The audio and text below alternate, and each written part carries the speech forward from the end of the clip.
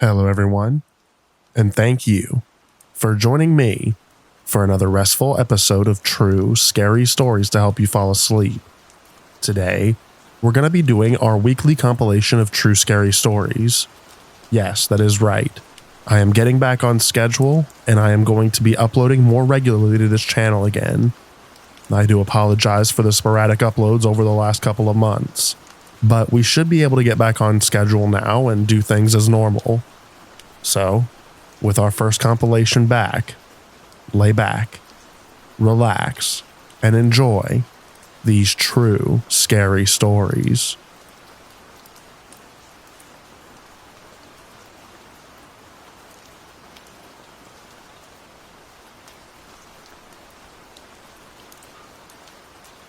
How do I deal with a paranoid person or other mental illnesses?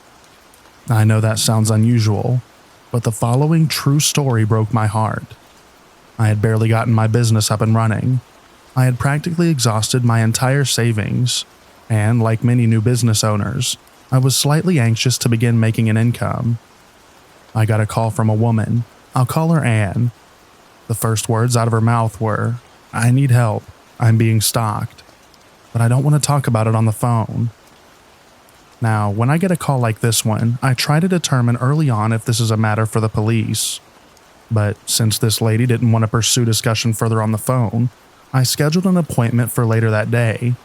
She insisted I come to her home. When I pulled into her driveway, I admit I was impressed. Her home was beyond beautiful. It was breathtaking. The first word that crossed my mind was mansion. When the door opened, a very elegant woman answered. She introduced herself, then she led me into a small room off the entry, where a tray of coffee and tea was waiting. I pulled a yellow notepad from my briefcase before setting it next to my chair. As I was taking my first sip of coffee, Anne began speaking very softly. "I had you come to my home because I rarely leave my house, and my husband is out of town. He wouldn't want me to call a private investigator." She folded her hands in her lap and seemed very nervous. For some reason, I started to feel uncomfortable. I asked Anne, "Why would your husband not want you to call an investigator?" Her answer would explain my discomfort very quickly. Anne looked down at her hands, which were in a constant twisting motion, saying, "My husband doesn't believe I'm being stalked." I could tell she was struggling to fully answer my question. I asked, "Could you explain how you're being stalked?" Anne glanced towards the floor, then her eyes moved to the edge of the room. "I'm being watched through the heat vents, and they listen on the phone and send me subliminal messages." Well, dang. I was suddenly acutely aware of Anne's stalking problems. She's mentally ill. How am I going to handle this mess? My desire to get up and leave was outweighed by my sympathy and concern for this sweet, frail lady. Despite her obvious mental weakness, she exuded class, elegance, and wealth. Added to this was her innocence, almost naive demeanor. My heart ached for her circumstance, but I also knew that I was helpless to assist her. She must have sensed my quiet hesitation, because she looked directly into my eyes and said, "You don't believe me, do you?" I sat my paper and pen onto the table, and in an effort to put her at ease, I said, "It doesn't matter if I believe you, Anne. All that matters is what you believe." She gave me a look of doubt and said, "None of my family believes me. I can't call the police because there's something on their files saying that I made threats to the governor." Let me remind you that this story is absolutely true. The only thing changed is the client's name. Oh my God. Then Anne added, "All I did was call the police and told them to warn the governor that he was being stalked. Now I'm on some list." Tears were slowly dripping off her chin. I handed her a napkin from the tray and asked, "Anne, do you have a doctor or a therapist that you talk to?" She looked embarrassed and said yes, but my husband doesn't know I haven't been going to my appointments or taking the medications. I don't like how they make me feel. I had picked up my paper and pen and was packing it into my briefcase. Anne seemed very nervous. She pulled a checkbook from her pocket and said, "Look, I just want you to maybe watch my house. I'll pay whatever you want." I needed the business so bad, but I said, "Anne, Nothing I can do will help you. She asked if I would refer her to a colleague. I very carefully explained that any PI who accepted her case would be stealing from her. She seemed to be very down when I stood up to leave. She stood up to walk me to the door. As I reached for my briefcase, she said, "Wait, I want to show you something." I sat my briefcase down, not knowing what to expect. Anne was wearing a beautiful, delicate white blouse. She unbuttoned the top couple of buttons, revealing several deep, long claw marks. I was aghast. It looked so painful. I was embarrassed by my own reaction of horror, but I honestly couldn't help myself. "Oh my God, who did that to you?" I asked Anne while I tried to regain my composure from the shock of what she had showed me. I repeated my question. "Anne, who did that to you?" As she rebuttoned her blouse, she said, "I don't know. It happens in my sleep when I'm home alone." At this point, I was feeling very much in over my head. I was disappointed in myself. I almost always know what to say or do. Not this time. I hugged Anne gently and promised her that I would call her by the next day to see how she was. As I walked to my car, my heart felt so heavy. I genuinely felt helpless. As soon as I got to my office, I called the director of our state's PI licensing board. I was fairly certain I knew the answers to my questions, but being so new to the business, I needed reassurance. I wanted to know if there was anything that I could do to help this poor woman. The answer was no. Private investigators are subjected to the same rule of evidence and duty to confidentiality as lawyers. I wasn't even sure what I wanted to do for Anne. Call her husband? All I was sure of was that I didn't feel right about her being alone in the mental condition that I witnessed. But in the end, I couldn't do a thing. I did call her the next day and encouraged her to contact her doctor and start back on her medication. In conclusion, I want to say this. Over the next few years, I would regularly receive calls from mentally ill people seeking help for what they perceived as them being threatened or violated in some way. The small population of these individuals have exhausted their local police department and their families and are searching for help anywhere they can.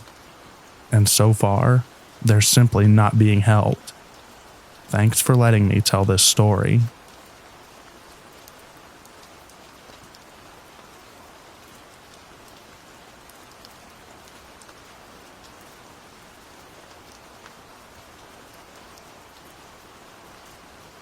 I've had a few scary incidents, but this one I will never forget, as things could have gone wrong for me really fast, especially since the agency I worked for didn't want us to carry. Well, don't send us in surveillances in really dangerous areas. I was doing a surveillance in a really bad neighborhood. It was a workman's comp fraud case. It stuck out like a sore thumb, to say the least. I was looking down for a minute while I was on the car phone with my mom. Didn't have a cell phone back then. It was 1995. And suddenly we hear gunshots. My mom said, "Is that what I think it is?" I looked up and said, "Oh my God." There was one group of older kids right in front and to the side of my car, shooting at another group across the street and vice versa.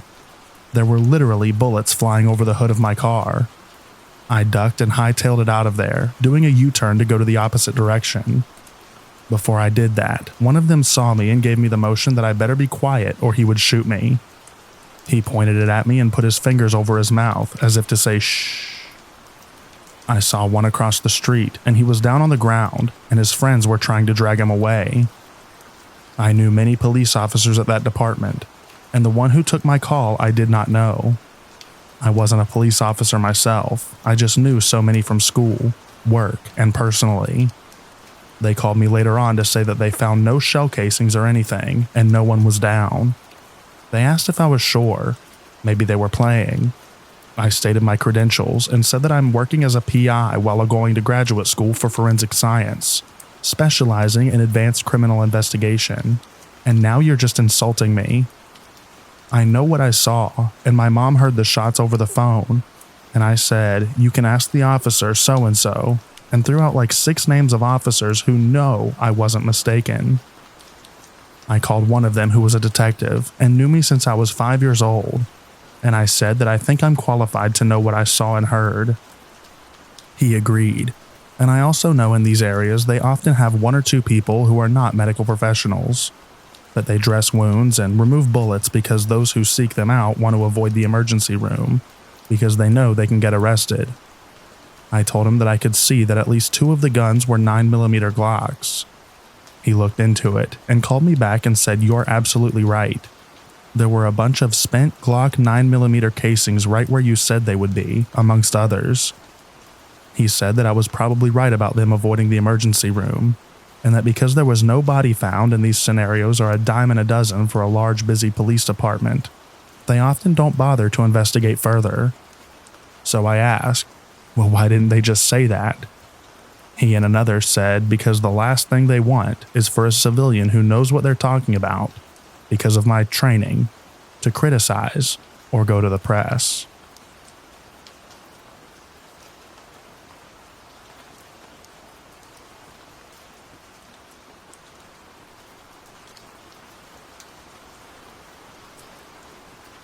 I was hired by a client to place her husband under surveillance because she feared he was being unfaithful.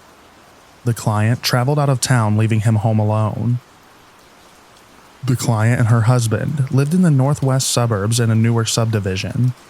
I was able to park in the driveway of a newly built home that was not yet occupied and started my surveillance of the client's husband. I remember this night distinctly. It was Halloween night, and I remember thinking, where are all the trick-or-treaters? Looking back, I realized that this was a new subdivision, not many occupants and not many children. In any case, as with many surveillances, nothing happened. The client's husband never moved, but I have, of course, remained on surveillance, alert to any possibility that somebody would visit him, or he would leave. As evening turned into night, this new subdivision became pitch black. I could barely see the client's home approximately 50 yards away. For late October, this was pretty mild eve, and I had rolled down the window to enjoy the weather. Now, when I'm on surveillance, I regularly end up listening to talk radio.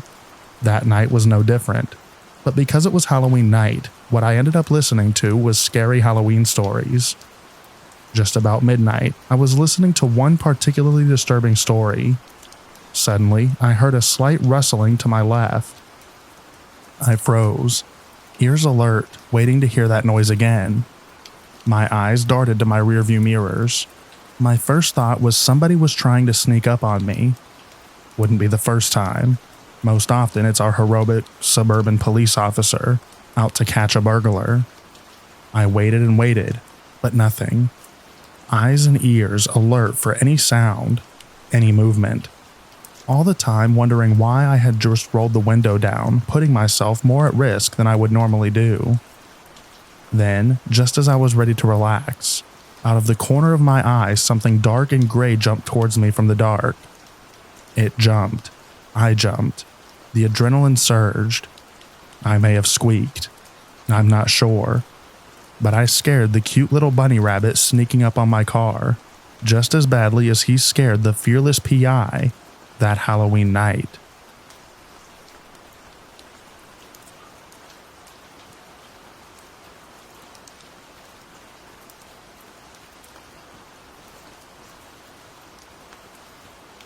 The summers are fairly cold up here, but at least there's no snow. I'm sitting in my office finishing up one of my previous cases. Just general reports left. Lots of paperwork. Boring stuff that seems to cause the world to drown in a cacophony of summer insects. The tedium is broken when my phone begins to ring. I pick it up, only to hear the voice of one of my closer PI friends on the other end. We chat casually for a few minutes. Mostly just me trying to get my mind off of the writing pains in my wrist, but it's obvious that he's called for a reason. He explains that he's been on a missing person case, a small boy around the age of 4. His mother and father had divorced a few years ago, and his mother is currently holed up here in my area. The boy has apparently been missing for quite a while now. The police had been contacted first, but they turned up nothing. After a week passes with no sign of a missing person, you kinda have to start assuming the worst. Nevertheless, we're usually the last resort for these cases. So my buddy goes asking around, and apparently he manages to dig up a couple of accounts, saying that the kid was seen boarding an olive green SUV with a woman looking to be in her early 30s just hours before his disappearance was reported. Nobody thought to note the license plate. His dad, my friend tells me, had left his son home alone for a half hour or so to run out for groceries. Why he didn't take his son along with him, I don't know. At first I thought it might be deliberate, like he had for some reason done it on purpose. Of course, the human brain works weird sometimes, and dumb little human errors are always possibilities. I can only imagine the grief that must be felt after realizing one of those tiny bursts of idiocy may have caused something so heart-wrenching. Long story short, he matches the description of the woman. Short, mid-30s, long brown hair, overall rather average looking, to a fair amount of other women. One sticks out though, the boy's mother. The child's father had been granted sole custody of the kid. Apparently the kid's mom had a little cabin out here, which she would regularly visit and spend days' worth of time in without alerting her husband. And whenever she was back home, she'd either be asleep or out somewhere. So my buddy says he wants to team up for this one, split the pay. He's in a slightly larger town, and the closest one to mine, but that's still a good 5-hour drive. Since he still has a few leads over on his end, he wants me to check out the mother, see if anything comes of that. It appears to me at this point that the case is pretty cut and dry, so I accept. He emails me the address and a picture of the kid and his mother, and I finish up my paperwork before setting off. I drive around, semi-lost for a few minutes before I finally catch sight of the gravel road that breaks through the wall of bark created by the forest's border. I glance down at my phone and sigh, placing it into my pocket. Guess it was stupid to expect this to be on Google Maps. Now, I always despise having to go into the forest. As I begin to slowly pull down the path, towering green giants blotting out the sun overhead, I'm starting to regret taking this case. The gravel slowly turns to dirt, and the small break in the tree line slowly begins to disappear at my back. It's dim in here, dense pines doing a good job of casting an impenetrable veil of shade over the woods. Now don't get me wrong, the Canadian boreal forests, and this one is no exception, are absolutely stunningly beautiful. Birds chirp their cheerful tunes.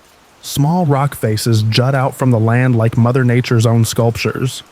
And streams of sparkling clear water babble across the rocks into cute little waterfalls, and occasionally picturesque lakes and rivers. But that's exactly why I hate these forests more than any other. More than anything, it always, without fail, seems like some horrible, sprightly facade. Like the entire forest is attempting to scrape this movie set together in order to offset the constant gnawing that I feel at the back of my neck and in the very core of my stomach whenever I come in here. The silhouette of a small building finally begins to come into view off on the horizon. So with a small sigh, I park my car and get out. As much as I'd love to stay cooped up in that metal haven of protection, I am here on a private investigation job. I do have to remain relatively covert. That's not happening if a car just suddenly pulls up onto the front lawn of your isolated cabin. As I get a little closer, I begin to notice that something is off about the trees. I can't place exactly what it is. They just seem strange somehow. The path eventually opens up into a small clearing, a makeshift wooden gate sitting at the end of the path. It's not stopping anybody as there are no walls on either side of it. Its only purpose seems to be presenting a tattered no trespassing sign. Past the gate is the cabin. It looks to be in surprisingly good shape, and from the outside appears rather modern. In front of it is a small patch of grass, which acts as a parking space, and a few areas in which it's been worn down by tires. The tracks leading right to the gate, and the path I've just come down. Slowly but surely my eyes drift up from the patch of grass to the car that's been parked in it. My heart suddenly beginning to dance around in a mixture of joy and dread. Not surprisingly, it's an olive green SUV. I pull my camera up to my face and peer through the viewfinder. The SUV. The license plate. I snap a picture of each, Slowly but surely, the frame drifts over to the cabin. I snap a picture, and it's at this exact moment that I realize the front door has been wide open this entire time. I go quiet on instinct, the surrounding area suddenly feeling like it's been hit with a blast of cold air. Then I hear it. A faint humming coming from inside, soft like a woman's voice.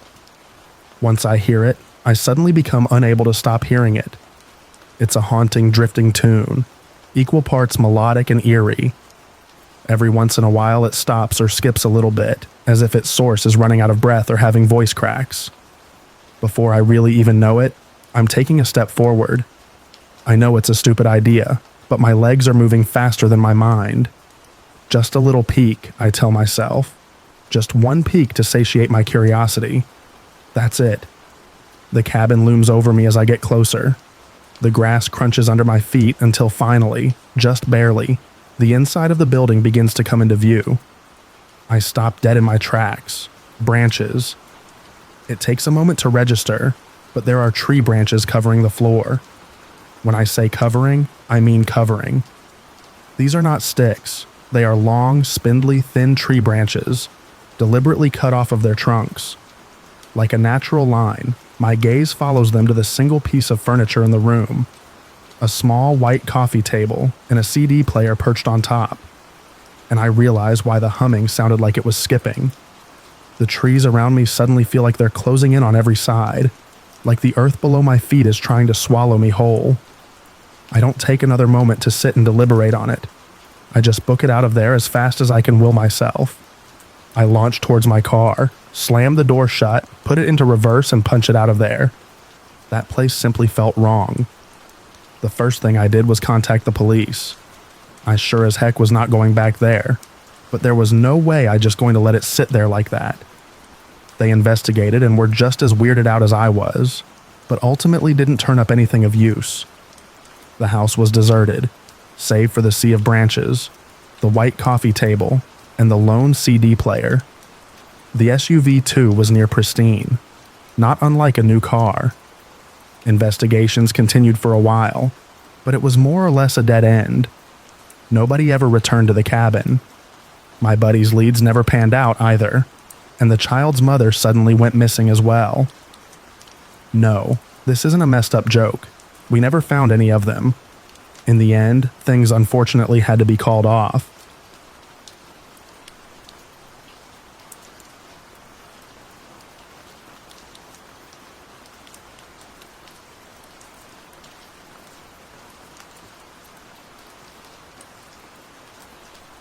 This wasn't really a crime per se, but it was a scary incident with a sad outcome which I was involved in, which led to me associating with law enforcement and using some amateur detective skills.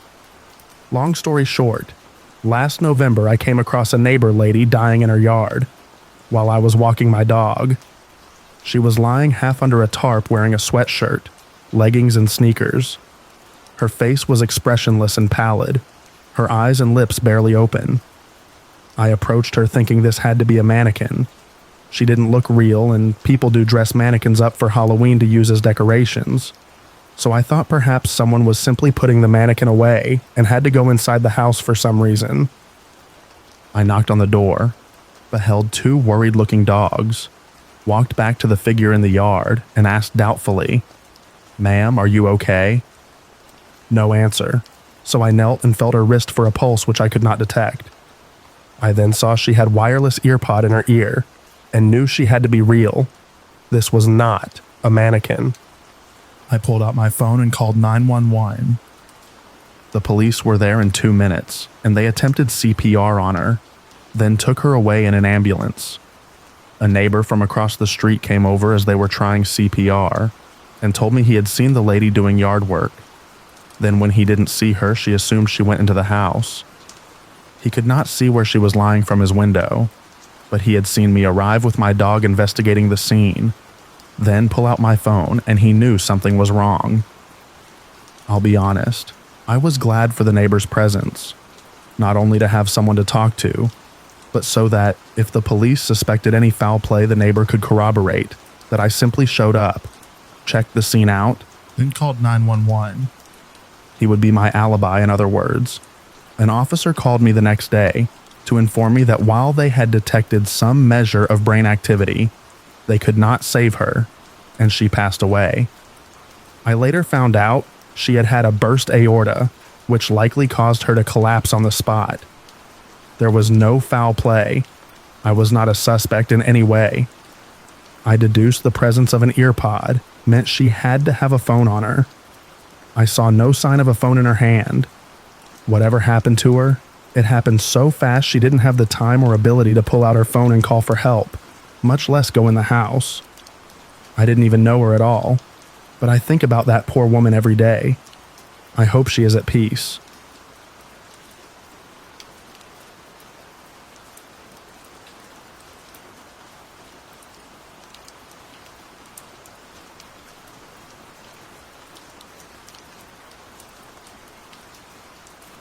I have two that come to mind. I was investigating a death that was ruled a suicide by the police, but this kid's family and friends could not accept it.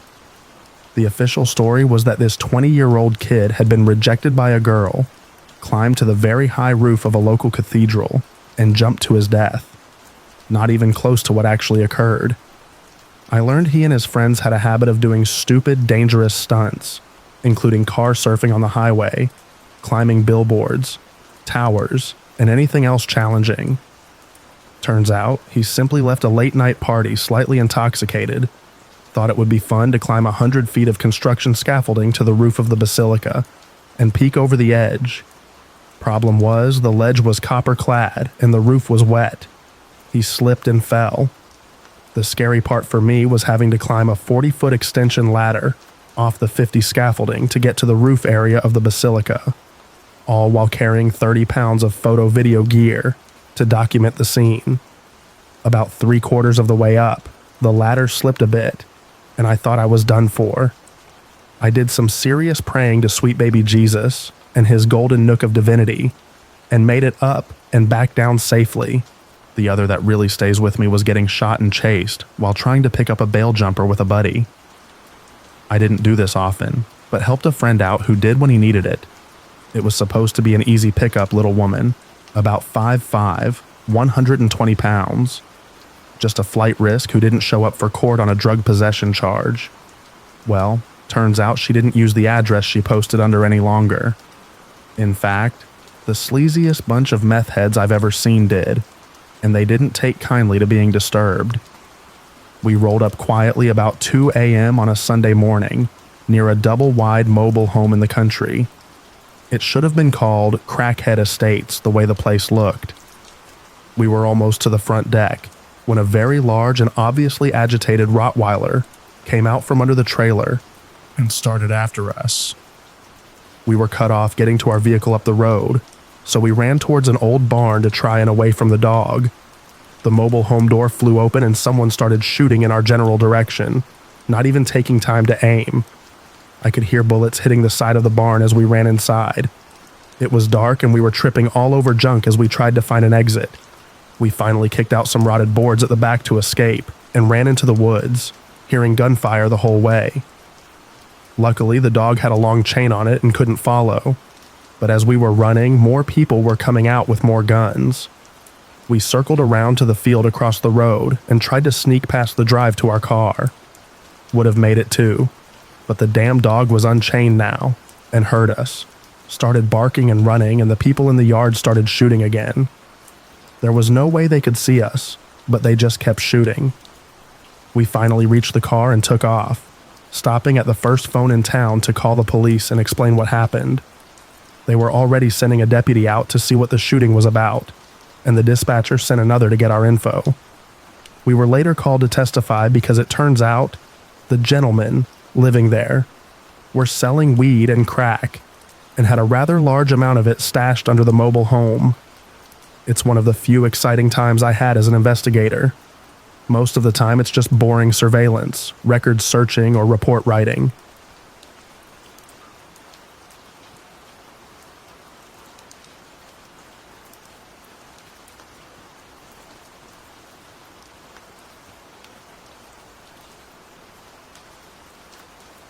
This thread's not getting any traction, but I'll bite regardless. I'm not a private detective, but I like solving problems and am good at finding things. Sometimes I'll have someone talking about something and will offer help or something. I won't ever do too much, as in if there's any serious inconvenience to me. Now, there were a couple of stories I was involved in over in India when I lived there, mostly familial drama. There were some gnarly bits, but nothing severe actually came of them. Back home in the UK, I got caught up in a quite famous 20-plus-year-old missing persons case. I knew someone connected to the family, where some pretty creepy stuff happened, but it's still actively being looked at by the police. I just Googled it and it's still on the net, including a Reddit thread which I'll go and look at now. My inquiry was a much more informal look at it. I wasn't actively looking for the people, and would have not taken that on, but it was more a case of familial drama, which got kicked off after the event. The creepy stuff happened within the family. That's about all I'm going to go into about this one. More recently, I helped a friend figure out if her SO was cheating on her while abroad. It was quite easy to figure out, but horrendously difficult to find hard conclusive evidence for. However, the creepiest one is certainly one that's not mine. It's one of my mom's. My mom lives back in India, and since I left, she's rented out the downstairs as a guest accommodation. We usually get young women staying for a few months while they're at the local colleges from all over the country. We've had a few odd ones, and one certainly takes the cake. First, I should mention that this girl I'm going to talk of succeeded a long-term tenant we had, the only distant family relation who stayed over. My mom had kicked her out for being a right twat and trying to murder her boyfriend across town. She was never a good tenant, but had recently survived an assault, and my mom kept her on sentiment and tried to help her through. This girl was total nuts. While sweet and very nice to my mom, she was apparently a totally different person downstairs. She did put the other tenants off, but never in a way that would inconvenience anyone else. She suffered from some form of social disorder, I'm sure, and she would hide away and run from the first sign of contact. Long story short, her roommate read her diary one time and ran up to my mom. In it, apparently, the girl had scrawled all these names over and over again. In it, she was going by two other names with totally separate identities and histories. One was a 5-year-older woman who had been married into India from Pakistan and had been moved around by the family to different cities for unclear purposes. The other was a girl about her age who'd suffered an assault and was part of some cult. Important to note that this girl obsessively washed herself with cold water, and that was apparently a part of this cult thing, as was the consumption of a few substances, which I don't think we could ever pin down, and something to do with snakes. The girl had a ton of rope with her in the room. Anyway, my mom, being a little too interested in the weird, casually mentioned that in conversation after skimming through the diary until she came back. The girl turns pale and excuses herself and whatever, and my mom calls her parents and asks them if the girl is on any medication since she's been a bit sick lately. In the ensuing conversation, she asks them about where they're from again and drops some of the names from the diary, including some hotel names the girl had mentioned in the diary. The girl disappeared a few days later when my mom was away for the week, and the family had left a message that she had to go home because of some issue or the other back at the house. When my mom gets back, she calls them, but the numbers are continually off, so my mom files a report with the police for avoiding rent and some other minor things. Since she's in the hotel business and has friends in it, my mom checks through records at places at the most recent places the girl had written about. Some were very out of the way, and not places you'd know until you were actually there. Few results came through. No one by the family's name had ever been there, including the family name. But there was an account of a girl being beaten in one of the rooms one night by an older man in a party of 4. Different name, could have totally been another party, but it could have been the girl in question. Funny thing is, the girl had hidden a piece of notebook paper in the kitchen downstairs, which we found sometime after. It almost got thrown out, in which she'd written down a number. My mom calls the number and asks for the girl. It's a guy on the other end. Turns out it's her husband. She was apparently 5 years older than said to us, and had been whisked away from him by her family and never come back. They'd met at a hotel after she had been beaten by her father and had run away with him, not the hotel in question, and then had been taken away by her parents. My mom put in an additional report, and the guy said he'd update his. My mom told me about this sometime after it all blew over, and things were back to normal. I have my theories, but it's not something I've thought over all that much. But still, pretty creepy, wouldn't you say?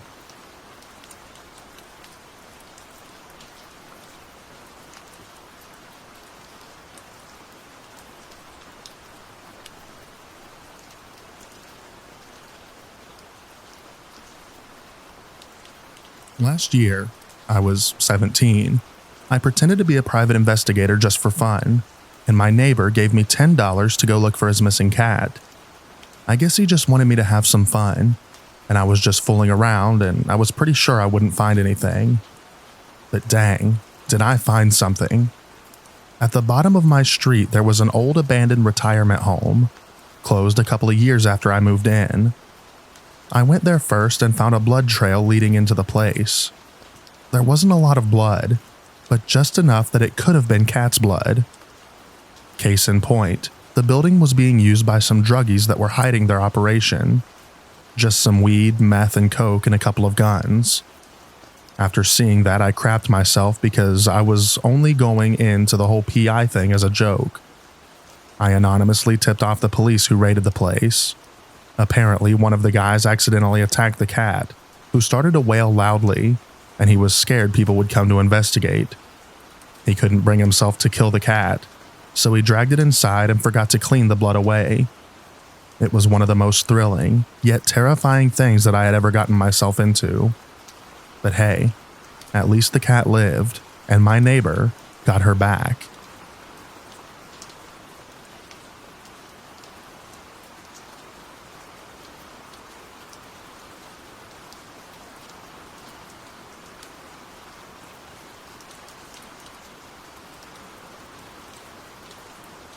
I don't have my license, but I do work in a PI office. I'm the only administrative staff member. It's basically me and my Vietnam vet boss and a Ron Swanson, April Lugit type of situation. A story he told me recently comes to mind. He and his partner were once hired to sweep a house and look for any valuables. They agreed to the case before knowing the full extent of the damage to the home, because the lawyers were willing to pay well, and our caseload was small at the time. The home was owned by a man who inherited a large fortune because his father had invested in a little movie that went on to become one of the biggest horror franchises of all time. The son never worked a day in his life. He had a big mansion out in the boonies. No one ever saw him or his wife because they spent all of their time inside. The home was now empty because he was nuts and murdered his wife and their dog. He was serving life in prison, and the family's estate needed the home cleared. When my boss and his partner got in there, they realized how bad it was. For years, this guy and his wife had been shooting up drugs in the house. Every square inch of the mansion was covered in trash. After binging on drugs and alcohol, the two would puke and then just cover the vomit with trash and leave it there. The same went for the dog crap and pee. This went on for years. In addition to the puke and animal waste, there were needles littered throughout the trash. My boss had to buy hazmat suits to sweep the home and look for valuables. Apparently, there was a ton of diamond and gold jewelry just thrown right in with the filth. At one point, they found a table behind a door that was missed by the forensic crew, completely covered in the wife's blood from where he had mutilated the body. They also found an entire room full of a many $1,000 kiln and ceramics supplies, all untouched. I guess the guy decided that he wanted to become a master potter before quickly abandoning that pursuit to become a murderer. They could only access the home through one exterior door that wasn't blocked. When they eventually walked around the exterior of the home, they found that the guy had purchased himself a shark cage. As in, he decided he wanted to become a shark photographer. And ignoring the fact that he didn't live right on the ocean, bought a shark cage and stuck it in the yard. Eventually, people started to invade the grounds and steal stuff from the home, and one day the shark cage just disappeared. This is the first one that came to mind because it just escalated so much as he relayed the story to me. It's hard for me to tell a lot of these stories because of our confidentiality policy, but if I think of any more I can tell, then I'll edit this. My boss has other crazy stories from working private security for Paris Hilton, Snoop Dogg, and the Girls Gone Wild guy, and we have a few instances of having to serve papers to crazy people. Trust me, this job is never boring.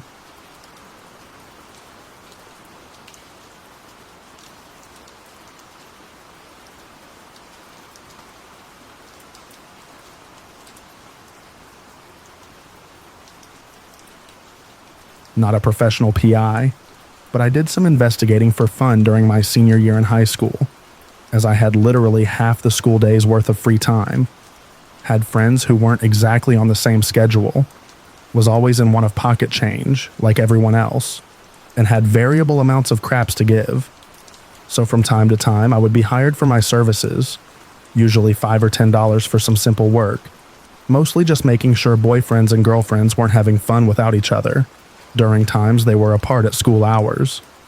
But aside from that work, occasionally I did have some interesting actual detective-like work.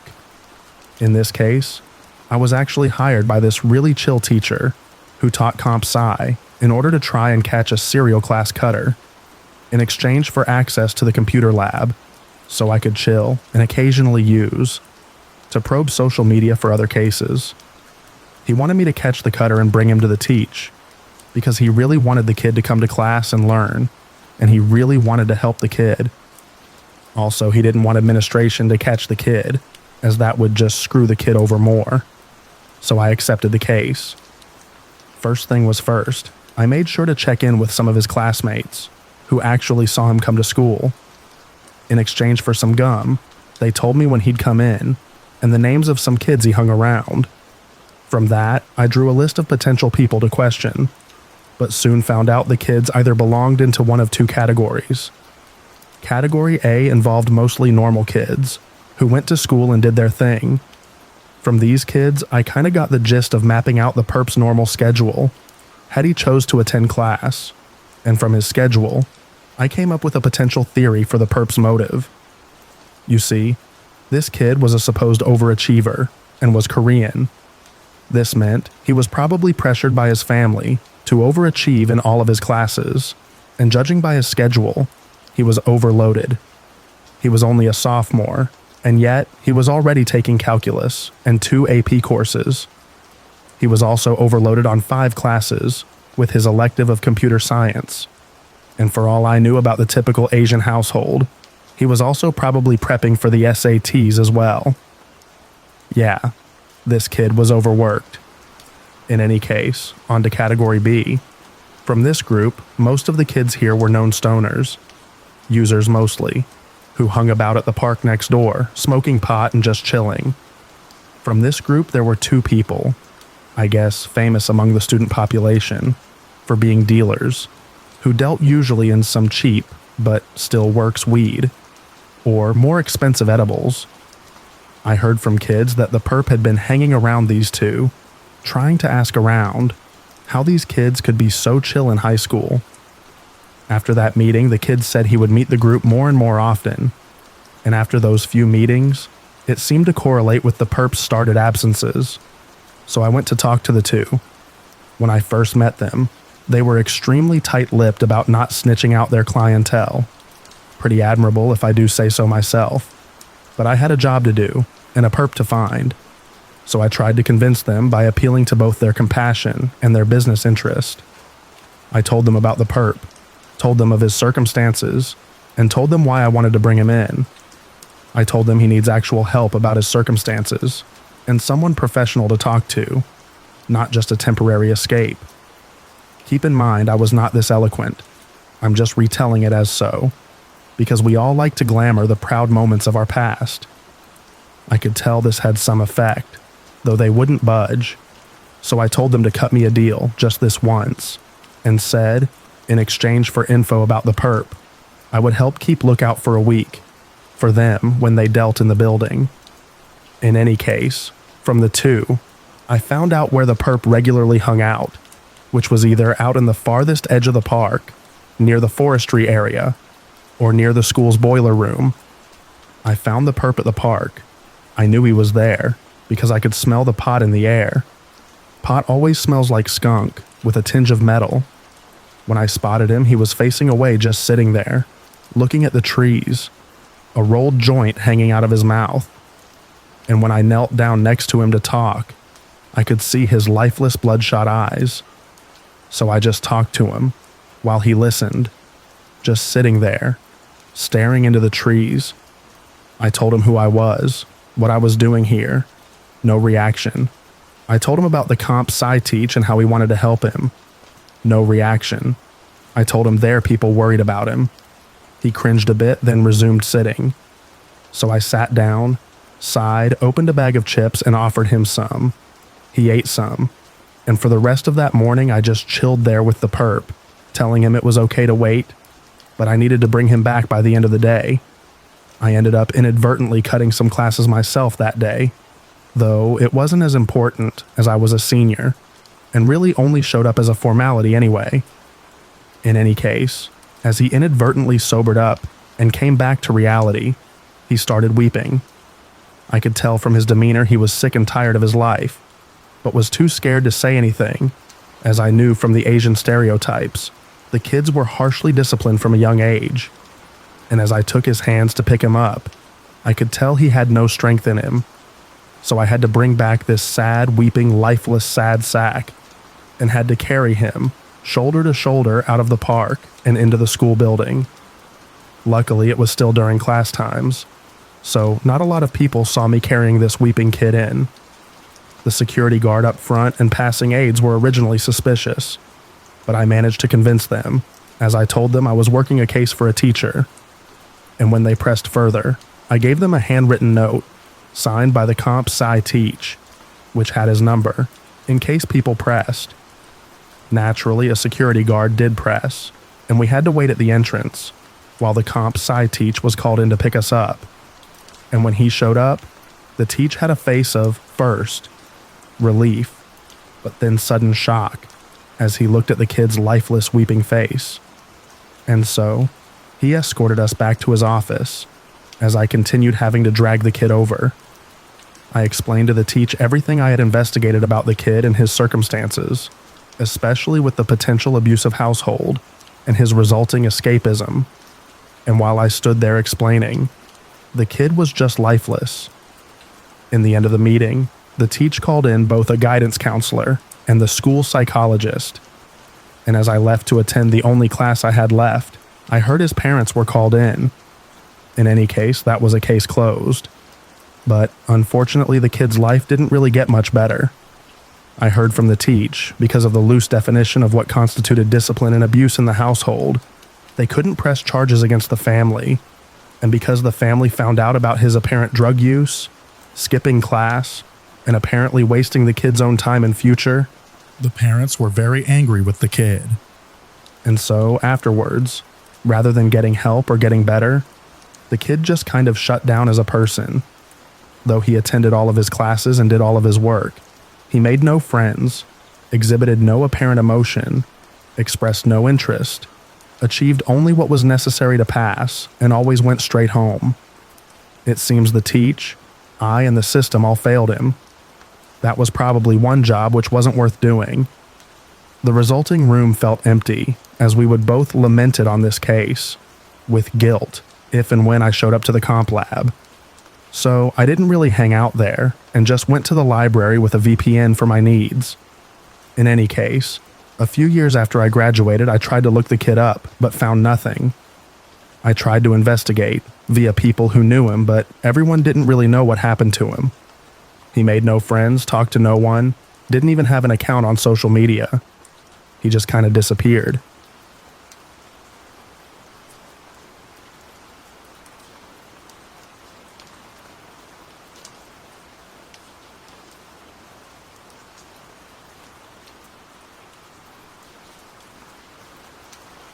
I'm not a PI, but I did have cases in both middle and high school.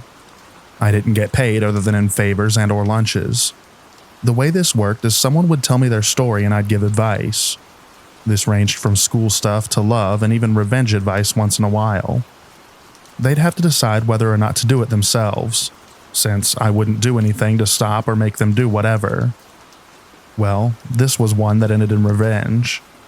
A guy who's a player comes to me on the bus ride home and asked how to get revenge on his 3 ex-girlfriends, who all dumped him when they found out that he was dating all of them at the same time. I tell him he deserved to take his lumps, and he was an idiot for dating 3 popular girls at once. He shouldn't try to take revenge on any of them. Well, he didn't listen to me, and went about getting payback on his own. He also didn't do the favor I asked. About 2 weeks later, all 3 of the girls come to me to ask how to get payback for him on his payback. They buy me lunch, and one does a small favor for me. I tell them a good revenge plan. 2 out of the 3 go about my plan, and I get to sit back and watch the train wreck of events unfold. He gets publicly humiliated for the next month.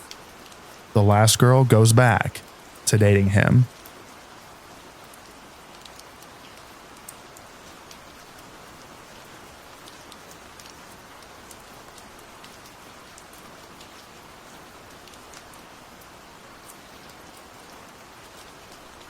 Probably like 20 minutes ago, my apartment building fire alarm went off.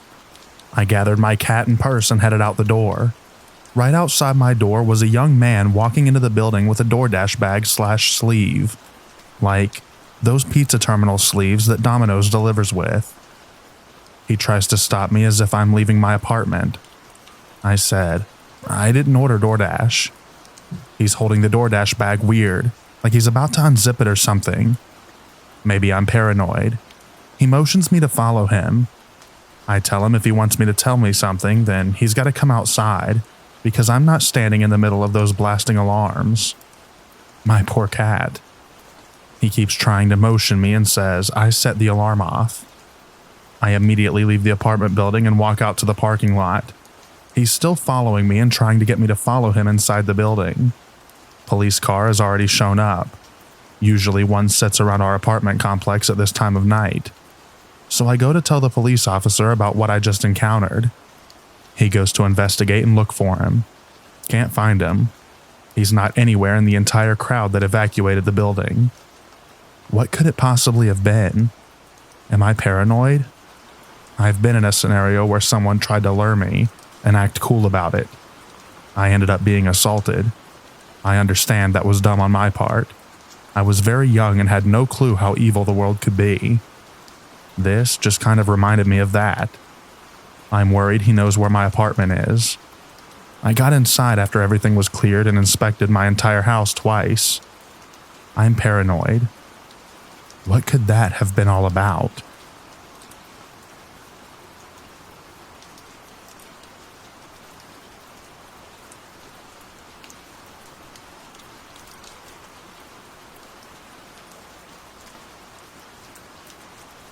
This story takes place all the way back in October of 2016, when I was a freshman in high school. During my freshman year, I met this boy named Elijah, and we eventually ended up dating. We were both new to the school. We first met each other at orientation, but we didn't have any classes together. It was now October and it's been a month since we started dating, and the relationship was going pretty well. I thought he was a good person, but he later on showed his true colors. One day when I was in class, I had to use the bathroom. I raised my hand and asked the teacher to go and excuse myself, and she said it was okay. As I was on the way to the bathroom, I saw Elijah in the hallway. We both smiled at each other and gave a small smooch to one another. I asked him what he was doing out in the hallway and why he wasn't in class. He told me that he was disrupting the class and he had to take a break. I rolled my eyes while laughing after he said this. I then said to him, I'm going to use the bathroom now. I'll see you later. He said back, yeah, I'll text you. I then entered the bathroom, which was right next to his class. I went into a stall and I was doing my business. I was in the stall for like a minute and a half when I suddenly heard the door to the bathroom open. At first, I figured it was someone who was the same gender as me that had to use the bathroom as well, but I spoke too soon. I then heard this person open the stall right next to the stall that I was in. As I was still my you-know-what, I didn't even look down. I just looked straight ahead in front of me. As I was doing this, I felt a hand touch me. I looked down to the right to only see the haunting sight of Elijah, giving a sinister smile, as he was the one who was touching me. I screamed bloody murder and pulled up my skirt right away while I was running out of the bathroom. I completely forgot to wash my hands. Elijah didn't even follow me. He just stayed where he was. I was sprinting like Usain Bolt all the way to the principal's office. I then got to the principal's office. Right away as the headmaster saw me, he looked really concerned if he knew something was wrong, because I was bursting out crying. He asked me what was wrong. I told him everything from when I was going into the bathroom and when I bumped into Elijah outside the hallway because he got kicked out of class, to the moment that he intruded into the women's restroom and violated my personal area. I could tell by the look on his face that he knew that I wasn't lying. He told me that I can go home for the rest of the day because he clearly saw that I wasn't in the right mindset, and he also said that he'll speak to Elijah. The next morning, I was called into the principal's office while I was in the middle of my first class. I then arrived there and sat down. The headmaster then spoke and said that Elijah had been expelled from this school. He also told me that it wasn't his first time that he had been expelled. I found out that he had previously gotten kicked out from his last school for harassing many women. I felt queasy, and I was flabbergasted just hearing about this. Not too long after, we wrapped up our meeting and I went back to class. I was able to complete my high school life without any other issues. People like Elijah never change. If any other woman ends up dating him, I feel very sorry for you.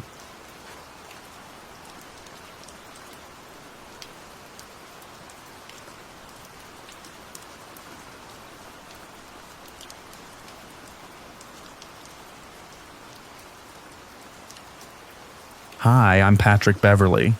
You might know me as an NBA basketball player. I most notably played for the Houston Rockets. I am now playing in Israel. Before I went pro, I used to do some naughty things, like selling drugs to different people. I only did it because me and my mother were poor, and we wanted to make it out of the hood, which we did eventually. We lived in a rough neighborhood in Chicago in a one-bedroom apartment. My mother worked 3 jobs getting paid on minimum wage. Yes, that is how poor we were. My aunt and cousins would sometimes take turns watching me as an infant. When I was getting older as a kid, my mom would date a bunch of drug dealer boyfriends. This inspired me to sell drugs. One night in August of 2008, I met up with my homeboy named Donovan. I sold him some dope and smoked it with him. I don't remember how high I got, but I do remember that I went off the rails that time. After finishing that deal, I went home in my white Dodge Magnum. I was really driving under the influence. It was a huge mistake that I made. While I was driving while being on another planet, I approached an intersection. There were no cars in front of me. I thought the light said green, but in reality it was red. As I was crossing the intersection running the red light, I collided with another vehicle. My car flipped 3 times. I was not wearing a seatbelt and the windows were down. My mindset was now coming back to real life, slowly. I don't even know how I even survived the crash. I was able to climb out of the car without a scratch. I heard someone call out to me in front of me. As my eyes were still adjusting from all the weed that I smoked, I saw a guy standing outside next to a car with the hazards on. He said that he had my phone after it flew out from my car. I said to him to call the ambulance, saying it loudly as I was still trying to catch my breath. I remember the EMT arriving and I told them my story. They were even amazed at how I was still alive. I later on healed from the physical trauma, but I suffered an emotional scar that has not healed to this day. A few weeks after the car accident, something even more tragic happened. I was driving a new affordable car, and Donovan was in the car with me. We were just shooting dice at a corner street. We were now driving to a park. We hung out for a little while, and then I decided to go back to my grandmother's place. I kept insisting for him to come with me, but he told me that he'll meet up with me later. I just left by myself, leaving him behind. This would be the biggest failure I'd ever made in my entire 36 years of living. Not too long after driving off, I got a call from a nearby hospital, and I was told that Donovan had been shot multiple times and had died. I was at a loss for words. My brother-like figure had just died, and he was the closest person to me in the world. I then phoned my mom, and she even started to cry like a big baby. She told me to pick her up, and that we will go to the hospital together. We got to the hospital and we had to identify Donovan, because he wasn't carrying any ID at that time. I should have never brought him over there in the first place. I didn't know what I was thinking. I would have nightmares for 2 months straight. I know this sounds crazy, but after Donovan died, I would sometimes talk to him like a ghost. I was basically talking to air. 2 days after he died, I got a call to play pro basketball in Ukraine. I was 20 at the time. The reason why I wasn't in college at that time is because I had academic issues. I would also have constant insufficient grades, and I was suspended from school for some time because I hired and paid someone to do a college essay for me. Although he did it, he later ended up snitching on me about this.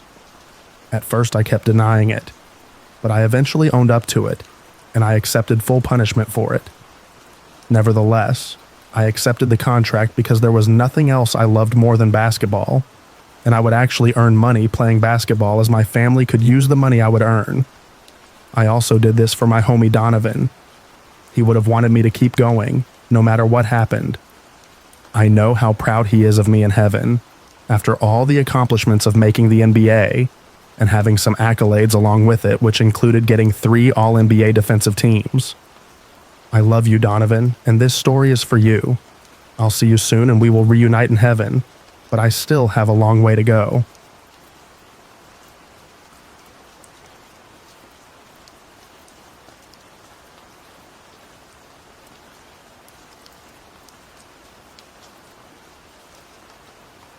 Back in 2023, me and my partner were both living at his mom's house. Most days we'd get home from work, about 5 p.m., get dressed, and then we would go to these woods in the hills just outside the town we live in. For context, these woods as a whole are 12 miles long and 4 miles wide. There's breaks in the woods of farmland and fields creating separate woods over these hills with different names. You can walk through these woods if you want. There's paths winding through most of the woods as trails, and if you want to walk over the span of hills, from one side to the other, you can if you really want to. Just most of it's through the woods and uphill if you're coming from the south. The one we always went to is called Wind Down Woods. So me and my partner would go to these woods nearly every day after we finished work just to go for a walk, or a smoke, or both. We went about doing our usual routine, walking around and talking about our days, following the trail in these woods that loops around a large set of trees, with more around you on the outside. Would kind of look like a mess donut, from bird's eye view, I guess. We were walking on the path that takes you back up towards the top of the woods. That path also takes you down towards the car park, once you get to the meeting point of all the paths. When we see this man in the distance walking down the path at Point B are one of the trails that just goes up into the woods beyond Wind Down. We've still got to get to the meeting point of all the paths to get back to the car. At this point, he's pretty far away from us still. But I had a bad feeling, because the first thing I noticed about this man when we got closer was that he was wearing office shoes and carrying a pair of hiking boots, whilst seemingly on a walk in the woods. We were talking about this as we were walking up and laughing about how strange it was. The guy was walking faster than us as he was going downhill, and reached the meeting point of the paths a few minutes before we did, but we could see him the whole time. When he got to the meeting point of the paths, all he did was stand there. He didn't do anything. He just stood and was looking around. I had a really bad feeling at this point, as he didn't even look like he was lost. He just looked like he was waiting for something. Me and my partner were pretty weirded out at this point, and were thinking about turning around and heading back down into the woods and go back around the long way, just to get away from this guy's weird vibes.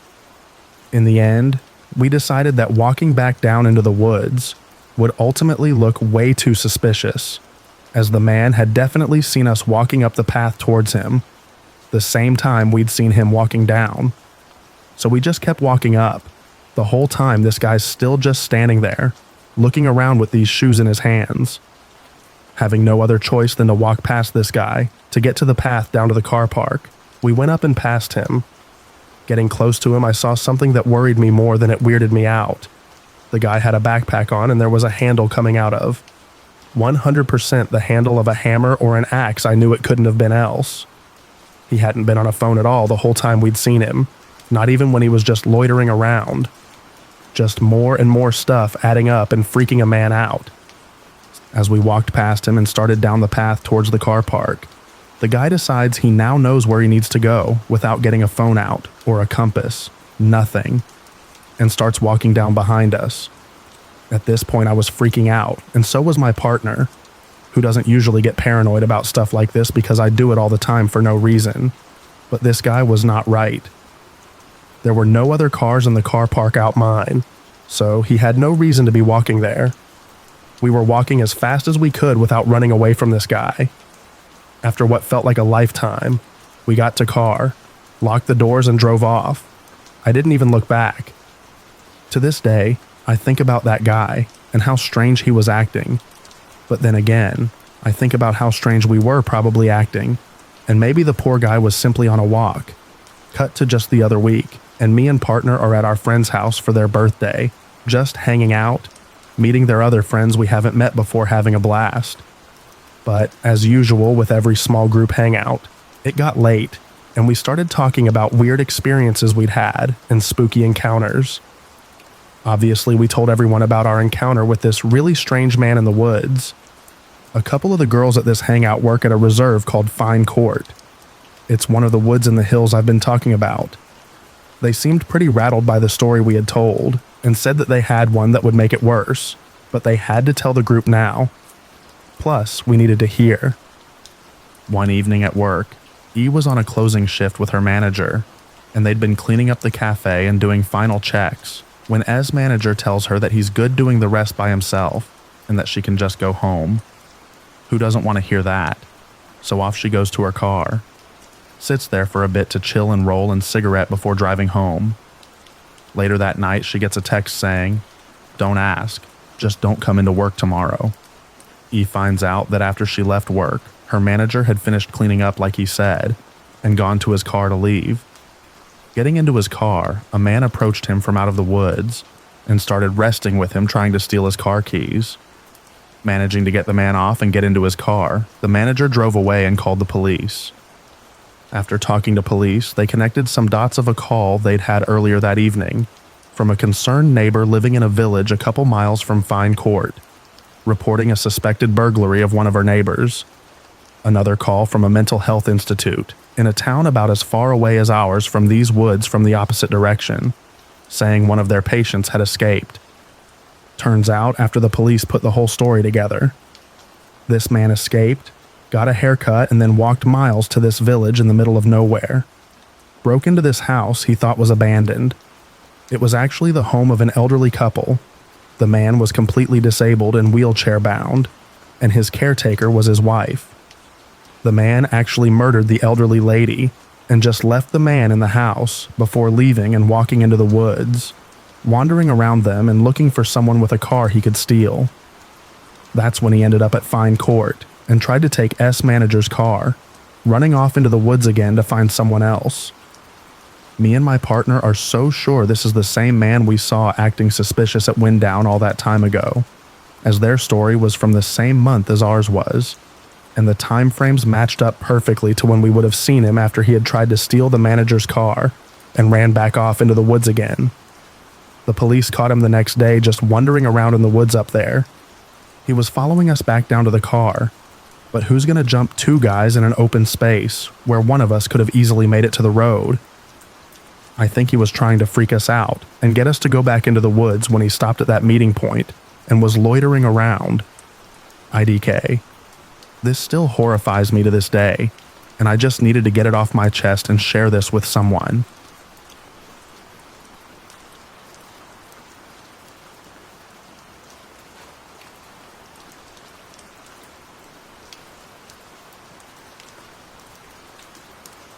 I'm a property manager and 1 year postpartum, so I returned to my company part-time.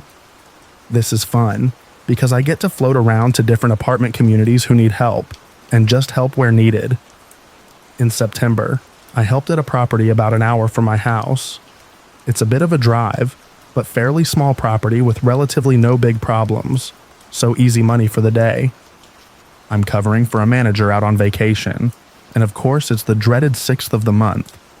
This means I'm handing out late letters and making calls, unfortunately. Definitely not my favorite part of the job, but it is necessary. The one thing I hate about floating is the residents don't know me well, so I'm delivering late letters and calling, and they don't even know me. Again, not my favorite part of the job, but has to be done. So here we go. I had about 10 late letters to deliver. All was going normal and fine.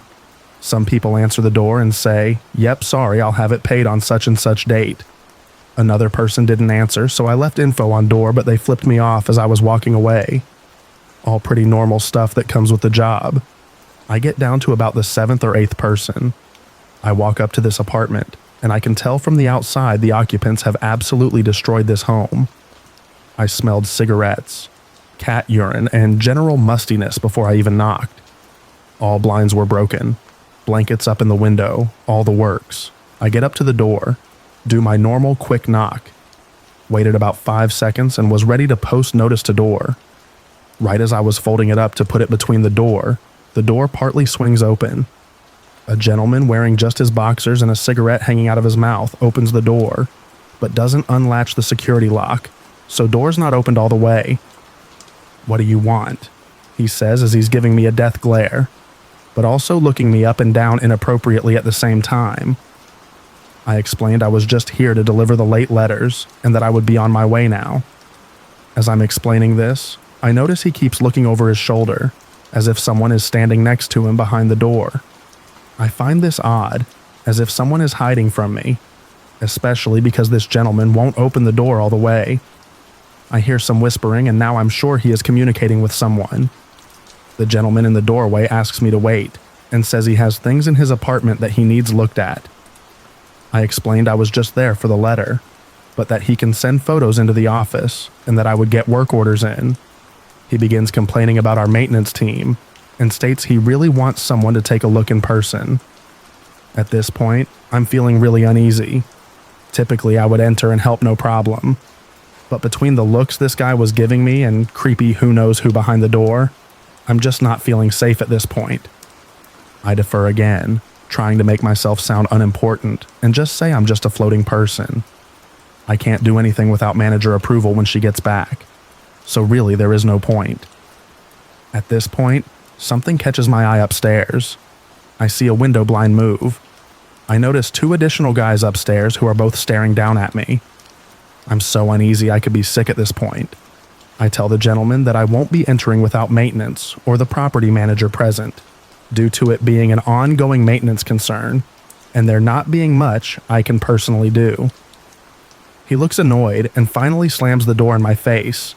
I get back to the office and grab the maintenance supervisor for the property to chat things over regarding this encounter. The maintenance supervisor explained to me that there used to be an old man who lived in that apartment, but then his son took over lease after he died. He told me he's noticed a lot of strange activity and individuals around that home since the dad died, but he hasn't personally witnessed anything illegal yet, so he's just let it go. He explained they plan to make them move when the contract is over, due to condition of the home alone anyways. While I cannot prove something horrible was going to happen if I entered the premises, this is by far the creepiest encounter I have had in property management in 7 years.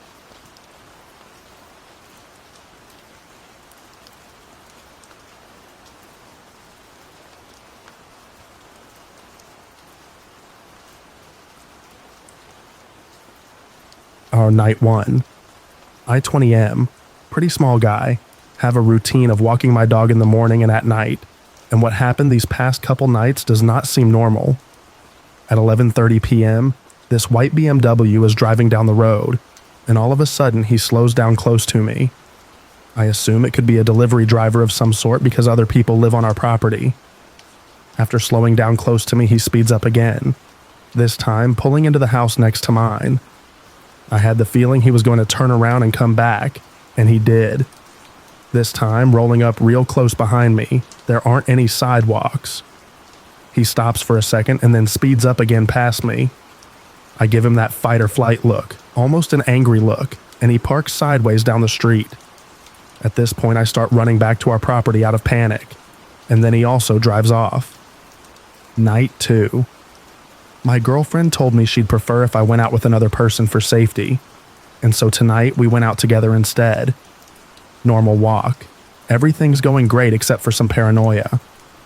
We turn around to go back home, and I hear this quack noise, like a call or a signal. I look at my girlfriend confused, and her face is pale. I look at my dog, who is normally energetic and protective, and he has his head down and is frozen in place. I look and I see a black figure moving towards us, came out of nowhere. I quickly rush my girlfriend and my dog home and they speed up just as we do. As we get home, he rides past on an e-bike, wearing all black, and the bike had no reflectors or night visibility. We are both terrified and unsure of what to do. Luckily, we live in an RV on a big property with multiple people, so that's about the only thing keeping me calm currently.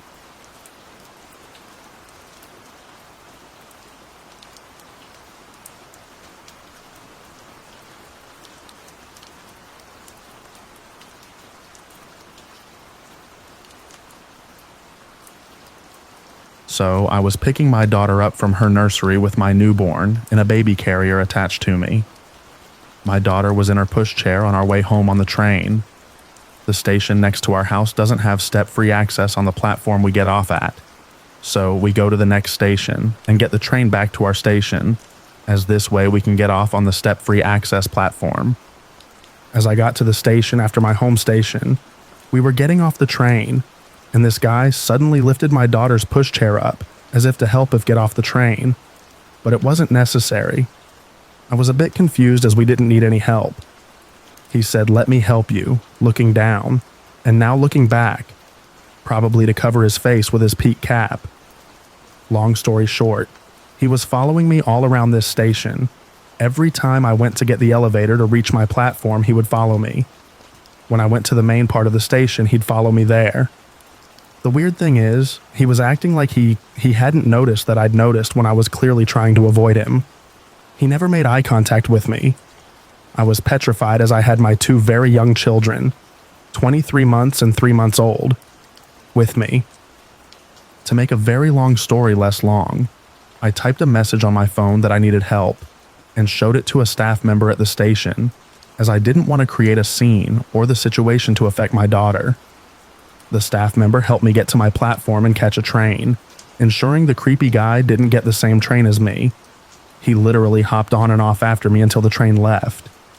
I am shaken up, worried for my children, and feel like I need to change my route, feel paranoid.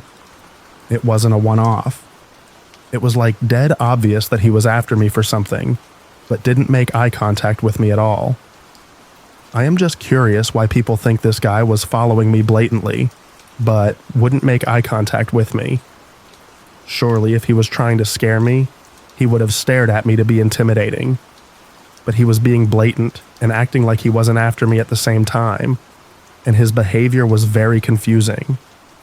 Maybe he was just stupid and didn't mean to be blatant, but it was way, way too obvious. Surely no one can be that dumb if they're trying to be discreet.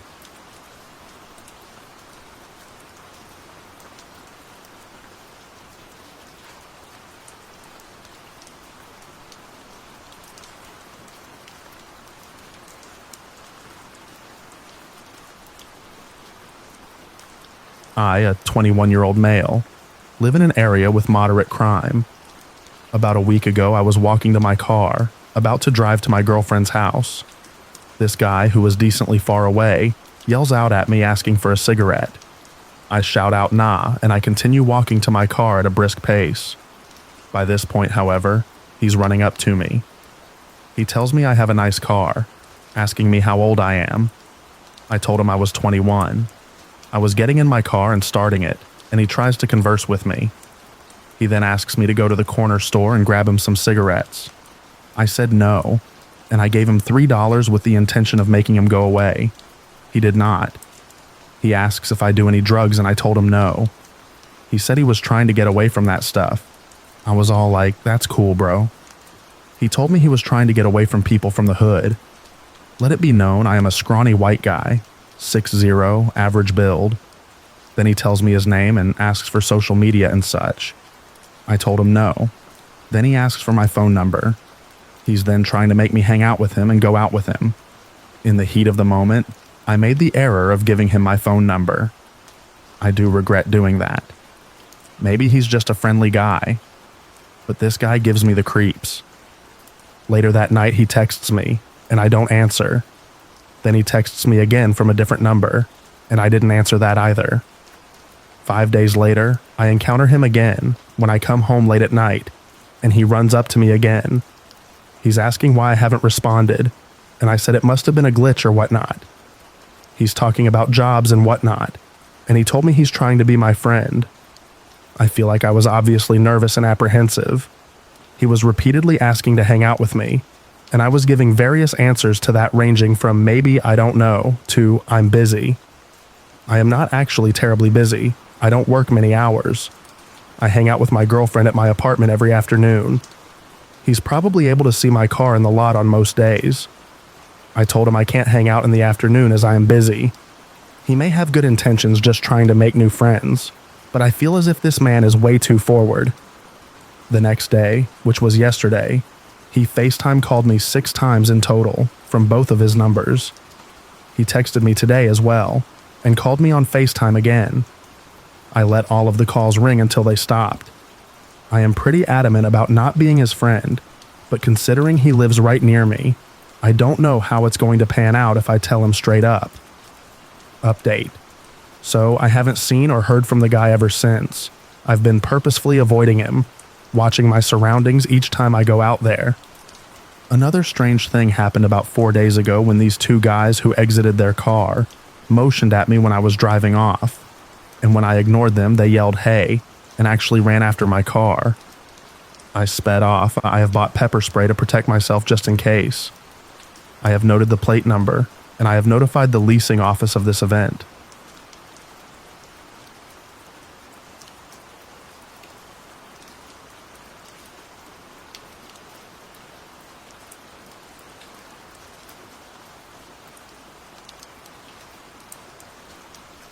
There's this beautiful park near my area where I love to go for walks with friends, even after the dark. We often hang out in the parking lot too, but I've had creepy encounters there 3 times now, and definitely not going back. I'm torn whether I should involve the cops or just let it go, as confronting the creepy man seems like a bad idea. You never know what they're capable of. Instance 1, October 2023. I was hanging out at the park with friends, and around 11 we decided to head home. My friends took off before me, and while I was sitting in my car checking my phone, I noticed a guy in a beanie walking toward me in the rearview mirror. I freaked out and started searching for my keys, totally forgetting they were on my lap. Instead of coming straight to my car, he moved to the left side, about 10-15 feet away, and crouched down to get a look inside. He kept doing this, taking few steps towards me each time. My car isn't tinted, and with my phone's bright screen, he could definitely see I was inside. After a few seconds, I finally found the keys, started the car, and when I looked to my left, he was gone. I glanced back and didn't see him anywhere. I figured he must have wandered off into the woods. Instance 2, October 2024. Close to midnight, it started to lightly rain while my friend and I were at the park. So we headed to the parking lot and got into her car, which was in a corner spot right next to the woods. The windows were all pretty foggy, so we couldn't see much around us. While we were just relaxing and talking about random things, I looked at my friend and saw the edge of 2 hands on the driver's side window and a pair of eyes peering in. Basically someone looking inside. I'm not sure if I screamed or just pointed, but he backed away. We wiped the fog off the window and saw a man in a beanie walking into the woods. We were way too freaked out to drive away or get out of the car. We were just shaking. We cleared the windows and kept looking around. There were only about 4 cars all over the parking lot. A few minutes later, we noticed one of the cars leave. It was a Jeep that I often see there. I'm not a car expert, but I love Jeeps, and whenever I see one, they catch my eye. I've always admired that particular expensive-looking Jeep whenever I spotted it in that parking lot, which is why I also noticed it would often leave the lot and come back after a while, but I never thought much about it. Funny enough, that night the Jeep came back as well, drove around the entire parking lot with its high beams on, and then just left without even parking. My friend and I left the park shortly after. Instance 3, October 2024, 4 days after Instance 2. So by this point, I had already told quite a few of my friends about this creep, and we were all curious to know if this was a regular thing. A few of us decided to take the most tinted car in our group and just sit in the parking lot to see if we can find out more about this. Yeah, I know, it probably wasn't the smartest idea for 5 girls to go out there, knowing that there's a creep around. But we planned to stay in the car and only hang out while there were other cars in the lot. Long story short, we spent a bit over an hour there, and the same Jeep showed up 4 times. The first time, the Jeep was parked near the exit. Someone got out, walked through the field and into the woods. A few minutes later, we saw a man, no beanie this time, lurking near our car. We had parked it in the same corner as before on purpose. It freaked us out, and we started screaming.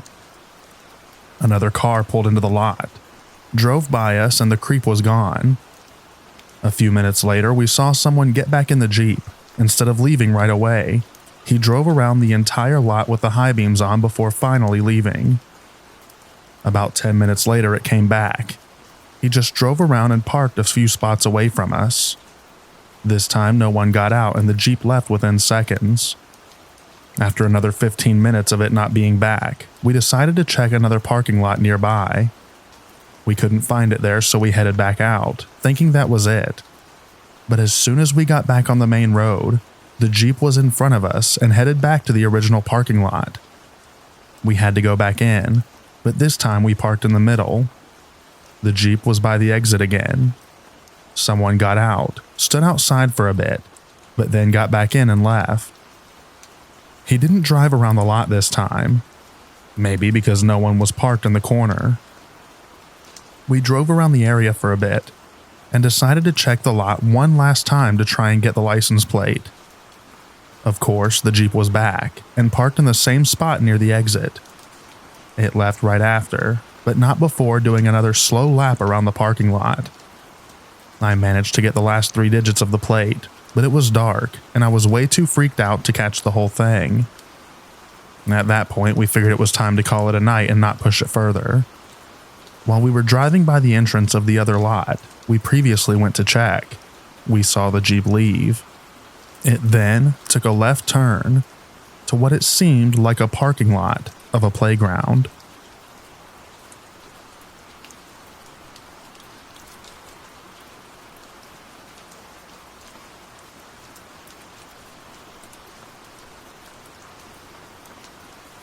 This happened to me last month when I was in the city. I was waiting for the bus on the city's plaza when a guy walked up to me from behind, startling me. He then proceeded to stare at me as he was walking around me and blowing kisses at me as he would repeat the same words, beautiful and pretty, while holding my gaze insistently with a crazy smile. Thankfully, the bus came, so I ran inside. Now, that wouldn't be so unusual for me since I'm a girl, so I'm used to seeing weird men, sadly. So then I did what I do during the day, and I'd say about 5 to 6 hours later, I took the bus back to the plaza and start to walk to my other bus stop that leads me home. and as I'm walking, I can hear the same man following me very closely and making kissing sounds and calling me beautiful and such.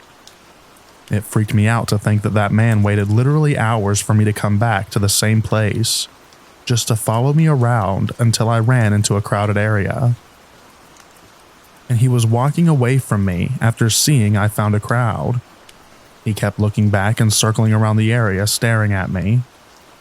I'm lucky it was during daytime, but it still freaked me out so bad that I can't go to the plaza alone anymore.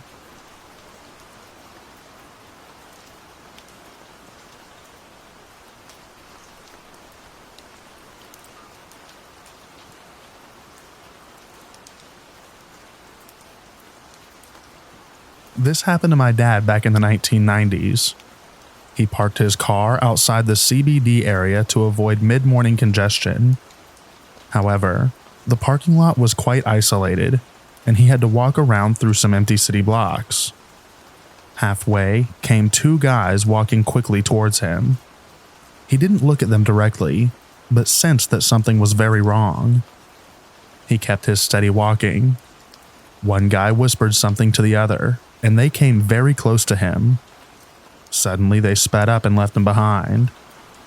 5 minutes later, two policemen came running towards my father.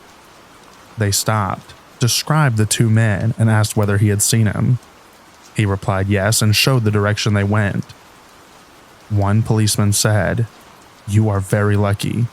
These guys had just robbed and murdered a taxi driver." My dad was a retired Army lieutenant colonel, and I believe that his posture or something like that probably saved him.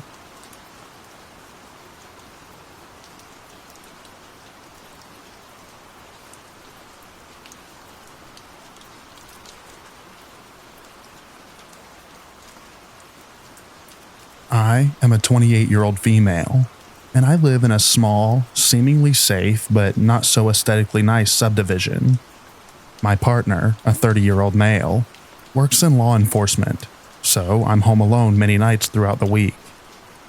A few months ago, we adopted a small dog, and since I work remotely, I frequently take our dog on walks throughout the neighborhood for exercise and to help with potty training. We've lived in the neighborhood several years, but normally do not walk the neighborhood much, so we don't know many of our neighbors. Now that I go outside more, I'm beginning to meet more of our neighbors. Usually it's a simple hello in passing, but there are a few neighbors that I now speak to frequently. Everyone seems harmless and friendly, except this one neighbor who I'll refer to as Bob, approximately 50 years old and male. One day I was out walking my dog, and as I passed Bob doing yard work, he stopped me and said what a cute dog I had. He went on to tell me about his time in the military, training bite dogs, how he was shot and had remnants behind in his heart, etc. And while odd, it seemed friendly enough. What I thought was going to be a 5-minute conversation turned into 90 minutes of me smiling, politely nodding, and slowly backing away. I'm going to try my best to retell the conversation from memory, but it's hard because Bob was all over the place, and his stories were not cohesive at all. While specific, they were very over the top and embellished. Because of this, I won't give too many details for identity reasons. Essentially, he went on to talk about how rich and important he is, along with his family, yet he lives in a mobile home. He said he's so important that he had every presidential cabinet on speed dial, that the government has flown him around the world on Apaches to do top secret missions, that his family has gotten away with murder, and it's been swept under the rug by the government, that even Googling his name would have the authorities sent to your door for questioning. He said he used to be in construction and did masonry work for a bunch of celebrities and still hang out with a lot of them. He said that he speaks 7 languages, has a black belt in martial arts, and wrestles alligators. He asked me to feel his arm muscles and lifted up his shirt to show me his scars. I could literally go on and on about all the crazy and incoherent things that he said. At this point, I chalked it up to the ramblings of someone not mentally okay.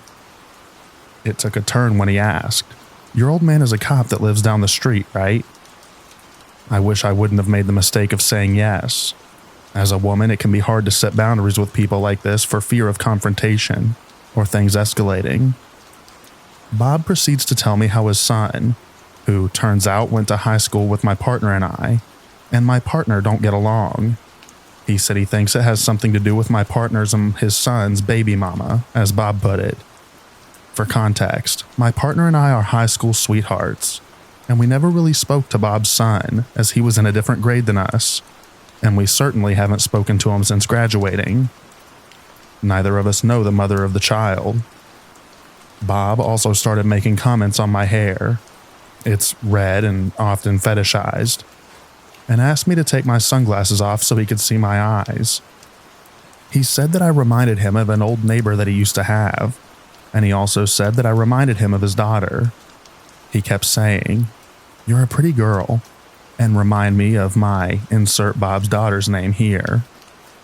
He then proceeds to tell me about all the hot women that he slept with, and how he's been to court for over 50 paternity tests, and wants to know if he might be my dad. I'm not originally from this area, and my parents have been together for 33 years. There is no way that Bob is my dad. I'm sure I'm leaving a bunch of stuff out, but you get the gist. I finally was able to make a break for it, finished my walk and headed home. This was about 3 weeks ago, and I no longer go for walks with my dog. I take him to a park or a friend's house. Since then, Bob has come to my house and knocked on my door 3 times. The last time being today. I obviously did not answer the door all 3 times. The past 2 times my partner was not home, and today my partner was sleeping. He's a night shift worker, so sleeping during the day is normal. I'm honestly a little freaked out and not sure what to do. My plan was to keep ignoring him, but I'm afraid that it will escalate, or I will run into him outside, since I still have to take my dog out to go to the bathroom. My mom wants my partner to go talk to Bob to see what his problem is or what he wants. I think that that's a bad idea. Please let me know what you guys think. Do you think he's harmless and a bit mentally unstable? Or do I have something to worry about here? Update. I looked him up on our county's clerk of court's website and wow. He has a very long rap sheet dating all the way back to the 80s to present day. It started off with traffic infractions, careless driving, running stop signs, etc., but quickly escalated to possession and dealing of meth and cocaine. Several charges. Charges of soliciting prostitution, 2 charges of kidnapping, and tons of battery charges. Aggravated assault with a deadly weapon, grand theft of firearms, burglary, burglary with a firearm, domestic violence, violation of a protection order. And that's all I saw before I had to stop. I even thought that maybe I was looking at the wrong person, but I confirmed the full name and date of birth. I am definitely going to do some more digging on Bob.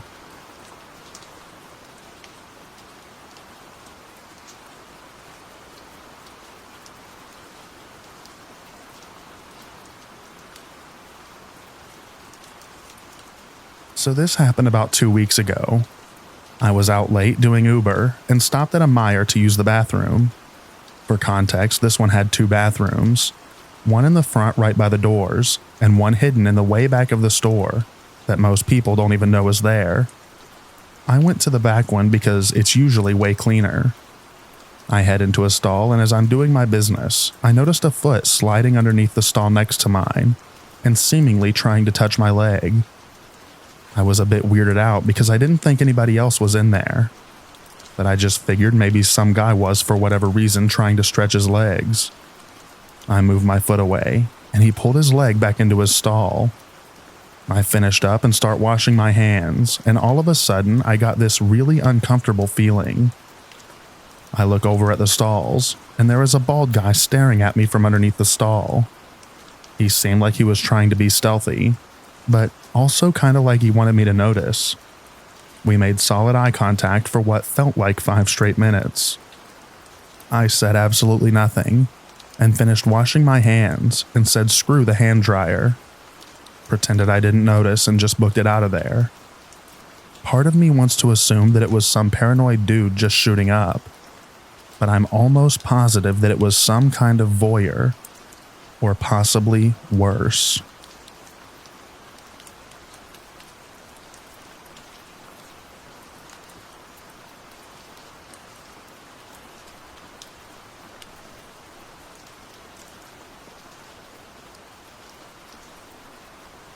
My roommate slash bestie and I decided to go on a cross-country road trip where we spent whatever savings we had doing whatever the heck we wanted for nearly 2 weeks. After finally returning home the next week, we found out that there was a huge storm brewing in the Gulf. Being dumb college kids, our parents made us evacuate with them. My dad worked at a local hospital in the suburbs, and everyone was required to go through the storm, but they were allowed to bring their families. My mom, dad, and I packed up and planned to stay at the hospital. The usual hurricane plan was to hold up for a few days until the storm blew over. This was different. The storm passed. Levees broke. Chaos ensued. We were terrified, sure, but we knew my parents' house was safe, as we had a pretty good view of the surrounding neighborhood from atop the hospital parking garage. Compared to other stories of horror, we lived like kings. The hospital ran on a generator, so we never lost power, and we were never without food and medicine. Crazy stuff ensued, of course. Dogs were rescued and operated on since doctors were kind of bored at this point. Parties were had. All the while, the surrounding city was decaying. When the waters went down, people were able to return home. My parents' home in eerie was unharmed aside from small damages, but totally livable.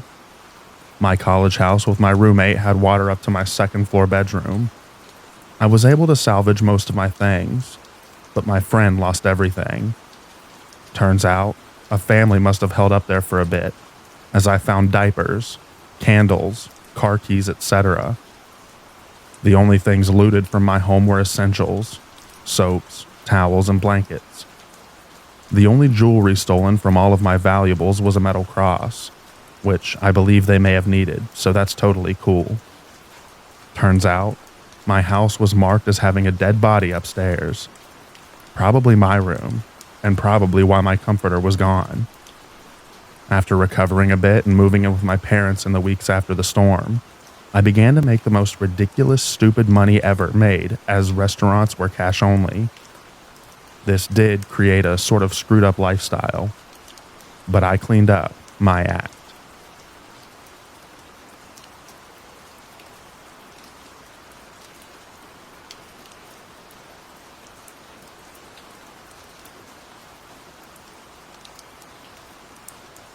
My dad was working at the Windsor Court Hotel pre-storm, and when it hit, he and a selection of the staff were on the premises.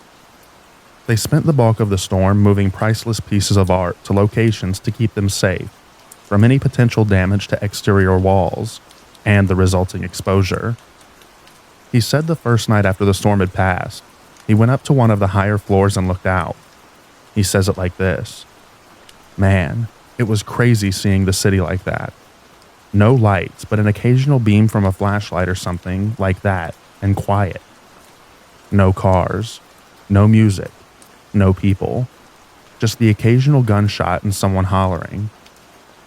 It was just big and dark and gothic, like a Batman movie."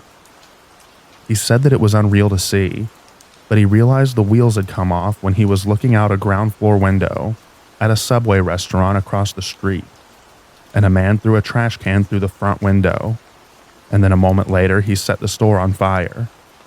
The arsonist then screamed and ran through the street like it was the best thing ever. My dad then went on to say, "It was right there.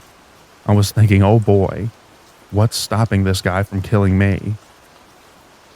The National Guard came by not too long after. He told the staff that they were all going ASAP. He said they drove out in a line of cars like elephants walking through a dark forest with trunks holding tails. And once he got out of the city, he drove up to Baton Rouge where I live. He was shell-shocked for a few weeks thereafter.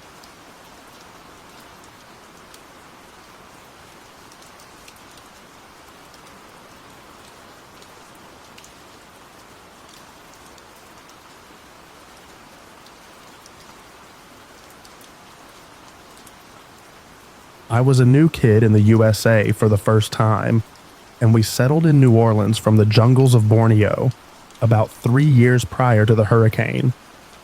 As there aren't many natural disasters in Borneo, we were pretty freaked out by hurricanes, so moved away every time something came close.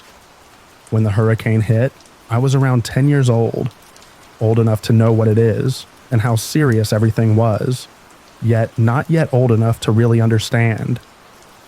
Basically, I saw the whole thing as a big adventure where I got a week off school. I only really grasped the loss and devastation to the whole community years later, upon reflection. Anyways, about a week prior to the hurricane, my dad was thinking, oh no, not another one, because we have been there for a few years. The only difference was that the projected path for Katrina was headed straight for us, but usually it turns last minute. 3 or 4 days prior was when people started worrying, and I remember Dad said to me that this one was going to be a bit more serious than the rest. Mom was not in the US at the time, so just me and Dad. When the city ordered a mandatory evacuation, Dad was like, "Yep, pack your things, let's go." I remember putting all of my favorite toys on the top shelves and leaving the old ones closer to the bottom, just in case of flooding. I put most other things on my bed and took a collection of 20 stuffed animals, which I insisted I need with me in the car. I don't know what Dad was thinking, but he kept telling me this was serious, but ended up leaving really important documents, such as the passport, his master's diploma, etc., in the house. Anyways, with my treasure secured, I loaded everything into the car and prepared for the 6-hour drive to Houston. We had a family friend in Houston, which we could go and live with. At the time, we also knew several other families in the area from the church we went to, so we called them up and were going to leave for Houston together. Everywhere we went, everyone would have their TVs set to the news or the weather station. There would be constant updates on the wind speeds of Katrina and path projections, etc. So there was supposed to be 5 families, which left together, but when 3 of us grouped, the other 2 called and said they needed more time packing. At this time, we hear that the freeways are getting pretty packed, so our 3 families decide to leave first. Cue long and boring drive, lots of traffic and endless road. What usually takes 6 hours to drive took us 8. Luckily, we had enough gas, food, and water and everything, and made it to Houston after a long day drive. We were one of the first among our friends to make it there. After we arrived in Houston, the family friends showed us where we would stay, and the adults congregated downstairs to watch more news weather. Us kids actually set up board games upstairs. There were around 7 to 8 of us then, and had lots of fun, so time passed pretty quickly. After almost half a day, we see another family arrive. They left an hour after we did, and apparently took 10+ hours to drive from New Orleans due to the traffic buildup. The last family arrived middle of next day. Turns out the roads were closed and they had to detour north. Their overall journey took 20+ hours, and they left around 2 or 3 hours after we did. In total, there were between 30 to 50 people living in the same house, including children. So for the next week, we kids sort of enjoyed an extended sleepover where we would actually do lots of fun things in Houston City. We went ice skating, went to a park, and also I remember jumping on this huge trampoline. I think this was necessary for the adults to de-stress, because otherwise they were all just downstairs watching the news. After a few days, Dad told me that the hurricane hit New Orleans, and then the atmosphere calmed a bit. I remember that we kept checking Google Maps satellite view because we wanted to know whether our house was still there or not. It looked the same for a few days, but after about a week, we saw that the huge tree in our backyard fell onto a part of the house, so there would be some damage, but otherwise it was still there. After 1 week, we heard that New Orleans was struck pretty bad, and were told that we could not go back. Even just to take our stuff, we'd have to wait until the area is secure. Dad and most of the other families decide to move out and find apartments in Houston and enroll me in a school. After 1 month, Dad leaves for a few days with all his friends to New Orleans. By this time, Mom flies back to the US to take care of me. Dad did not want me to go because it was still pretty dangerous due to the looting, and I did not want to get an injection anyways, so I stayed home. He left for the day and came home later with lots of stuff, including his documents. He told me that our house was pretty all right. We had 4 inches of flooding, but there was moss and mold everywhere. I learned that while our house was good, one of the families we lived with had lost their whole house with more than 9 feet of flooding. While all the other families came back with stuff, their car was empty. Other than that, another family which just moved to the US was also having a bad time because they did not have time to buy insurance before the hurricane. While they had minimal flooding, because they were so inexperienced with hurricanes, they actually thought it would be like a day trip and went to stock up their fridge before, and when they went back, the house stank. Anyways, we got along for the next few months in Houston. Parents sorted out all the insurance and everything, while I just focused on school. I remember being quite amazed at how friendly all the adults were to me. I got free meals, some senior citizens club knitted blankets for us, and there was just lots of support. After a few months of school, we had a break where we went back to New Orleans to stay at a friend's place for a week. They were away, and we helped them look after the house. We visited all the places we used to go, and saw basically the aftermath of the hurricane. My old school was completely flooded over, and many of the house's restaurants were destroyed and/or closed. While lots of repairs had already started, you can still see parts of the city which were like ghost towns. About a week into staying at the house, we came back to the house to find a tank blocking the street. We were confused, and some police officers just told us we had to turn back and find someplace else to stay that night. We went to live within another friend's house and kept looking at the news wondering what happened. Only the next morning did we hear that the direct neighbor was a veteran who had mental issues and apparently holed himself in his house and started shooting randomly. We heard that he had run out of medication and just went crazy. When we went back the following morning, we saw blast marks around the outer walls of his house and broken windows, etc. The door to our friend's house was opened, and some of the furniture had been rearranged, so we guessed that the police/military used it in some way. Mostly it was the furniture near the windows facing the neighbor. This specific incident for me highlighted how different New Orleans was now, and also the difference between it and Houston straight after the hurricane. After 1 year, we left the United States because Dad was posted elsewhere. Only late last year did we visit New Orleans again. We met many of the neighbors which we did not see for 8 years, and saw that the city was doing really well in terms of rebuilding. The parts which we visited were as they were before the hurricane, and I got to visit my old school and the library which I used to hang out. Overall, even though I did not really understand the hurricane, it did really show me how impermanent life can be. While I believe we were very fortunate compared to most, it did force me to grow up a bit. At the same time, the experience showed me how amazing some people can be, and how even very simple things such as a blanket during the ordeal could make it all seem much better. I still have that blanket with me, and am using it while I type. That's my story. Hope I didn't bore y'all too much. Thanks for reading.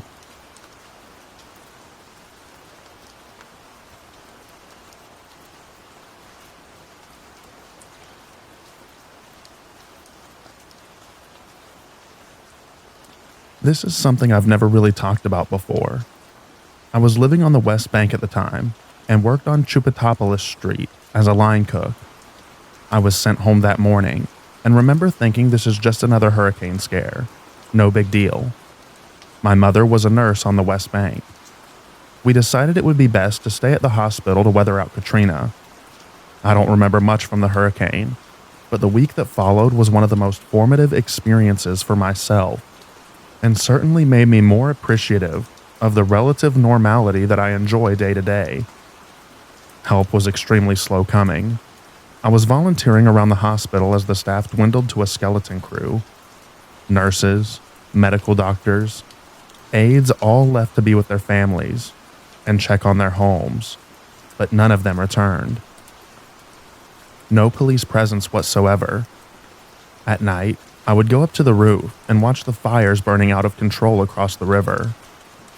We were the only functional medical facility in New Orleans proper. Some patients requiring life support made their way to us early on. Our hospital was the last one with electricity. People were walking across the bridge from the devastated East Bank, attracted to the light of our building. I remember staff turning people away, back into the pitch black city because we couldn't take anyone else in. They looked like the real Walking Dead. We heard reports of savage R-wording and murders happening in the Superdome and Convention Center. It sounded like the bowels of hell to me. The manager of a Walmart gave one of the hospital admins the key to the store so that we could freely loot it. I remember really respecting him and wondered if it was Walmart policy or if he was just being a good human.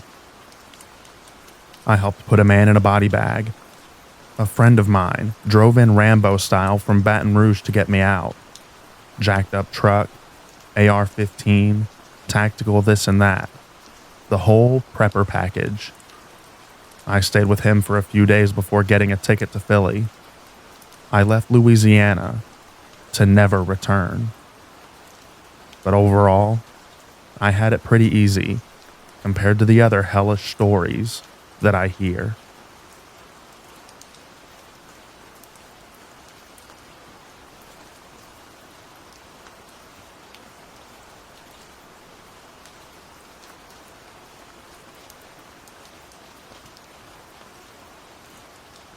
I've lived in Houma all of my life.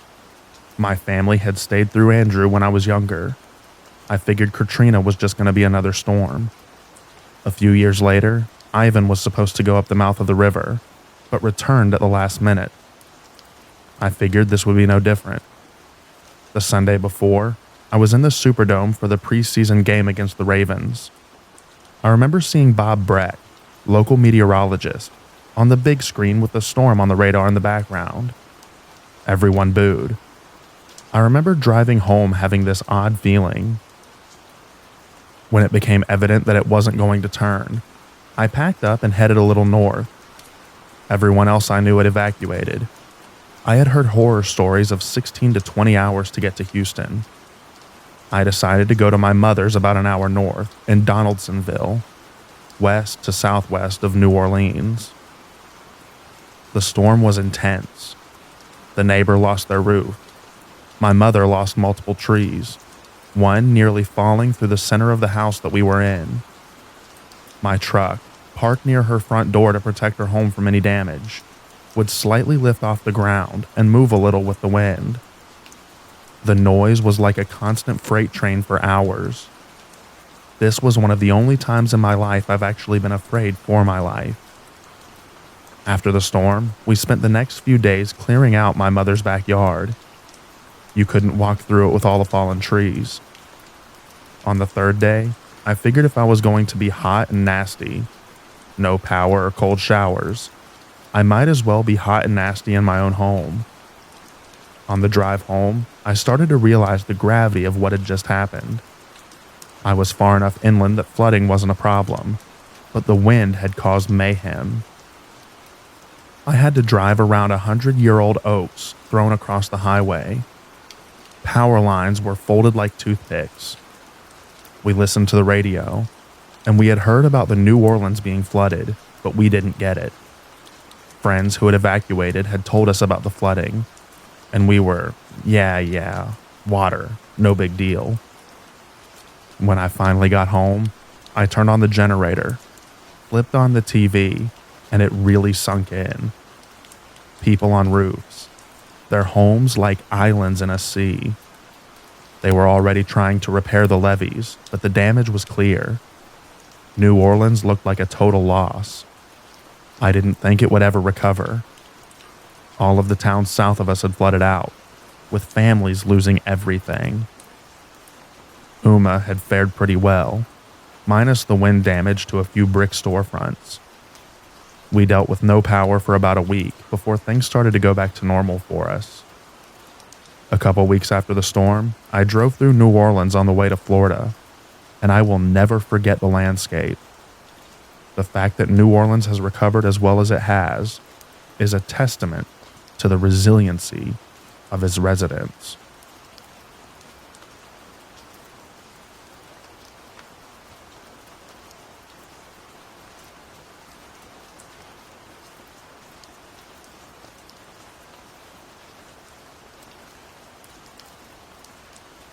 My story happened on my 50th birthday. My wife and sons asked what I wanted to do for my birthday. My expected answer was a weekend on Long Beach Island, New Jersey. The town of Beach Haven is where my favorite hotel is. It was June 7th, 2012. It was a beautiful beach day, so the four of us walked to the beach to set up our things for the day. As the day goes on the west side of the island, we could all see a dark gray weather front approaching the area. We've seen this kind of weather many times over the years. As the front approached, we could see far west to the mainland on New Jersey, which was clear and beautifully blue. So we figured the front would be around 15 minutes as it passes. As the front was over us, it started to lightly rain. My wife and I tucked in under an umbrella, and my sons continued playing catch. The rain continued, and then it started to get windy, so I brought the umbrella down to block the wind. My wife and I were dry and blocked from the wind. We were happy knowing this will be over in minutes. Well, no warning, no area thunder. A bolt of lightning blinded us like a flashbulb, hitting the umbrella I was holding, and sizzle boom I call it. I felt the lightning travel through my left arm into my chest, and then out of my feet into the sand. I yelled some choice words. My wife and I were talking and moving my arms and legs, so I looked okay. About 15 seconds went by, and again, boom, another bolt hit down the beach about 100 feet away from us. Panic set in, so we all ran off the beach, left everything behind except for car keys, jumped in the van and drove back to the hotel. I had a very large glass of vodka and couldn't believe what had happened. When I finished my drink, we all went back to our beach spot, and our phones and my wallet were still there. The sun came back out. I was sore for a few days, and now I have a new respect for thunderstorms. Happy birthday to me.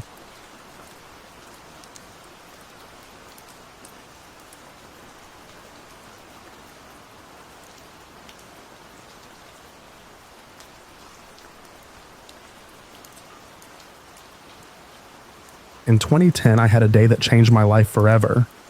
My wife and I took our boat offshore to the east side of Cape Lookout, NC, where we always had great fishing catches.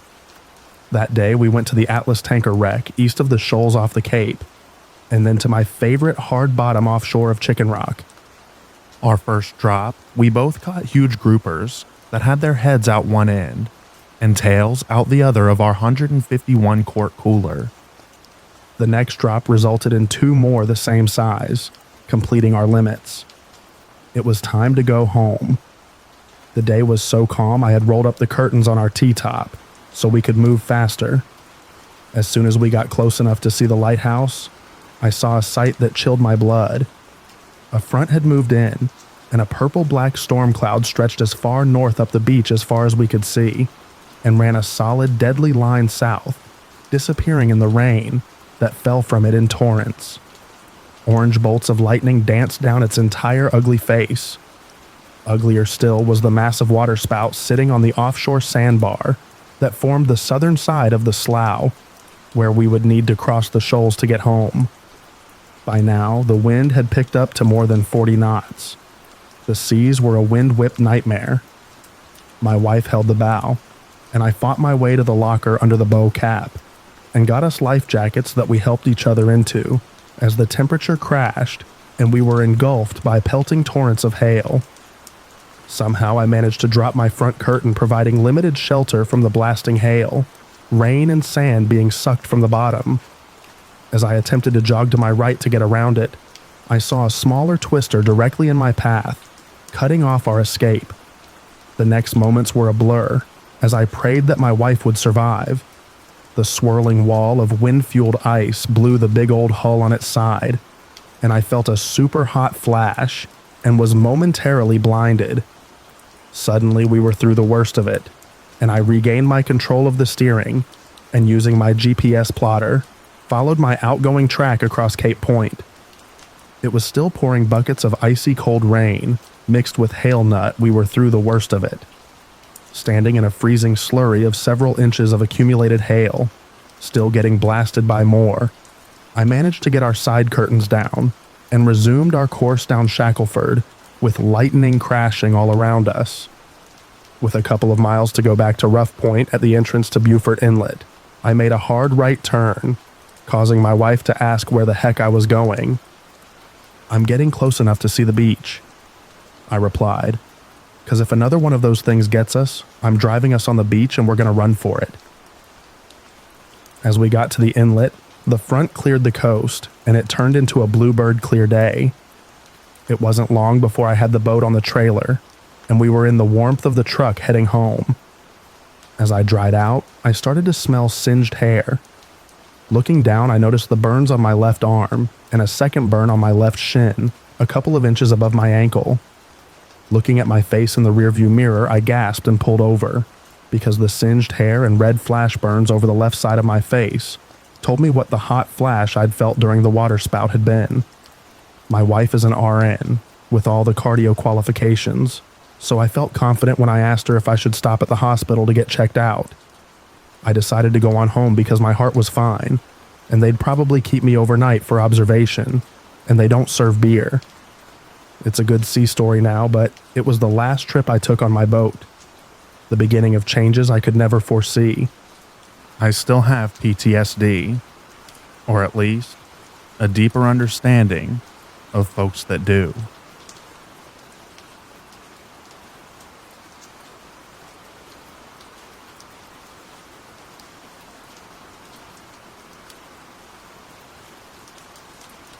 I was trying to seek shelter in the shark encounter outside viewing area at a theme park because it had a large cover, but was denied. So I went to stand under the shark feeder that happened to be next to the flagpole. Lightning struck the flagpole and then me. It came in through my left hand and exited out of my right foot. I was taken to a hospital in Orlando, Florida. I was 24 years old and a mom studying to become a nurse when I was struck. I've suffered long-term issues, including chronic severe pain, swelling in my lower extremities, heart problems, severe headaches, and fatigue.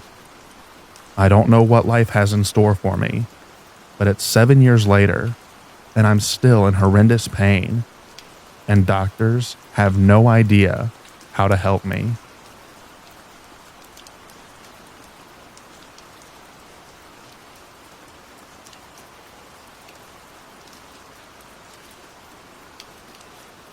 I was on my way back from volunteering at a festival in Denmark when the weather turned wild.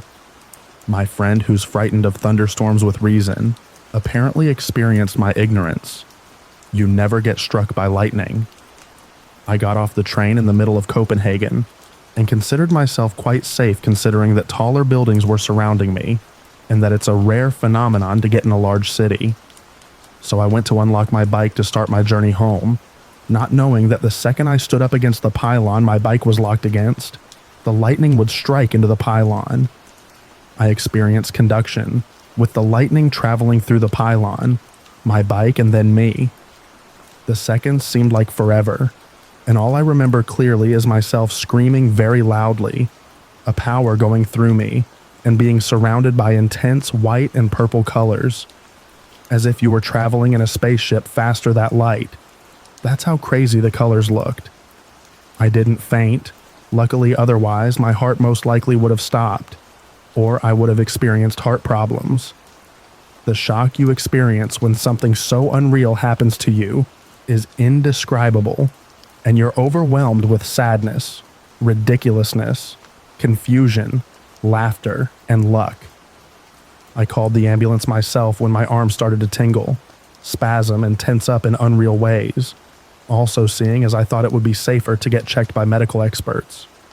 A fast trip to the hospital turned into an overnight stay with long needles and company consisting of elderly folk being positive about their heart problems. They did not expect a 19-year-old girl as a roommate for the night. That was sure.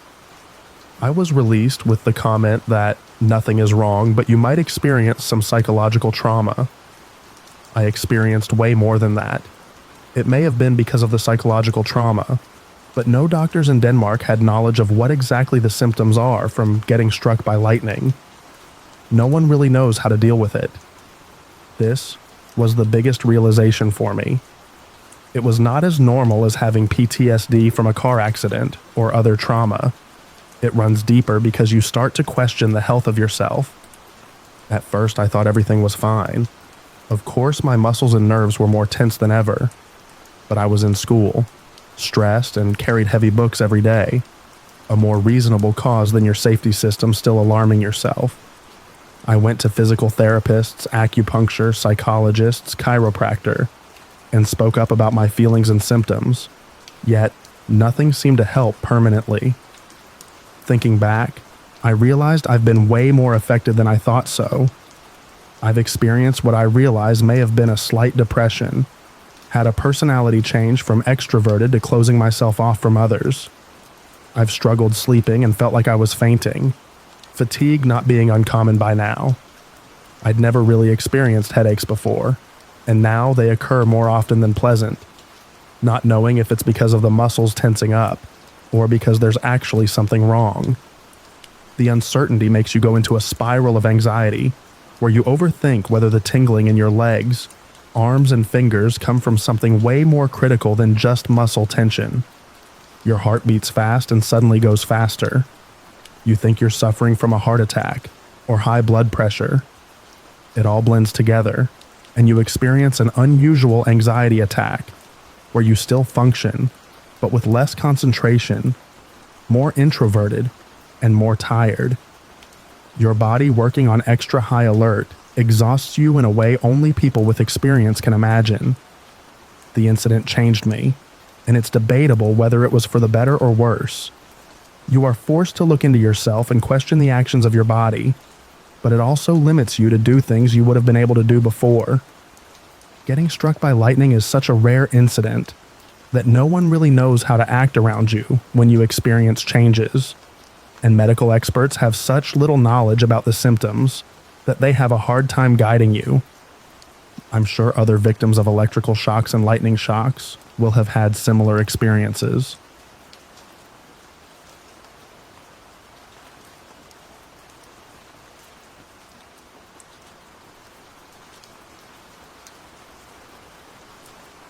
A few months ago here in Houston, Texas, I was indirectly hit by lightning. I was standing at my back door, inside. The door was closed, but my hand was on the metal door frame when I was hit. I went to the emergency room via ambulance and didn't have burns, just bruises and chest pain, and weakness on the right side of my body, which the jolt went through. I was released after being admitted for about 13 hours and was told that I might have some late side effects, but never told what that would be.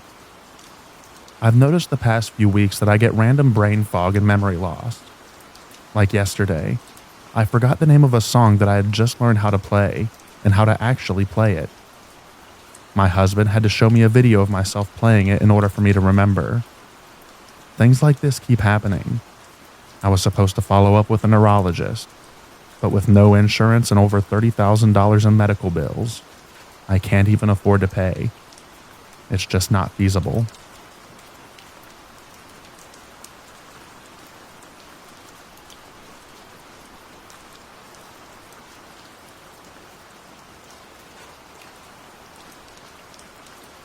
I was hit by lightning while playing in my backyard with bow and arrows shooting targets. I was holding arrows in my hand with metal tips near my ear, bending over to pick up more arrows when lightning hit me. I still have some hearing loss and ringing in my ears.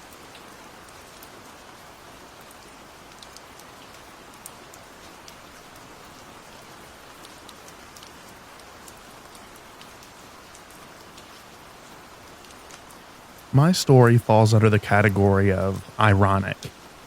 It was my last day of living in Florida. I was in career transition, leaving the chief meteorologist post at WJKS in Jacksonville to become the weekend meteorologist at WEWS in Cleveland. It was a typical late summer Saturday afternoon. The cumulus towers were starting to build, and the thunderstorms would soon arrive. The moving vans had just departed, and we were putting the final touches on cleaning the house. My job? Vacuuming the living room. I heard the first clap of thunder, and then the downpour began. For those of you that have never experienced an afternoon thunderstorm in Florida, here's how they typically work. There's lightning and thunder, torrential rain, and occasional gusty winds, all which lasts about 5 to 10 minutes. Then the sun comes out. It's not really a cooling rain, it just makes things more humid. This particular thunderstorm would have been of no concern, but we had a screened-in back porch, and I had left one of the windows open, so the torrential downpour was now soaking the porch's indoor/outdoor carpet. So I shut off the vacuum, opened the sliding glass door, walked across, reached over and grabbed firmly onto the metal window frame to shut it. It was at that point that I looked and saw all the little hairs were standing up on my wrist.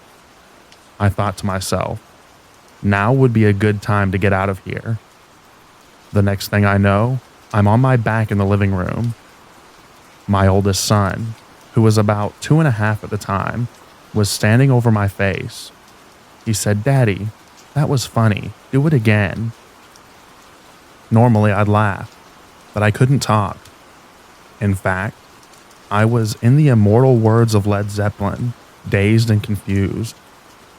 Just then, the door flew open, and my next-door neighbor ran in and asked if everyone was okay. He saw me on the floor and started to assess. He was a sheriff's officer.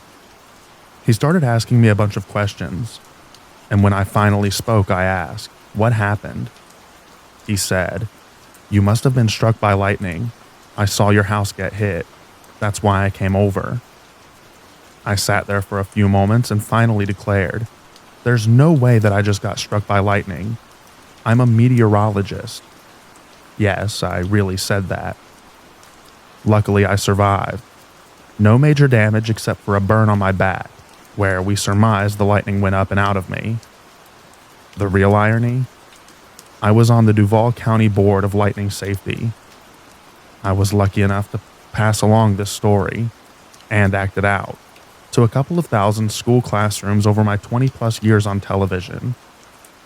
Every so often, I'll run into one of those students who is now all grown up. To a person, they all remember the lightning story and my lightning safety lessons. When you hear thunder, go inside. When you're inside, no baths or showers. Stay off of any cellular phones. And don't hang on to any metal window frames.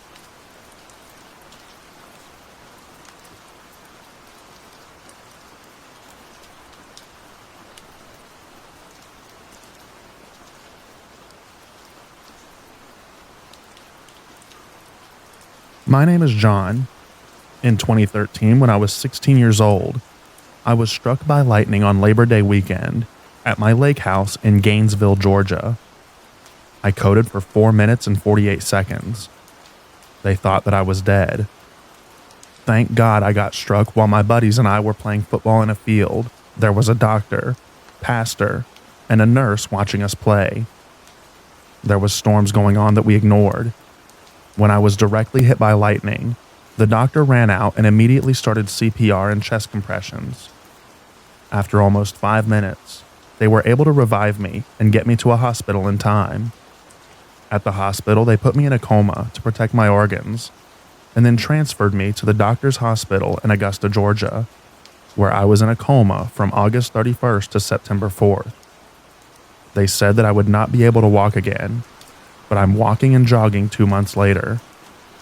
After one more surgery, I'm told that I will be back to 100% after the long recovery process. Then, I will be able to return to high school and my lacrosse team, but I won't be playing in thunderstorms anymore.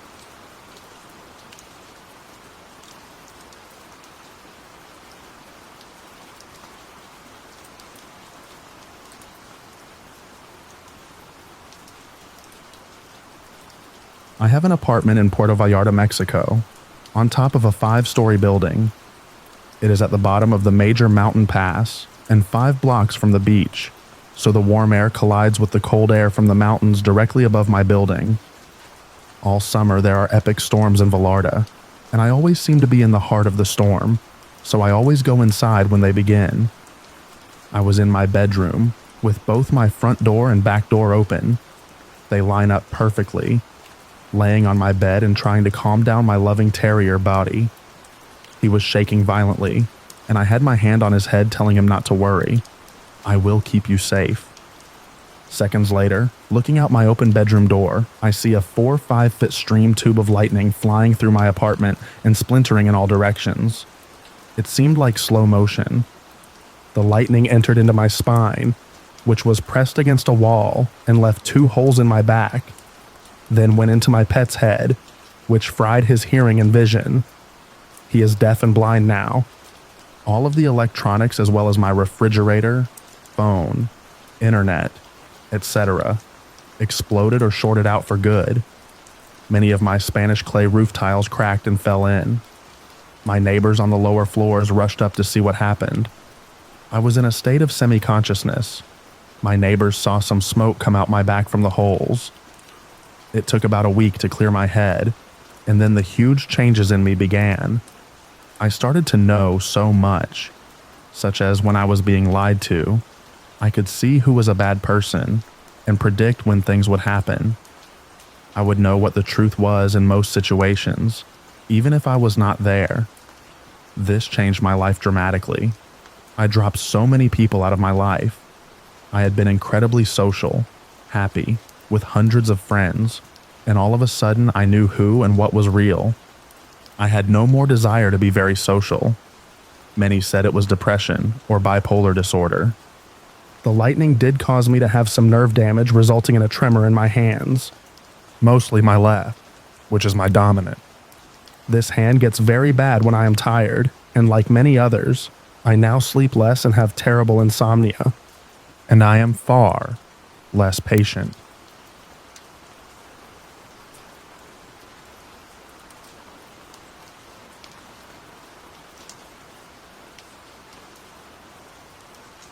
I was struck by lightning outside while working as a game warden in Millville, New Jersey. I was in the middle of a tree and my work truck that had a 6-foot aluminum ladder in the back. We were all hit. The tree looked like all the bark flew off where the lightning rolled around the tree. The truck's electronics were fried and I was found in the middle of the truck. I lost conscious for a few seconds, couldn't see anything, then flashes of light, and then my vision came back. I couldn't feel my limbs. I couldn't move them. It seemed like they were not part of my body. My heart rate was erratic, but a CAT test came back okay. I did a follow-up with the doctor. After complaining about my head still hurting, they found a golf ball-sized wound in the back of my head. I lost my career doing what I loved because I can no longer carry a gun. My whole life changed in an instant and will never be the same. I still suffer from the barometric pressure. My head gets heavy, and I don't have the ability to concentrate when there is a storm coming. I don't even watch the news because it just stresses me out, knowing I won't be able to get things done that I need to because of the storm. Resting my head helps, but nothing takes the annoying vibration sensation that goes on in my head. For the first 2 years, it was a long, slow recovery. I'm still not fully recovered. I lost my ability to talk right and walk without swaying or falling. I gave up at one point and just didn't get out of bed for 6 to 8 months. It was just so hard that getting dressed was a huge chore to accomplish. I would constantly throw up, or feel sick to my stomach if I moved, so I just chose not to move unless I had to. I had such severe migraines and dizziness every day, all day long. Nothing helped. I felt like that feeling you get when riding in an elevator and it stops. I had that all day. My vision got worse for 6 months. I got a new prescription, and my vision went back to normal. A doctor diagnosed me as having something wrong with my eyes and said he could help, but my insurance never approved the treatment. Still, if I move my eyes quickly, I get sick to my stomach. I can only drive on days where it's not that bad. I don't trust myself otherwise. I'm a lot slower than I once was. I walk slower, talk slower, and think slower. I used to be pretty fast-paced. My family and friends say that I'm more normal speed now. It doesn't make me feel better though, because when you are used to being one way your whole life, then it drastically changes in an instant. It's hard to cope. I know I could be a lot worse, and I'm thankful that I came as far as I did. I try to deal with what I have and make the best of every day, because you never know when your time is up. Everything happens for a reason, and I'm trying to figure that out and do the best that I can with what I have. My whole life I used to sit on my porch and watch the storms with my dad. I loved to see Mother Nature's dark, stormy sky roll into my backyard. I still like storms, not as much as I did due to the complications I get from the weather changing, but they are still beautiful. I definitely have a new respect for storms and an understanding to stay safe.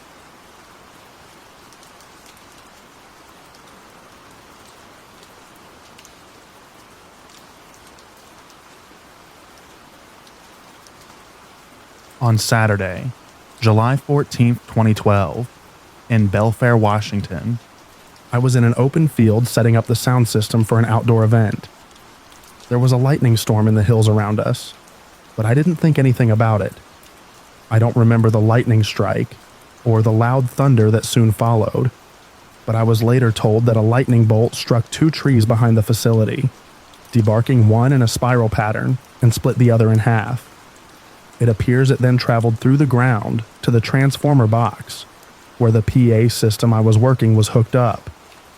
I was holding my iPod in my left hand, which was attached through a cord in the power amp. All of a sudden, I felt a horrendous shock go through the tips of my fingers and up my arm. Then my chest muscles felt like they were pulled out and snapped back like giant rubber bands, launching me out of my chair. When I came to, my left arm was burning like hot pins and needles, and my chest muscles were in spasms. My heart was beating fast and erratic. At first, I thought I was having a heart attack.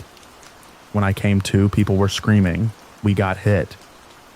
I only remember bits and pieces of the event afterwards. I remember holding my arm to my chest in pain and looking down at my right shoe and wondered why there was a hole in it. There wasn't one when I put it on earlier that day. Power and communications were blown out to the facility, and they had to run off emergency generators for the event. Later on in the day of the strike, I noticed a large bruise appeared on the front and the back of my left bicep muscle. It was not there before, so it's possible that the voltage went up my arm and maybe exited a little out of my bicep muscle front and back, then traveled into my chest. A friend looked at my shoe and said the voltage had to ground somehow, and it must have traveled down and exited out of my shoe, causing the hole. The next day, I felt like my heart was running a marathon, but I thought it was just an adrenaline rush. 2 days later, I woke up and drove to work feeling really disoriented. I reported the event to my supervisor and was told to fill out an electronic accident report. I couldn't figure out how to complete the form, so I contacted the safety officer. He said he heard about the lightning strike and offered to help me complete the accident report. After that, he drove me to the hospital to get checked out. The doctor told me I was very lucky to be alive. They mentioned and the full effects might not be evident for up to 10 or more days. The strangest things started to happen with my body. Before the strike, I was also dealing with severe back pain. But after the strike, I was virtually pain-free except for the pins and needles in my fingertips and spasms in my chest.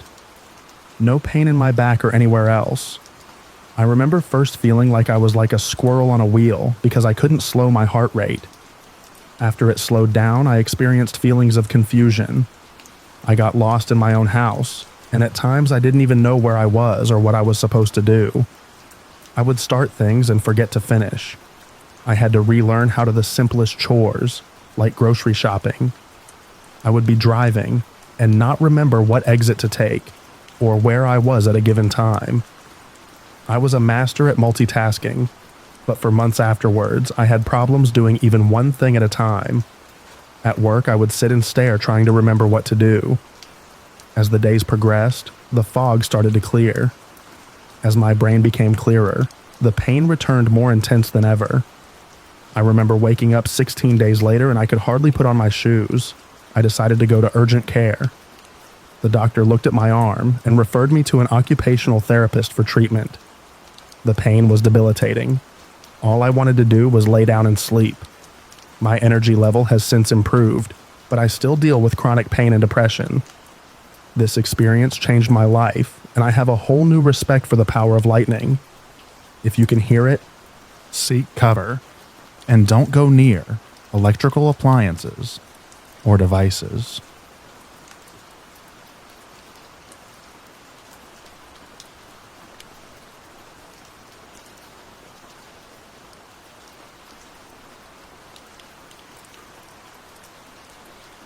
I live in the deadliest state for lightning, Florida. Unfortunately, I let a friend talk me out of using my better judgment one day. We were in Naples, Florida, enjoying a day at the beach. I saw the storm coming from the glades and told him several times that we needed to leave. Being from the northwest, he didn't believe me. Finally, the thunder was very close and we started to leave. A bolt struck in the grassy area beside us, and I was struck by a secondary finger. It ran through my body and out of my toe without leaving damage. 2 days later, I began feeling lethargy and a growing headache. A trip to the ER revealed a concussion. I definitely learned my lesson.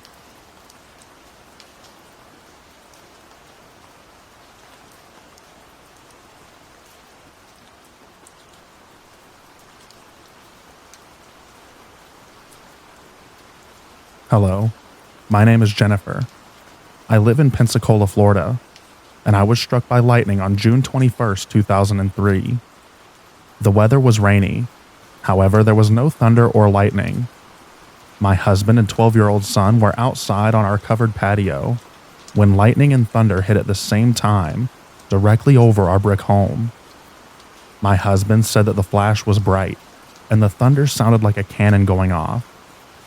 He hurried my son and himself into the house, only to find me at my stove with lightning running through my body and out of my front legs. I was on our phone when lightning entered through my left ear, traveled down my body, and out the front of my legs. The lightning formed a big orb around my legs and then dissipated into the floor. The phone was shot out of my hand and into the pot on the back burner of the stove. I had discoloration to both fronts of my lower leg area and bruising. However, no burns and only one blister. The phone ironically still works. However, the charge was drained out of it. My stove works. There were no burn marks found anywhere in or around the outside of the house. However, the garage door opener was fried. It hurt like heck. My joints were brittle and were going to break if I moved. However, I was able to communicate and move my body.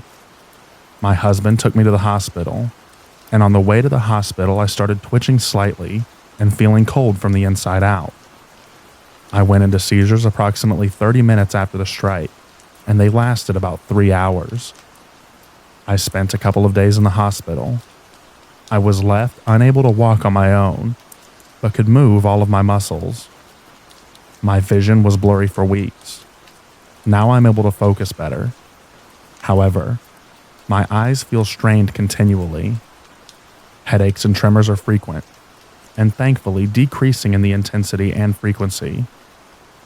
Everything in my body was shaking for weeks, and I was cold continually. It took 6 weeks to feel warmth again in my body. I'm able to walk now and am in physical therapy 3 days a week. I have memory loss, vision problems, hypersensitive hearing, numbness, and all over weakness. I'm so thankful to be alive and know that I am blessed to still be here.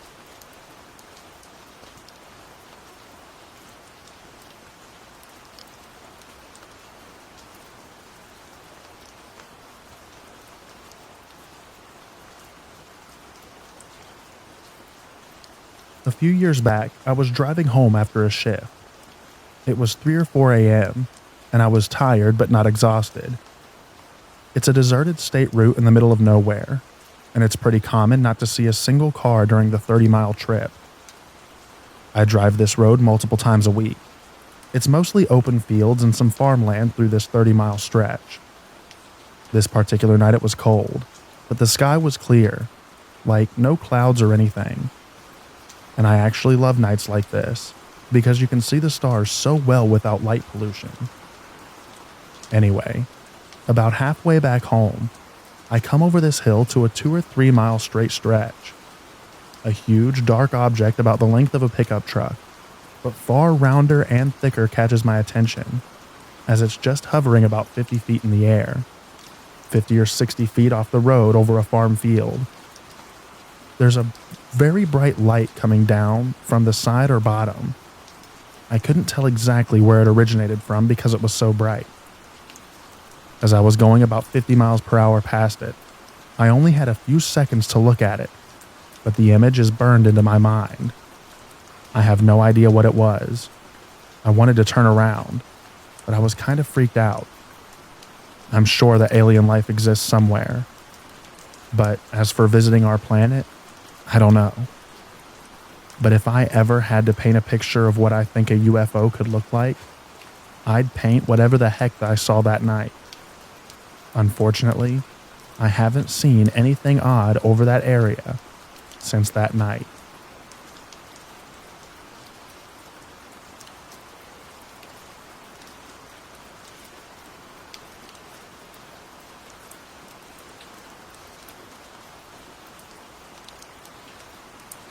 Years ago, my dad took my mom, my sister, and myself to one of his interstate routes and made it a camping trip where we would set up a tent each night. One night, we stopped in the middle of nowhere and set up. During the middle of the night, my mom really needed to pee, but was worried as she could hear strange noises. She woke us all up, and all we could hear was what sounded like heaps of people walking around us. This was super freaky as we were hours from a big town. Dad ended up grabbing a cricket bat and a torch, freaking out that stuff was about to go down. He opened up the tent flap ready to defend us, and we were surrounded by cows. There were hundreds of them. Apparently, the area that we were in was known for faceless grazing, where the cows could go where they please. Mom just hung on for the night. This was in Australia, by the way, and from memory, it was in the Northern Territory.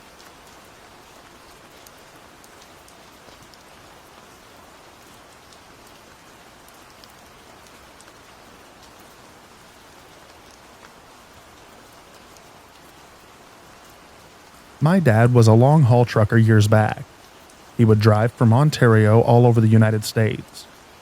The one creepy encounter that I remember him mentioning was as he was passing through Florida, of course. He was driving through the Everglades late into the night, out in the middle of nowhere.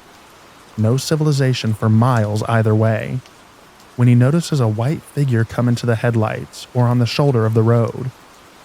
He slows down, and there is a man completely naked coming out of the swamp. My father slows and stops in the road, thinking that this guy may need help, as this man starts crossing over the road. He stops dead in front of the truck and stares at my dad, at which point my dad realizes that this naked man is holding a shotgun. He stands there for a few seconds staring, holding this gun, and then continues across and disappears back into the wilderness whence he came. It left so many questions unanswered.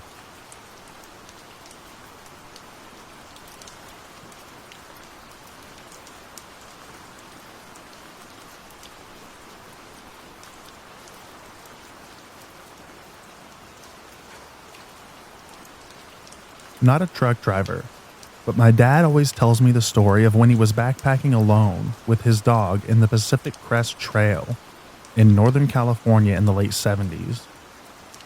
My dad had parked his car on the side of a highway, and he and his dog were about 7 miles down the trail.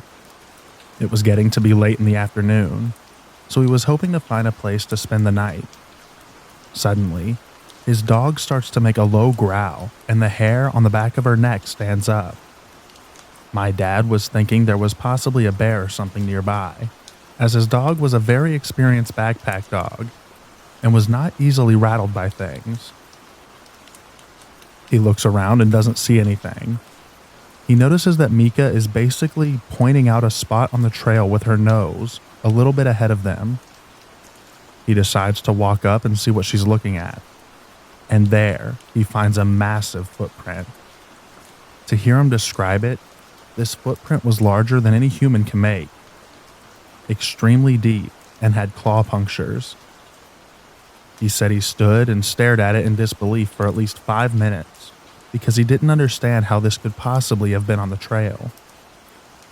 He thought that perhaps it was a hoax or folks messing around, but he hadn't seen a soul and he was in the middle of nowhere. Who would come out to the middle of the trail where there were hardly any hikers and make a hoax footprint of some sort? And why would the dog be upset? He said he couldn't explain it, but he basically had this feeling of terror and turned around on the trail right then. He didn't know if it was his mind playing tricks on him, but he swore he heard sounds in the trees nearby that sounded like a large animal as he booked it out. His dog remained completely alarmed the whole hike back, whimpering and pacing, which was out of character. He said he basically ran 7 miles back down the trail as fast as he could with his pack on and tore out of there in his car. To this day, he still claims that it was one of the freakiest things that he's ever experienced.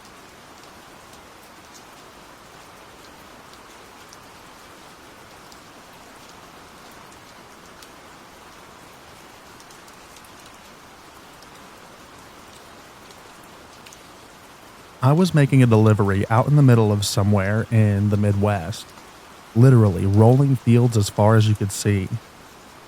After I made my delivery, I didn't have any time to get anywhere else, and it was getting late, so I just parked on their property and took my 10.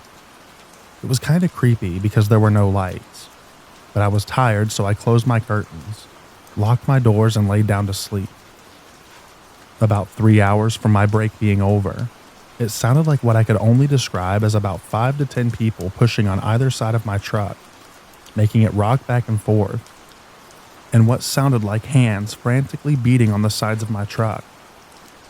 I didn't sleep anymore during that break, and it's the only time I ever logged a pre-trip inspection that was less than 3 seconds.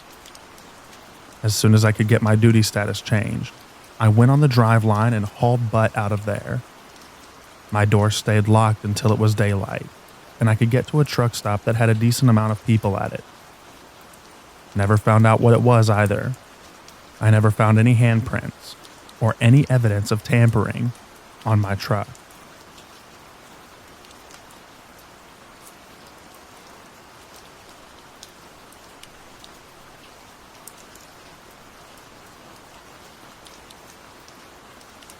Okay, so I was at one point a truck driver, but this didn't happen to me or to someone driving a truck. But it did happen at night on the road. So my friend was in a car with his 3 friends, driving out Long Island somewhere. They had been out at a bar or something until it closed and were heading home. The driver notices that they're being followed by another car. Everyone's like, "Nah, you're crazy." He pulls off at the next exit. The car follows. He proceeds right back onto the highway, and the other car still follows.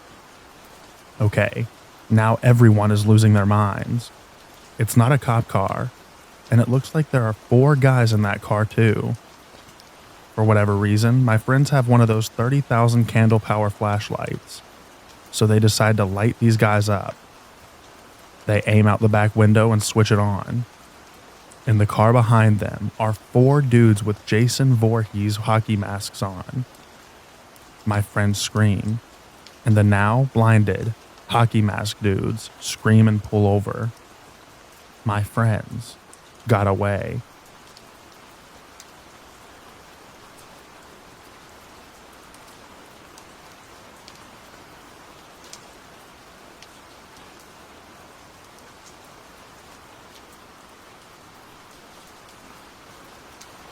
I work in northern Nevada nightly, running between Reno and Salt Lake City, pulling triples. I only work nights, so I'm used to working at night and don't really ever get sleepy. So I'm positive that this wasn't a hallucination. Well, I had to take my break, so I pulled onto an on-ramp at around 3 a.m. near Halleck, Nevada, and started surfing the internet. I distinctly remember it being a moonless night, which meant that it was about as dark as it gets in the middle of absolutely nowhere. Out of the corner of my eye, I catch something moving in my mirror at the very back of my third trailer, more than 100 feet away. There are tons of perpendicularly opposed lights on our trailer, so whatever is moving is only illuminated for a split second at a time. When I get the chance to focus on it, I realize that someone is sprinting up my set towards the cab, with something in each hand. Luckily, I was idling on a steep incline, and clutched in and stuck it in fourth and gunned it. In hindsight, I'm glad I wasn't as heavy as I usually am, and could really get up to speed quickly. I only take my breaks now in well-populated areas.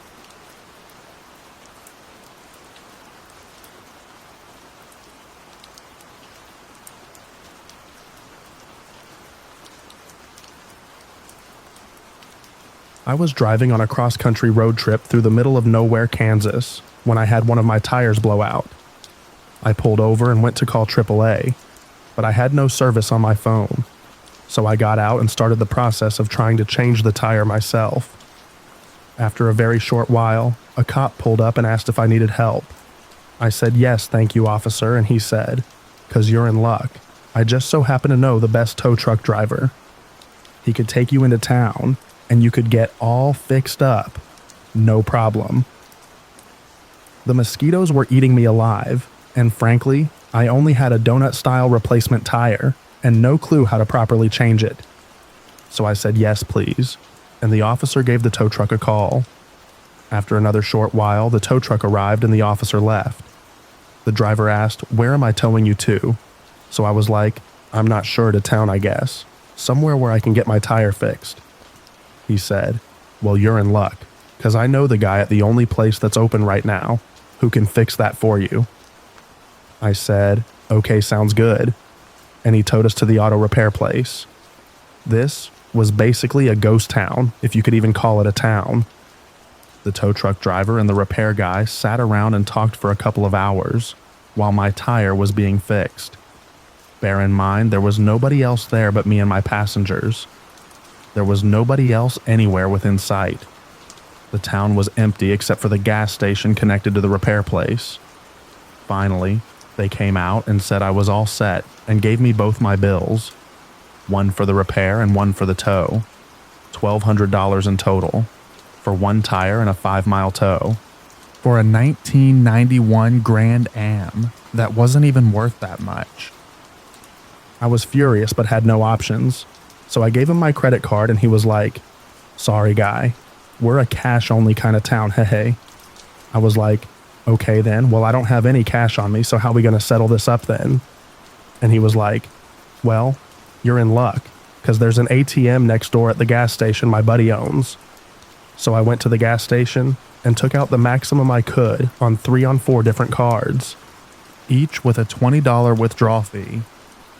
I looked behind the counter, and in addition to the gas station attendant, there stood the cop, the tow truck driver, and the repair guy, all munching on Doritos and having a good laugh. I'm pretty sure I got hosed, and potentially maybe even sabotaged. Looking back, that cop sure arrived really quickly, and my other 3 tires were all still relatively new. I had to cut my trip short and invest in cortisone cream for the million mosquito bites.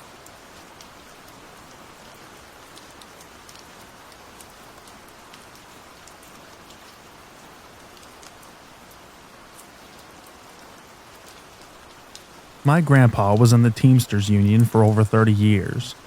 Teamsters is a driving and trucking labor union based on the East Coast in Pennsylvania, New Jersey, and Delaware. He was a great trucker.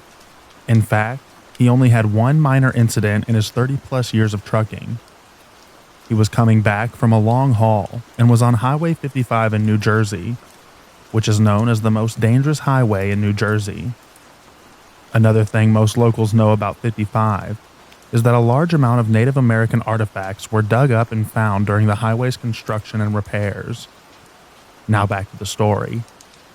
Gramps was 30 minutes from home, and it was dark out. He was later in his trucking career, and had already had 20 years or so under his belt. And again, not a single accident. Out of nowhere, anywhere from 3 to 5 human silhouettes dart out from the left side of the highway to the right. Grandpa was understandably startled, and swerved his rig to the left, whereas the figures had made it to the right already. He scraped the cab and trailer against the guardrail, and braked as hard as he could. His eyes darted to the rearview mirror to see the last of the figures duck into the tree line. He waited there for 10 minutes, just replaying what just happened in his head, even though the whole ordeal was over in 5 seconds. He never got a good look at the group for obvious reasons, but he said that they ran with what looked like canes in their hands and were wearing rags. He's from Philly, and moved to southern Jersey after he married my grandma. So yeah, he is a Philly city homeboy big time. Of course, he knows Native existed, but never of the kind on the East. Just the ones that hunt buffalo in the Clint Eastwood movies. It's pretty obvious that the canes were either spears or bows, and the rags the figures wore were animal hides or crude cloth. When he returned home, he was still shaken, and never talked with his wife, my grandma, at first. He only opened up about this with his trucking buddies, until one of them recommended that he should indeed tell his wife about the situation. So yeah, that's the story.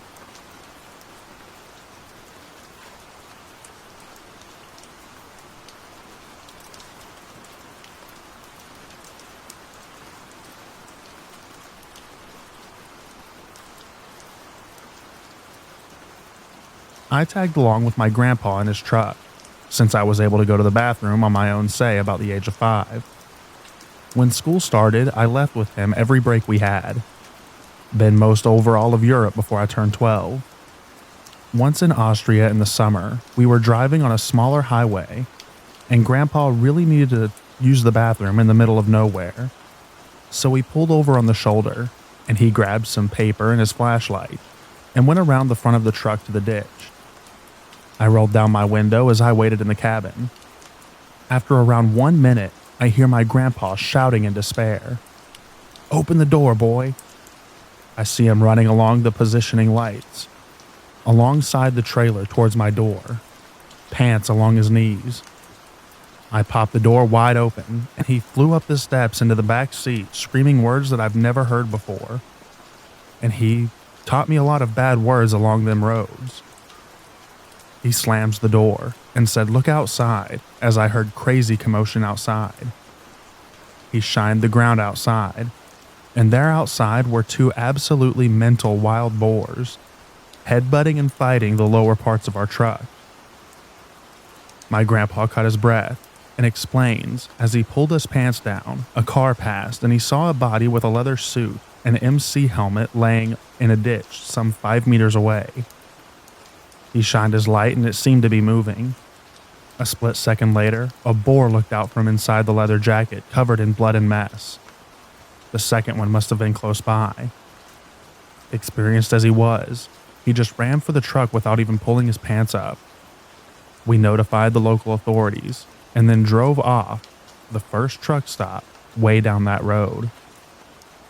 Grandpa's need for going to the restroom didn't seem that important anymore. We were scared, but boy, did we tell that story to everyone that we ever met on the road.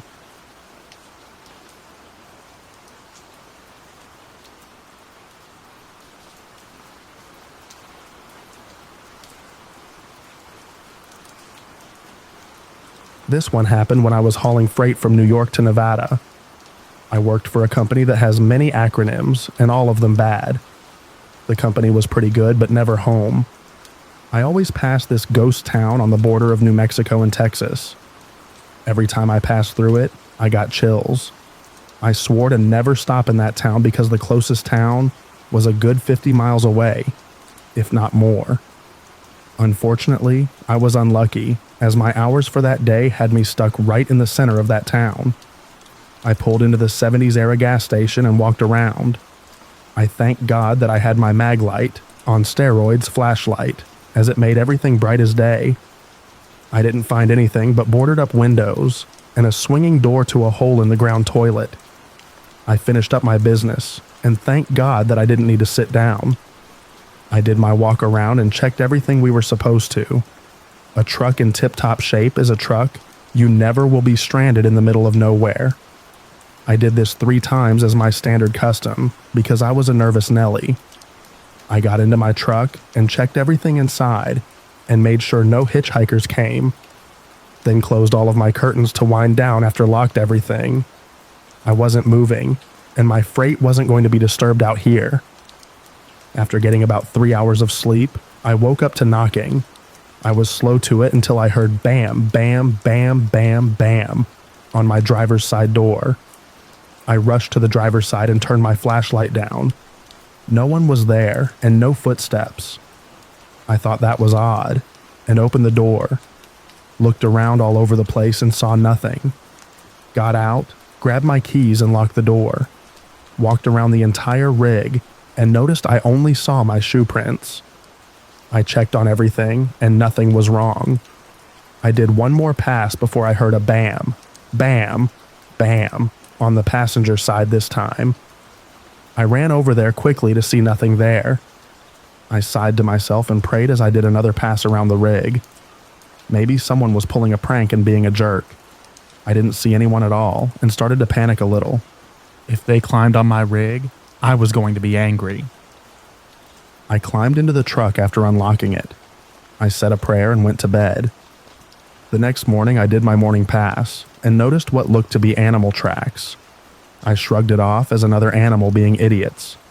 I said a prayer of thanks after I finished checking and swore to end my day early if I'm not halfway through my hours for that day, if I pass through that town again. I don't do trucking anymore after several problems, and now work as a caregiver for my grandfather.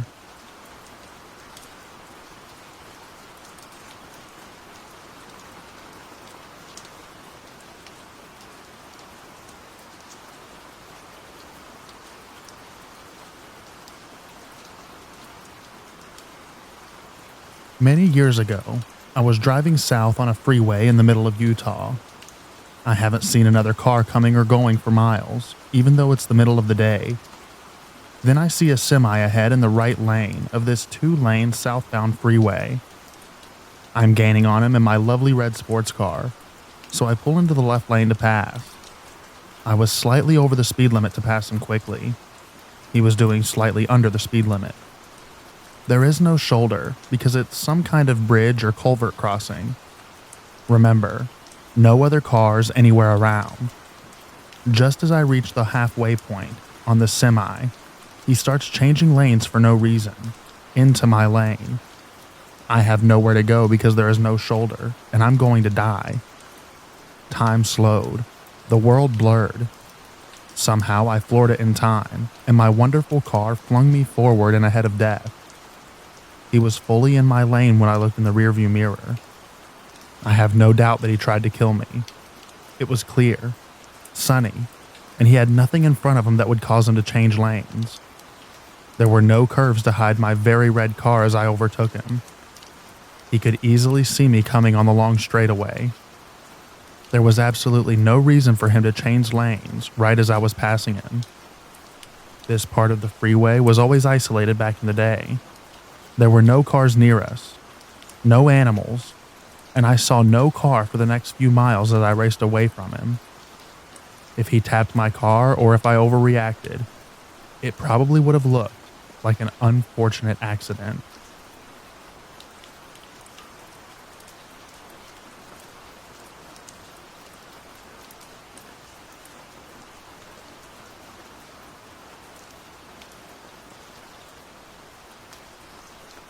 I was a bus driver, and I did what they call the first sign on shifts, which are the first buses out of the depot.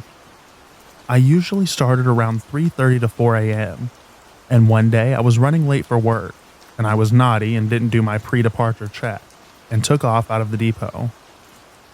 I was about halfway to the starting point of my route, in a bus that is pitch black with interior lights off, when I hear a voice right behind me say, "Where are we?" I absolutely crapped myself. Look up, and here is this homeless guy standing right behind me in the bus. I said, "What the heck are you doing on the bus?" And it turns out he slept in it overnight, and because I didn't do my pre-departure check, I didn't notice him. Guess who never missed doing a pre-departure check ever again?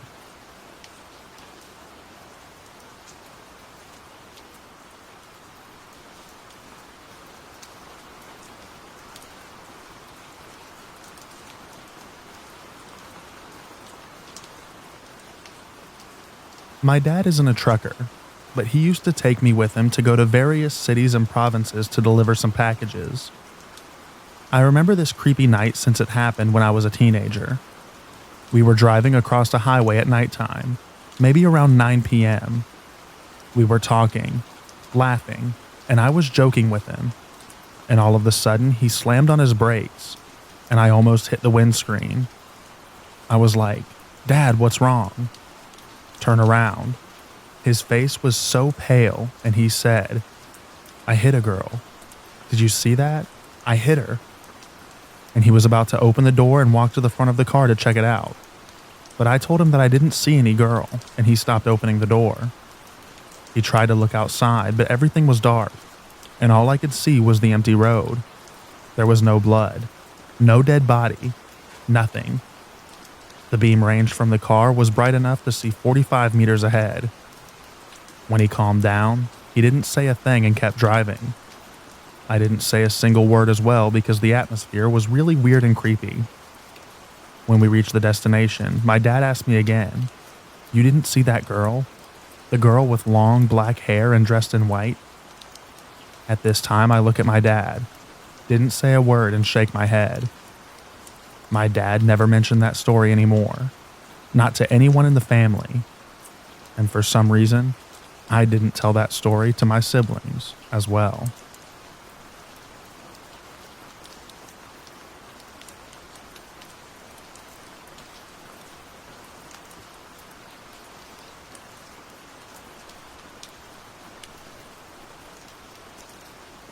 I don't think I've shared this story before. At the time, I was working IT for a 3-letter formerly great tech company, doing retail point-of-sale upgrades. One of the techs that had been on an overnight job had gotten suddenly sick, and they needed an extra hand in the middle of the night. And I like money, so I went out there in the middle of the night to a site maybe 70 miles away. It was 1 to 2 a.m., and I'm going down roads that I wasn't familiar with. Right before I go around a bend on an empty 2-lane highway with, of course, no streetlights, and road cones are sort of haphazardly set up to start to block off the left lane. I'm in the right, so I don't mind, but it was weird that there were no warning signs or nothing. And then, what seemed like a quarter of a mile down the road, there's a car just stopped in the right lane that I was in. I slow down, and nearly at a stop because I'm a dumb teenager who didn't realize what this was. And out of the car step 2 dudes and start walking towards my truck. Well, I start to nope right out of there and run over a cone to get away. One dude tried to jump in front of me, but I got around him and sped off down the road. The traffic cones had stopped right where the stopped car was. I'm already a very anxious person, so after the panic and adrenaline wore off a few miles down the road, I called the cops to report what happened. Headlights appeared on the horizon behind me, which caused me to panic even more. I told the 911 dispatcher that I thought that I was being followed, and I pulled off at the next exit because it had a gas station. I pulled off, and the car behind me did too. My heart was slamming in my chest as I pulled up at the pump and sprinted into the store, only to find that the car that had pulled in behind me was a completely different car than the one that was stopped in the road, and had a small woman driving it, who had gotten out to pump her gas, instead of the two dudes who had jumped out of their car. After I had collected myself and told the dispatcher that it was someone else, I went out to ask her if she had seen the car stopped on the road after the cones. The lady pumping her gas said that she had seen the cones, but there was no car stopped on the road when she passed by. 15 minutes later, a cop came by the gas station to take my statement about it, and said that they had gotten a similar report a couple of weeks prior, but that was about it. Never heard back about if the cops found anything or not.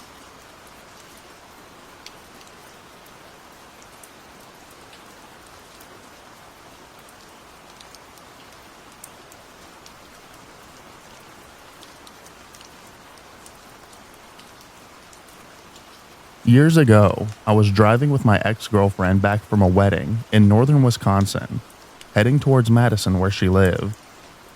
We were probably like 20 or 30 miles away from the city at that point, and it was probably around 1 a.m.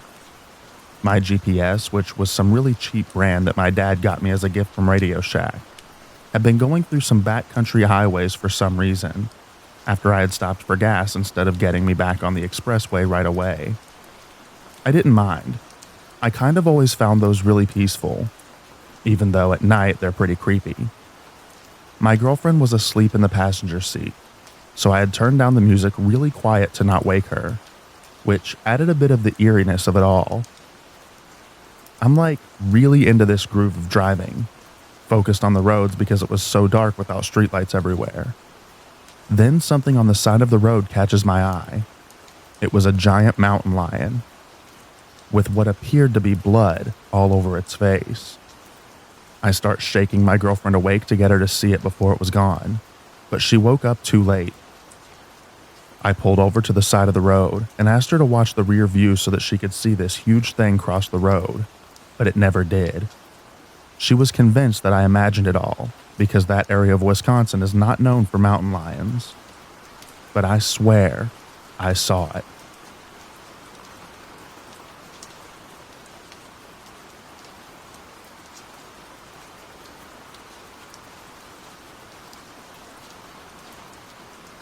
So, I am an over-the-road truck driver in America.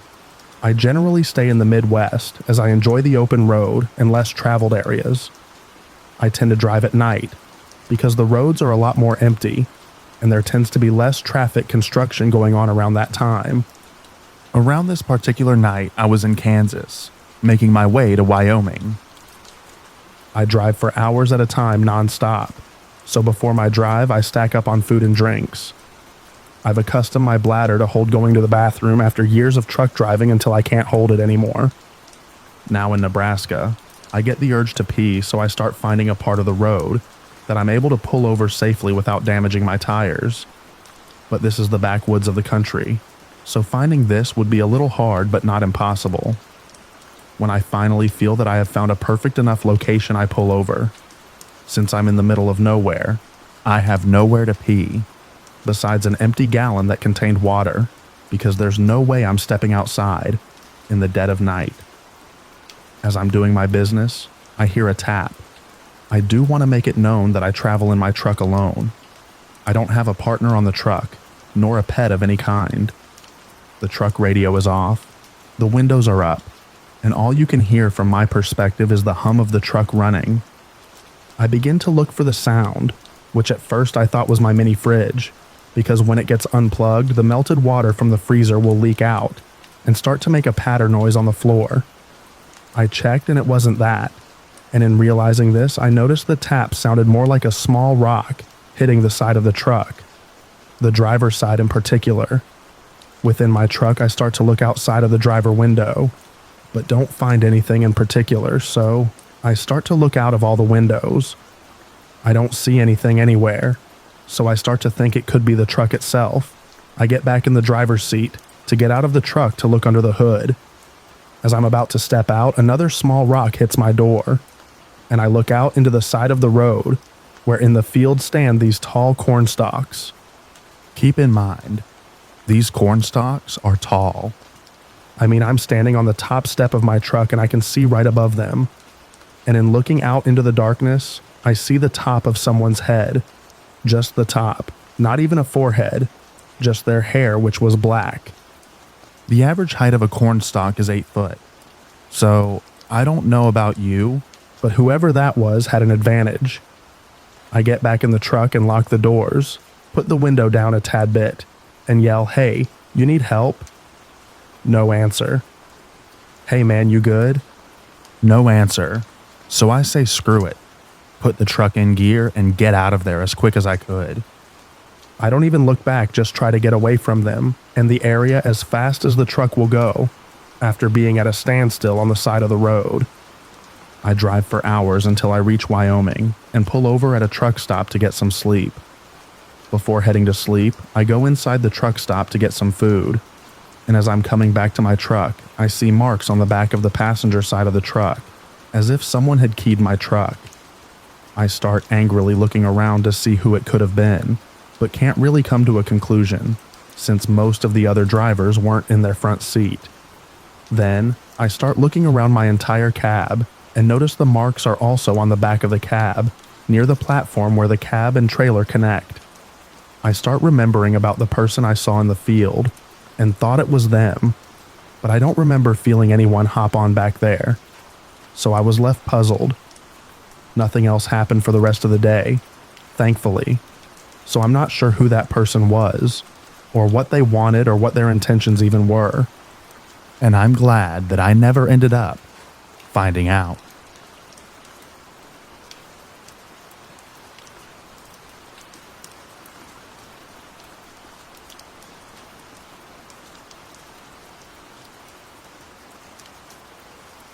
This happened on a road trip with my ex-girlfriend, and I've always wanted to tell this story. We were headed to Eureka, California from Oregon, and had to go on this highway 299.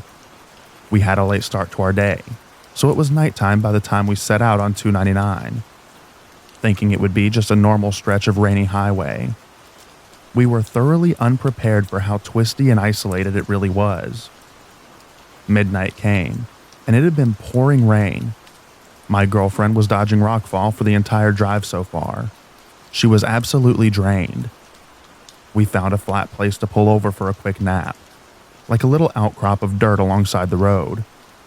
The rain had stopped, but it was muddy, and man was it quiet. Eerily so. We were both so drained that we just crashed for about 30 minutes or so in our respective seats. Keep in mind, we'd been on the road for a while and hadn't passed a single car the entire time. I woke up to the sound of scratching underneath the car that I brushed off as an animal. Then I heard steady plopping out in the mud, like someone was circling our car, but I didn't see a thing. I elbowed my girlfriend thinking she was still asleep, but she was fully awake and frozen in place and just said, "I know." She said she had this feeling that something was off from the second that we pulled into that spot. We held deathly still for a bit longer, still reckoning that it was a deer or something, in denial. I got a large wave of goosebumps when we heard that faint scratching start up yet again. This time we bolted into action, and she threw the car into reverse pretty quickly. Suddenly she screamed, "There's someone there, oh my God," as she saw a figure dive into a nearby bush, lit up from the reverse lights. I looked but didn't see anything. We both were in 100% panic mode and practically skidded back onto the road. The rest of the drive back into California was unremarkable, but we did have a motorcycle tail us for most of the way back after that. From a decent distance, luckily. But seeing that faint light bobbing far behind us gave us the creeps on top of everything. It's probably unrelated, but who knows? Everything felt creepy and wrong for the rest of the night. Be careful on Highway 299 in Oregon.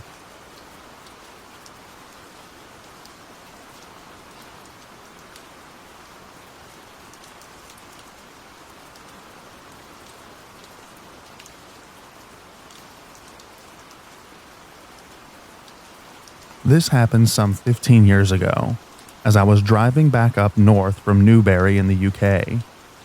Now, I don't do anywhere near as much driving as you Americans, but for late night trips, I always operate a buddy system just in case. My friend had taken his rest and woke up about 45 minutes before time to set off. I checked the weather forecast. Heavy fog due across the M1 at around 2 a.m., just as I would be hitting that part of the route. Dang. I asked my buddy if we can set off a half an hour earlier to skip it. He agrees and we set off. We're doing good time thanks to the lack of traffic, but I can see a fog line appearing. It gets thick fast. I take a look at the clock. 1:30 a.m. Dang, weather forecasters got it wrong again, I think to myself.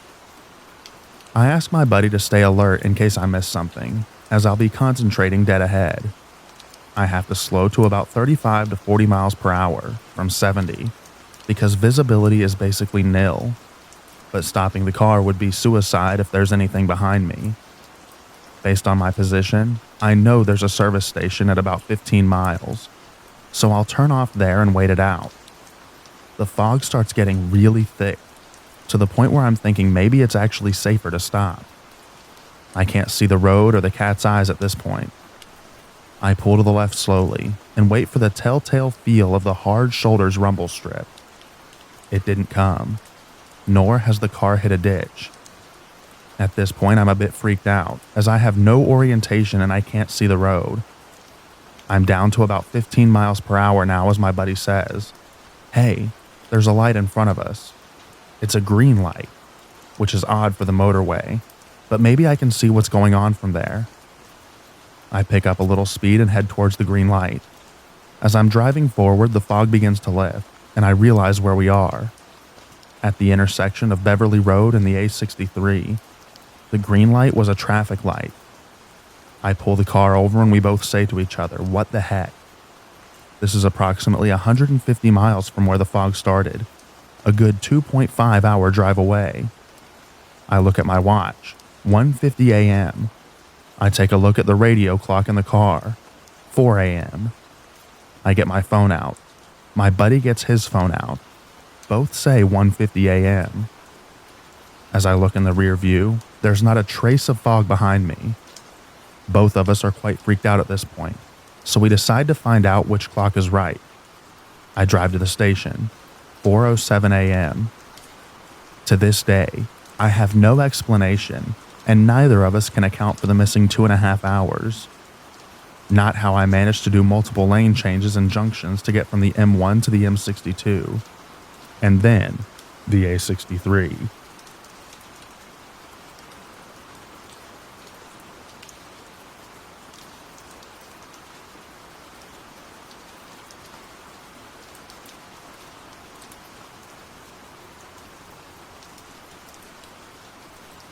My friend and I were driving south towards Gallup, New Mexico in his elderly mother's Prius, bringing it back to Southern California for her from Colorado.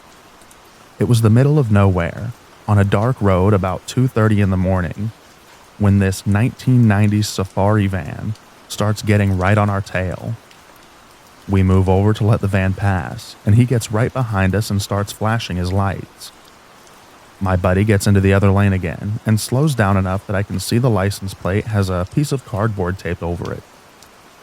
The van then starts swerving to try and force us off the road. My buddy floors it, but it's a Prius. We pull ahead for a second, but the van rapidly catches up and starts trying to force us off the road at speed. As we approached an off-ramp, I decided that I had enough of this stuff to pull out my 1911.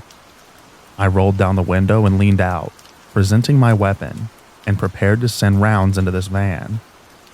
The van slammed on the brakes and shot off the off-ramp. We continued in a gallop and phoned the police, who told us that they were probably trying to get us to stop and rob us. They did not expect any problems from a Prius with California plates. This was the scariest situation I have run into while driving, for sure.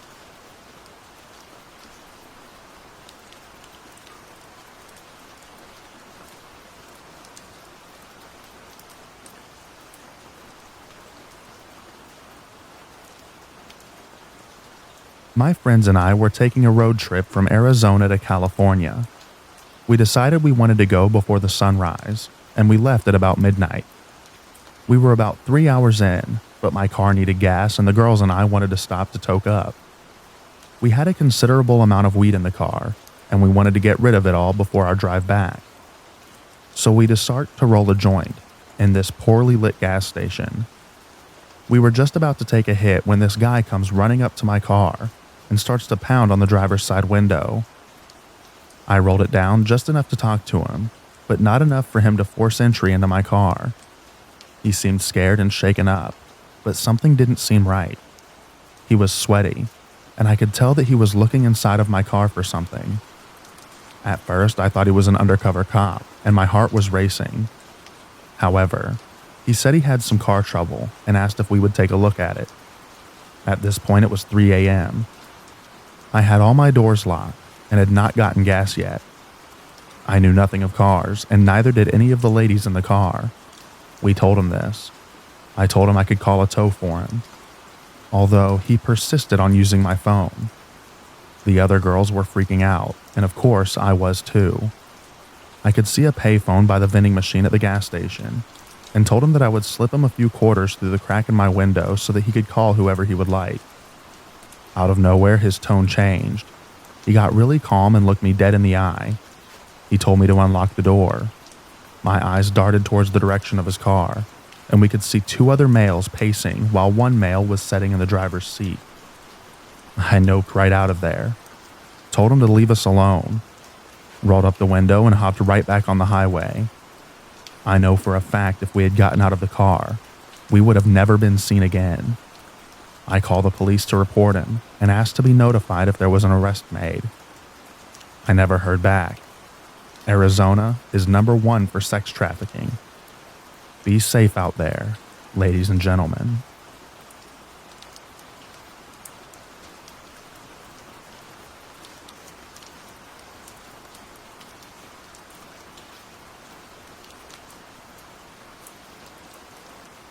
When I lived in rural Maine, my boyfriend at the time took me on a drive in his truck. He wanted to show me something he said he learned about from one of his college professors. We already kind of lived in the middle of nowhere, but we drove even further into literally nowhere. We were on this road that was 5 to 8 miles of just forest on both sides. No houses, no signs, no driveways, nothing. Then he pulls over near a slight break in the trees. Was a very overgrown old driveway, chained off at the road, with an old, dilapidated sign that said private property. We parked on the road and walked in about a half mile, and there was this old, abandoned log cabin house there. I don't know when it was built, but it was old enough to not have any connection to the electric grid and no electrical outlets inside. It was a bit odd, but my boyfriend said he had been there before and led me to a door in the back where we could break in. He mentioned that the last property owner said in their will that no changes could be made to the property after they died, like no agriculture or major renovations. So I guess that's why the land was never resold, since nobody could do anything with it. I don't remember if we entered through the second floor somehow, or climbed upstairs once inside, but I remember being on this loft that overlooked the interior of the house, with no railing. Definitely a 15+ foot drop right at the edge of the loft. Maybe there weren't stairs inside at all, or a ladder. It was back in the fall of 2011 when I was a freshman in college, so it's a bit fuzzy. I remember seeing an old wood stove made of iron downstairs and a countertop, but otherwise I think the place was pretty sparse and made entirely of wood. There was also no sink in the kitchen area and no bathroom, so no plumbing either. The loft we were on had literally thousands of dead flies all over the floor. It was creepy and gross.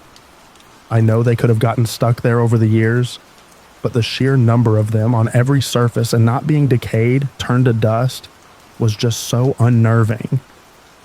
My boyfriend, for some reason, decides this is a nice place to smoke weed. I didn't want to stay, but he laid a blanket out over the flies, and he sat and rolled a joint. I did take a couple of puffs, but started getting an uneasy feeling, so I stopped.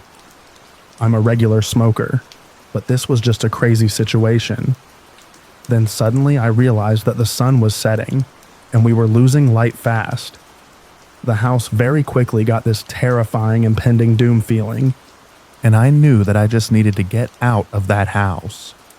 I expressed my concerns to my boyfriend multiple times, each time seeming more desperate to leave, but he wasn't worried and took his sweet time hand-rolling himself a cigarette and taking all of the unnecessary stuff out of his pockets, laying them out in the blanket and slowly putting them away. It was really making me mad that he wasn't taking me seriously, and I had such a sense of urgency to get out. I ended up getting out of the house first and started running down that half-mile long dirt driveway to get out and away. My boyfriend shuffled behind me, fumbling with things in his hands. He was practically a prepper and carried all sorts of things with him in all his pockets, cargo pants, backpack, etc., at all times, like flashlights, lighters, weed pipes, rolling papers, weed, rolling tobacco, and probably 20 other things he thought were useful. I got out of the woods when we were just losing that last light before the true darkness set in. Mind you, this country road has no streetlights the whole way. He had flashlights, but I didn't feel like flashlights equaled safety. I felt we were being watched, and whatever it was super negative. I don't know if I overacted, or my boyfriend was literally just doped up and clueless, but I never really trusted him after that. I don't know why the heck I let myself get in that situation. Needless to say, he's not in my life anymore.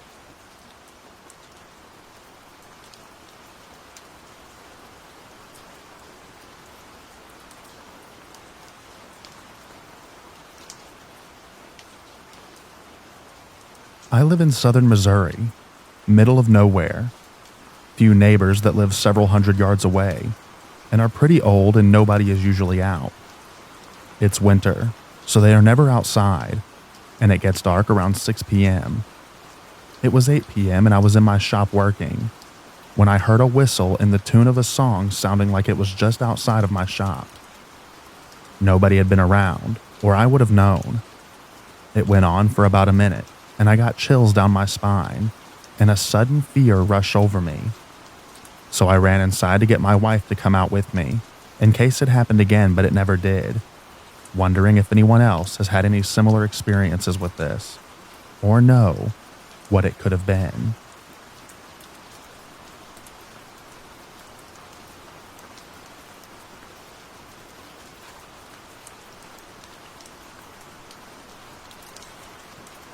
My friends and I are on our way from Chicago back to our home in Evansville, Indiana. As much as we drive through the Midwestern country to get there, pitch black highways surrounded by trees and cornfields. About 4 hours away from home, my friend screams and I look up. We hit a deer going 50. The poor guy bounces off the front end and is probably dead on impact. We come to a stop to commiserate, call our parents, etc. We are stranded on a highway in the middle of nowhere, trees to our right and a few houses a bit far off to our left, all surrounded by cornfields, of course. My friend is standing outside surveying the damage when we hear a scream, a man's scream, a bit far off to our left. My other friend and I look at each other wide-eyed. A few minutes pass and we hear one again. I make a joke about skinwalkers and my friend gets back in the car. A bit later, after calling 911, we hear another scream, a woman this time, and it seems closer. We're waiting on the deputy and nervously joking about whether it's skinwalkers or crazy elderly people with sundowners, a la The Visit. And my friend facing the trees suddenly laughs nervously and rolls up the window. I just heard clicking noises outside of my window, and I'm rolling it up because I'm not going to pretend that I didn't just hear them. Anyway, now we're back on our way. The car is drivable. And out of Skinwalker country or whatever the heck that was. Just something spooky that happened, and I thought that I'd share it.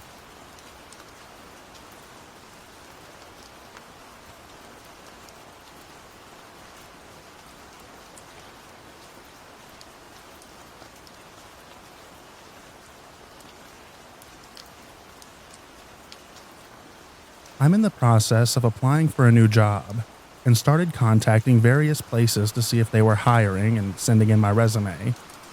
About 3 weeks ago, I got a text from a director saying that texting would be easier to keep in touch about filling out my application and setting up interviews.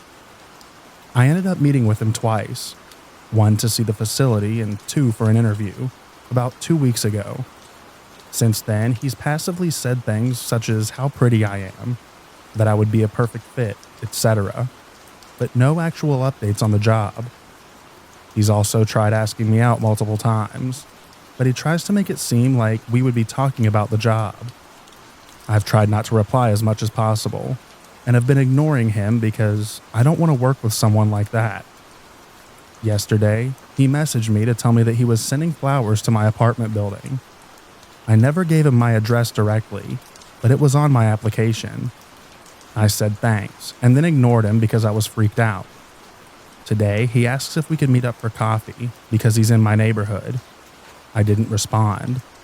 About 2 hours later, I took my dog for a walk, passed by a coffee shop that is 2 streets over from my apartment building, and he was sitting in a booth right next to the window. We didn't make direct eye contact, and I honestly couldn't tell exactly if it was him. I kept walking, and he almost immediately texted me, asking if that was me that he's just saw. / did I want to come back to the coffee shop? I didn't reply. I live in a huge city, so what are the chances that he was at a coffee shop in my neighborhood, that close to my apartment just by chance? Was he just waiting for my response that whole time? Am I being paranoid about being stalked? Sorry if this is all over the place. And I'm posting from a burner because you can tell what city I live in from my regular account.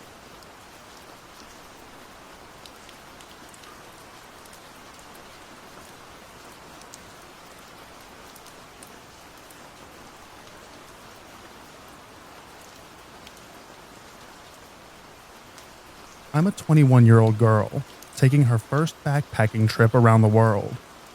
I only arrived in Thailand 2 days ago, and it was unfortunate that I almost got kidnapped on my first night. I went to Bangla Road, which is well known, and had a few beers at a bar, and then went to the popular club Illusion. I was having a good time, dancing and meeting people. In the club, I only had 3 drinks, tequila and orange juice. But at some point, I realized that I was a lot more drunk than expected. I don't know if it was spike, but I was dumb and had my drink on the table next to me while I was dancing, and it was very crowded. In total, over the space of 3 hours, I only had 2 beers plus 3 tequilas. Usually, that's an okay amount for me to be aware.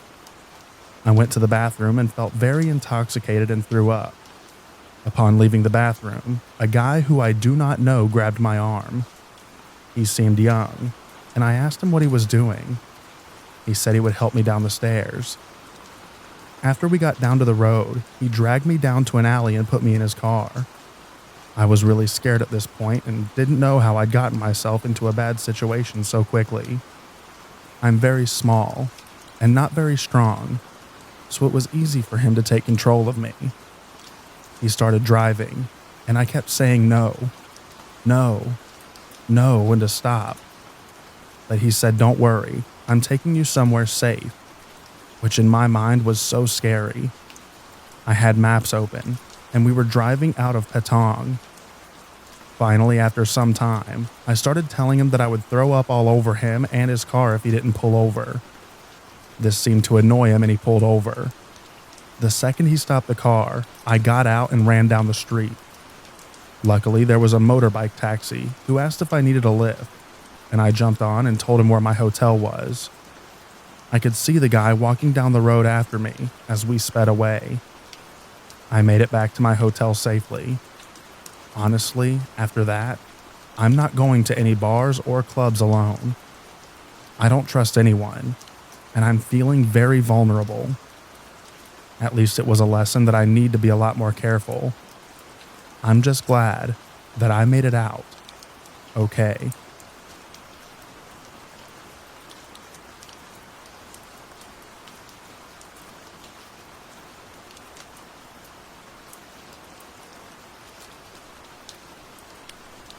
I grew up in the 1990s, born in the late 80s, and I remember getting my first bike and starting to explore the area in which I grew up in upstate New York. Where I grew up is much different now in the 90s. It was more rural with clusters of neighborhoods here and there. I lived near an old capped landfill, and the main road connected a lot of semis down to some factories in a neighboring town that was like a 5-minute bike ride. We also had an old Baptist church that was founded by an eccentric former hippie who was really good to the community. My dad, who was a very serious drinker, loved to fish, hunt, etc., with his friend because it gave him an excuse to drink and kill something. But he ended up making this deal with this pastor and the gentleman who owned a pond behind the church to stock it with fish, as at the time, my dad and his friends started becoming very serious competitive fishers and went in on a boat, which my dad had to sell his share to eventually keep drinking. So, my friends and I had permission to fish there in the summer, and we would go down and swim and stuff like that. I lived easily less than 5 minutes from this pond, and my friends and I go out there one summer day. This was around 1995. My mom had heard on the news a week prior about a wave of kidnappings. I don't remember if Amber Alerts were a thing then, so she decided to make a code word with me. She came to me and told me that if anyone ever tried to convince me that they knew my mom or dad, in hopes to get me in their car, to ask them for the code word. Ours was pickles. So fast forward to our fishing trips. My friends leave before me after we sat around and actually just swam more than anything. My friend Dennis got mad because he was serious about fishing, so he and his brother left, and I was alone on the road. And this road, once you got past this farm, was a straight shot to the main part of town, and our road was on the right just before the road ended. So I get to my road, and I'm about to turn, and I didn't notice that I was being followed by a beige-collared pickup with this Cletus-looking guy from The Simpsons in it. He greets me and tells me that my mom and dad are waiting for us at this local restaurant, which I knew. He tells me that they asked him to come to get me and to meet them there so that we can all have dinner. I immediately thought of what my mom said and started getting this evil feeling like I was in danger. So I told him that my parents specifically have a password that they give their friends, and that if he was their friend, he was required to tell me, at which point he got mad and started swearing at me. Although I didn't see one, but I was certain he had a gun, and he started fumbling in the truck. I turned and started paddling down my road, screaming for help and that I was in danger. He jerked his truck to follow, but I was making too much noise and was already to my house that he just took off. When I got home, my mom was home, and I was hysterical and asked her why she would ask such a mean friend to pick me up. And I told her what happened, and she didn't believe me. And she calmed me down, told me that I did the right thing, but could tell that I was having a hard time. She also grew up in the same town, and nothing like that had ever happened to her. A few days later, a friend of hers told her a similar story about her son on another part of town. The police then were involved, and the cops came and talked to me, and I gave them the same description of the man, the truck, what had happened, etc. I don't know if the guy was ever caught. I used to be very bitter at my mom for not believing me, but I now understand the confusion that she had, and instead of reacting, she just tried to console me and keep an eye on everything. My dad, on the other hand, was more vigilant about it and would ask me all the time when he'd take me out if someone looked like the guy in the truck, and if they looked like the same truck that I saw. I just hope that no other kids were harmed by him.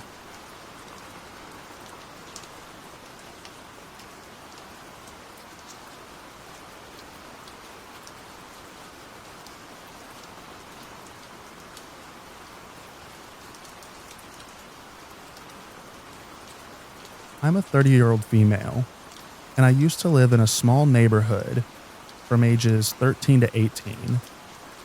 This took place when I was around 15. I spent most of my time just walking around the neighborhood listening to my MP3 player. Wow, I feel old just typing that. There was a guy around the same age as me that lived maybe 5 or so houses down from me. From neighborhood gossip, I learned that he was homeschooled and had been in and out of juvie due to his anger issues. He was almost always outside, and sometimes when I passed his house, he would start following me. I was smart enough to always have my own music down low enough to be able to hear and be aware of my surroundings. At first, I just passed it off, as he ended up walking the same time of day I did. Looking back, I was truly dumb. As time passed, he got closer and closer to me when following, until he eventually decided to come up right behind me. He said some truly heinous things that I will not repeat here. I mean, he was right in my ear when he was talking. I ran home and told my sister. She was basically who raised me. She told me I was lying and to stop making up stories. For a while, I stopped going out walking until I needed the fresh air and exercise, and tried again after maybe 2 months. Sure enough, there he was, and came right up behind me and started to say things again. I turned my music up and ignored him. This is what I continued to do every day until he got tired of me ignoring him, I guess. Because one day, he grabbed my arm. I couldn't get away, and then he grabbed the back of my neck and told me that I should know better than to ignore him. Again, I told my sister. She didn't believe me, and I stopped going out again. 2 weeks later, I woke up to loud bangs on my bedroom wall. There was a garage on both sides of the house, and the wall of my bedroom shared a wall with one of the garages. This garage was unfinished. There wasn't even concrete down, and it was easily accessible from outside, as it was missing the other door at the back of the house. My sister was out of town, and my dad was deaf and bedridden, so it was just me in the house, able to do anything. My bedroom also had a door to go outside, so I ran over and locked it. I laid down and waited for the banging to stop, but it didn't. My cousin and her boyfriend lived down the street, so I called her, and she sent her boyfriend down to see what it was.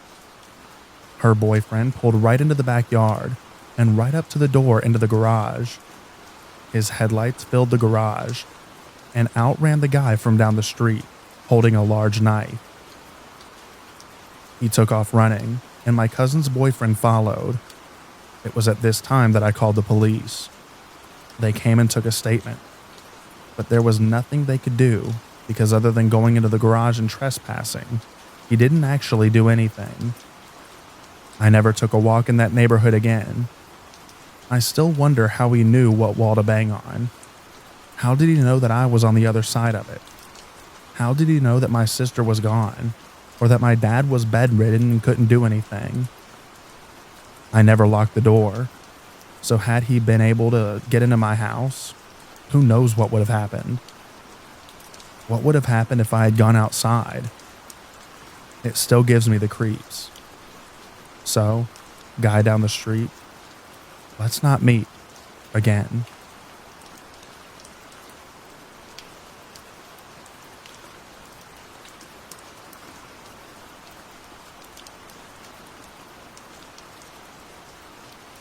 This incident took place in the summer of 2023. Last year, I transferred with my company to take a new position in a major Midwestern city. My spouse was still working and living back in California for the next few months. So, I rented a studio apartment for myself in a newly renovated apartment building in a popular downtown neighborhood until we could look for a place together. The apartment was small but nice. It was in a secure building with interior hallways and a nice downstairs lobby. I was one of the first tenants to move into this newly renovated building, and other new residents soon started moving in. A major advantage of this move was that I'd only be a couple of hours' drive from my hometown and my parents. I started my new job, and everything was going great. I was enjoying my new neighborhood, and the neighbors in the apartment building generally kept to themselves like I did. Then, a new guy moved in across the hall, and everything changed. We'll call him David. David was a single man in his 60s and was very different from the college students and young professionals who lived in our building. I started noticing his erratic behavior almost immediately. I would come home from work, and he would be sitting in his car in our small parking lot, just staring off in the distance. We were having issues that summer with smoke clouds coming over from the vast Canadian wildfires. They were leaving a light dusting of ash on our cars, similar to pollen. David was convinced that someone was spraying this dust on his car and was accusing various tenants he would run into in the parking lot. He would hoard trash in his apartment and leave trash bags in the hallway, causing a foul odor. He would also be yelling to himself in the hallway. I finally had enough and complained to the leasing office. The manager was quick to dismiss my concerns, saying that she'd been in his apartment and everything was fine. In August, my parents' 50th anniversary was coming up, and I was excited to go home and spend a weekend with them. A few days before their anniversary, my boss informed me that he would be flying in to work on an important project with me that would have us working through the weekend.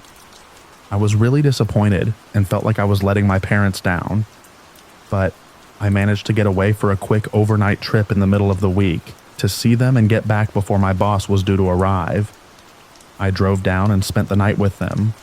The next morning, I checked my email as I was getting ready to head back. There was an email from my apartment manager in regard to the incident the night before. The email was very vague, but it stated that a resident was dead, and there would be further details coming later. My heart sank and I immediately went pale. My mind instinctively went to my strange neighbor David. I opened up a local news app for my city, and the top story was about an active shooter in my apartment building who was killed during a SWAT team standoff the night before. Apparently, David approached my next-door neighbor in the hallway with a gun and threatened to shoot him. The neighbor ran into his apartment and called 911. David also called 911 and told the dispatcher that his neighbors were hacking his phone, and if the police didn't come, he was going to start shooting people. The police came and tried to talk to David, but he had barricaded himself in his apartment and claimed to be heavily armed. The state police and the SWAT team soon arrived, and David began firing a rifle out his window at anyone he saw in the parking lot below. All of the neighbors on my floor were trapped in their apartments with no way of escape. They had to get down and barricade themselves from the gunfire. There was another building across the street with a direct line of sight into our apartment building. A police sniper took a position in the building across the street and shot David through his window. Then they flew a drone into his open window and confirmed that he was dead with a gun still in his hand. Luckily, no one else was injured. I got home later that day to a bullet-riddled apartment building, and several neighbors who normally didn't speak to each other were hugging and crying and showing each other videos of the incident from their hiding places. I've never been so lucky to have been out of town. If my boss hadn't messed up my plans, I would have been home that night. I'm sorry David didn't get the mental health attention he needed, but he put so many lives in danger.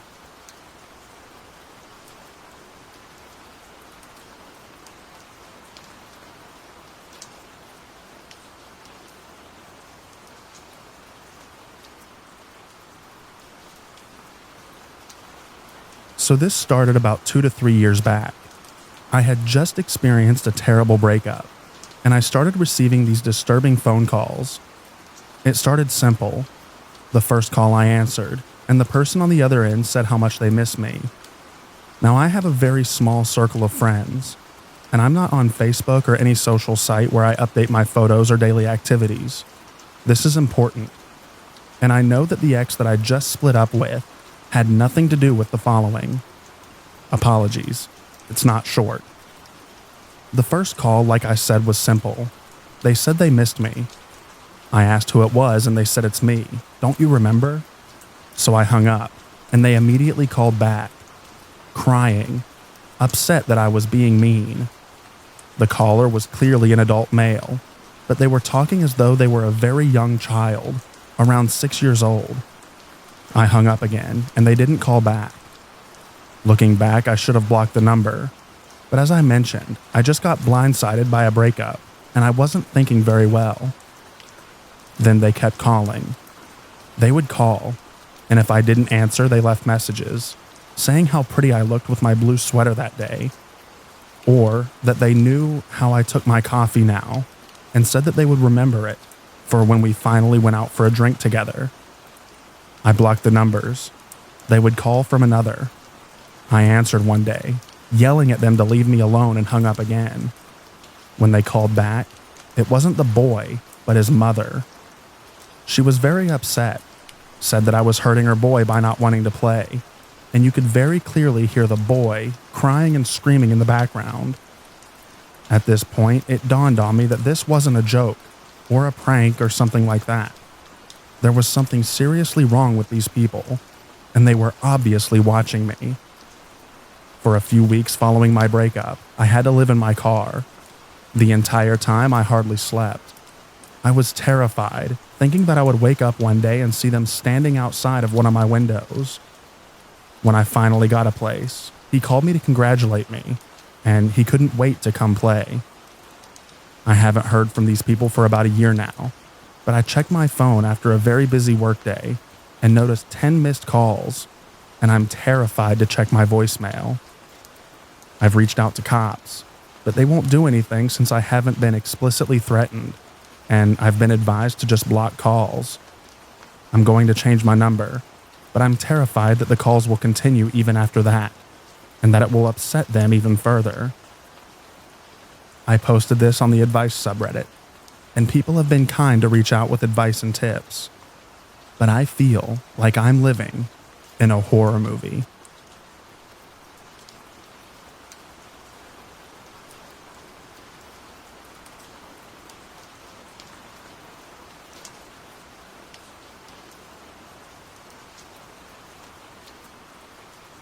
It was a Friday night, and I had gone to bed early, as I had work on Saturday morning. After reading in bed for a bit, I drifted off at around 10:30 p.m., only to wake up about an hour later to loud screams and people yelling profanities. I thought that my girlfriend was watching a movie with the volume way up, and I went out into the lounge room to ask her to turn it down a little. Instead, the TV was off, and my girlfriend was staring at the front door with her eyes wide. Our apartment is on the ground floor of the building, so our front door opens directly out into the lobby of the building.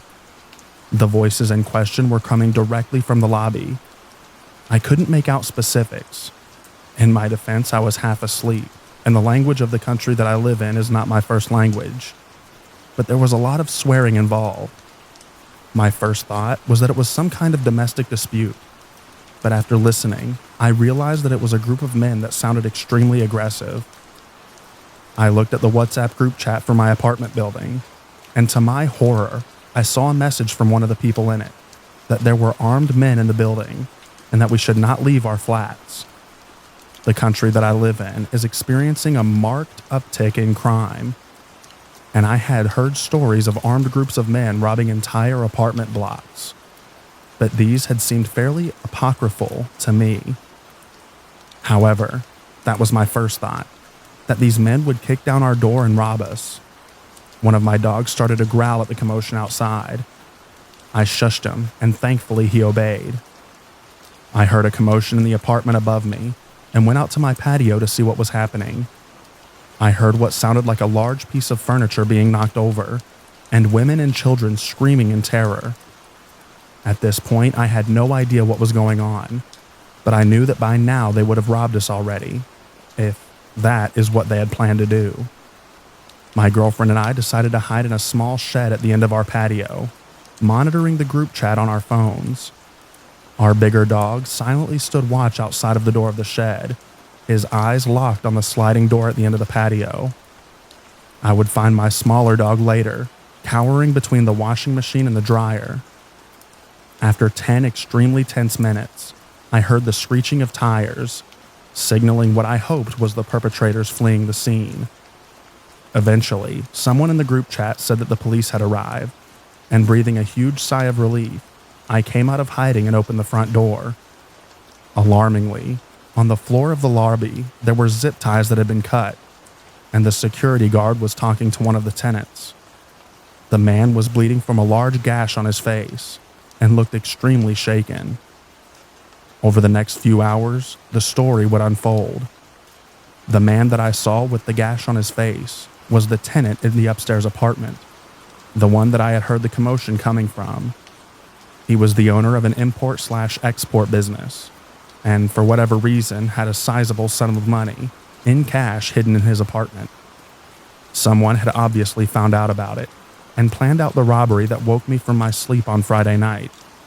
A group of 8 men had followed him into his apartment building's garage and ambushed him as he got out of his car, and judging from the gash on his face, roughed him up a little bit. Some of the group of 8 had gone to the lobby, surprised the security guard and zip-tied him. The remainder of the group had gone up to the apartment, robbed it, and then fled the scene. It's fairly chilling to think that armed men were meters from my front door. So, to the armed men that stormed my apartment building to steal my neighbor's cash, let's not meet.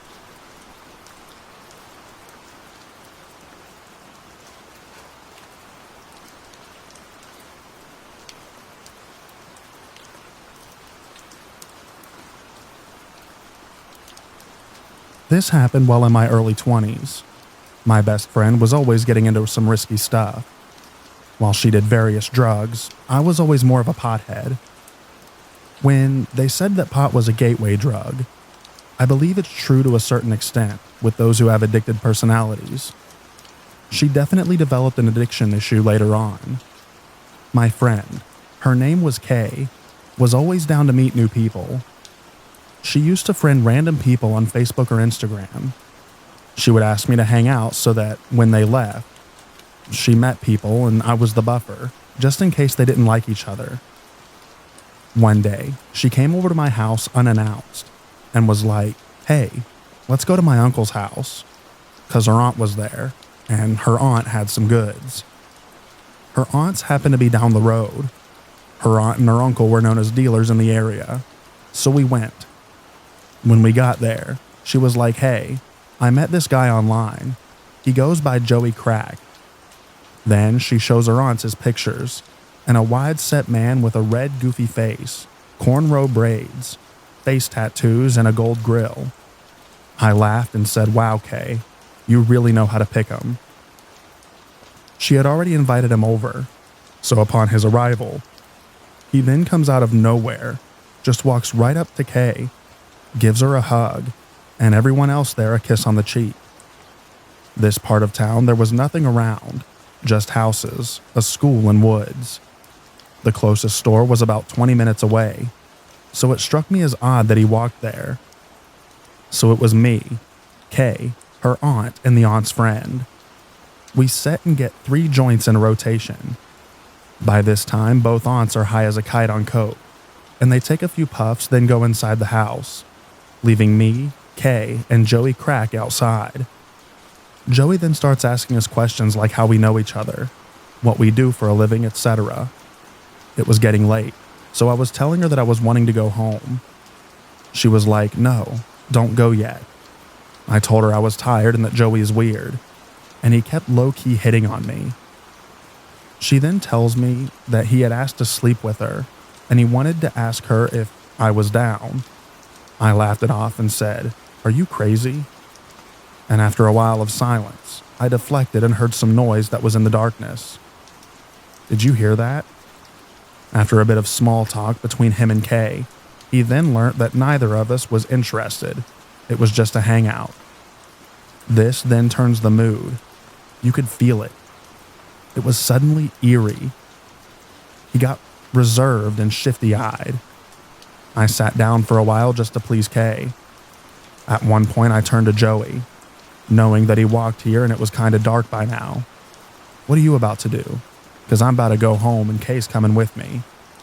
He was like, I just texted my boy. He's about to come get me. When he was texting, Kay was right behind him, watching him text. Her eyes grew wide and she looked at me. That was silent girl code for what the heck. Kay broke the silence and was like, hey, come help me get this thing from inside to bring it out. So I did. We went inside and she was like, I'm going to call my uncle so that he can take us to your place. And I was like, why? My house was like a 10-minute walk. She said, because when she was looking at Joey's text, he sent to whoever was coming to pick him up the information of all of us here. He noted that our aunts were high on coke, as us along with our age. He was telling his boy to come over to basically rob and R-word us, and called dibs on the blonde one. I was the blonde one. Every hair stood up on my body with the thought of some gross goon trying to have his way with me.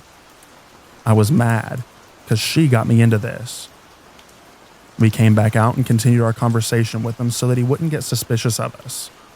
She mentions out loud that her uncle was on his way home. As he pulls in, a sigh of relief comes over me.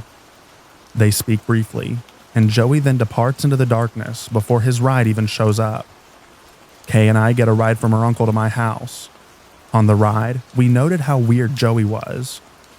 Later that night, as I was going back to bed, I checked my Facebook, and I have a friend request from Joey and a message. You're so pretty. I would love to have some alone time with you without your friend. The message ended with his number. I never blocked someone so fast. And after this, Kay didn't learn a lesson, but that's another story for another time. A week later, Joey was in the news. He was wanted for SA, robbery, and drug possession. A bullet well missed on my part. Joey cracked, let's never meet again.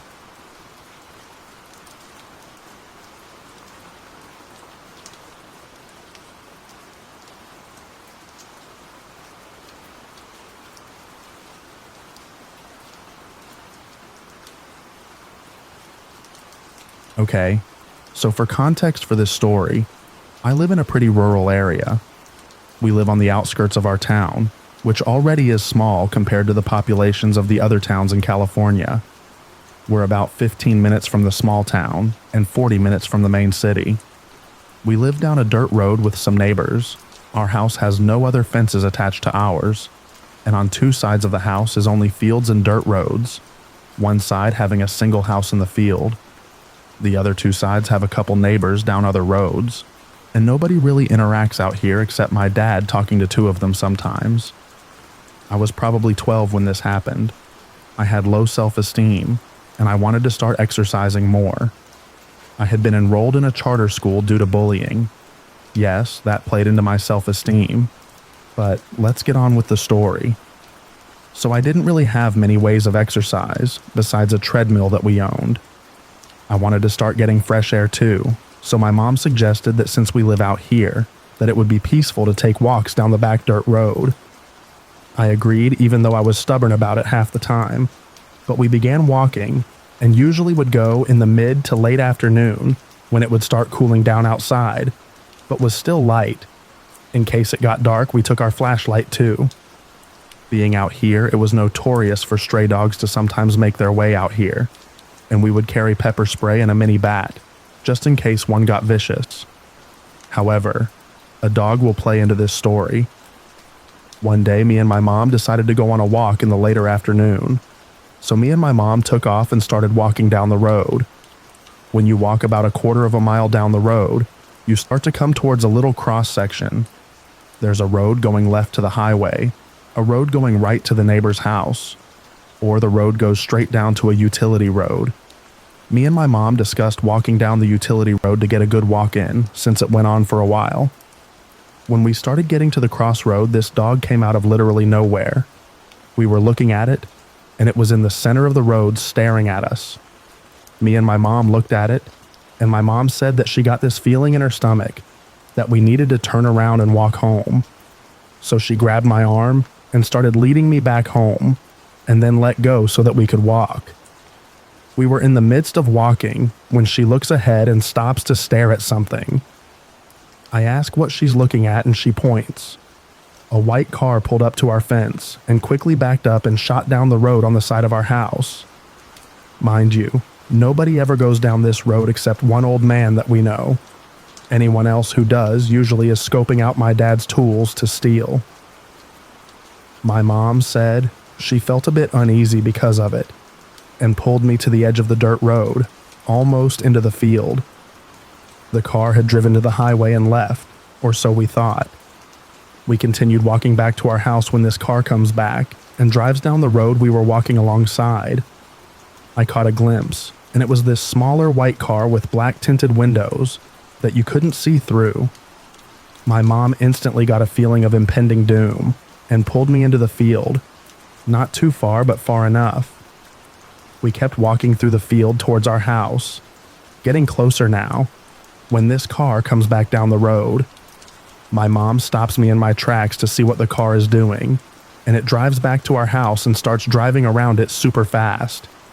For context, we have a random road and area that goes around our yard on our property. My mom waits until the car drives back down the side road, and she tells me we need to start running, so that's what we did. We started running through the field, getting to one of the little sections near my yard. The car comes back and drives down the road trying to cut us off. Me and my mom are panicking at this point and have no idea who this is and why they're acting like this. The car circles around again, and my mom drags me to further to the right, I think, of where we were and told me we're going to run down into the ditch. We get down in the ditch and the car comes back around and pulls to the edge of the ditch where we were. The front of the car was facing us, and all I could think about was if it drove down, it would hit me and my mom and probably kill us. My mom quickly put her arm in front of me and stood dead still while I was literally horrified and dropped our flashlight and I think my water bottle. The car was getting ready to drive down where we were, and then suddenly they backed up and drove around the yard, going back down the side road to the highway. Me and my mom felt like our souls left, and she tells me to run, don't look back, and get to the front gate. I run up the ditch, feeling my heart pounding. I run around the yard and towards the front gate, flinging it open, and I started running towards the front door. I did not hear my mom behind me. I was running to the door to open it right when I looked over and saw the car coming back down the side road. I ran into the house, trying to catch my breath. I saw the car drive down the road, and I didn't see my mom, so I was panicking. I ran towards the sliding glass door, and suddenly my mom comes running towards it and flings it open, running in and locking it. She tells me to go lock the front door while I try to catch my breath and tell her I was scared because I had no idea where she was.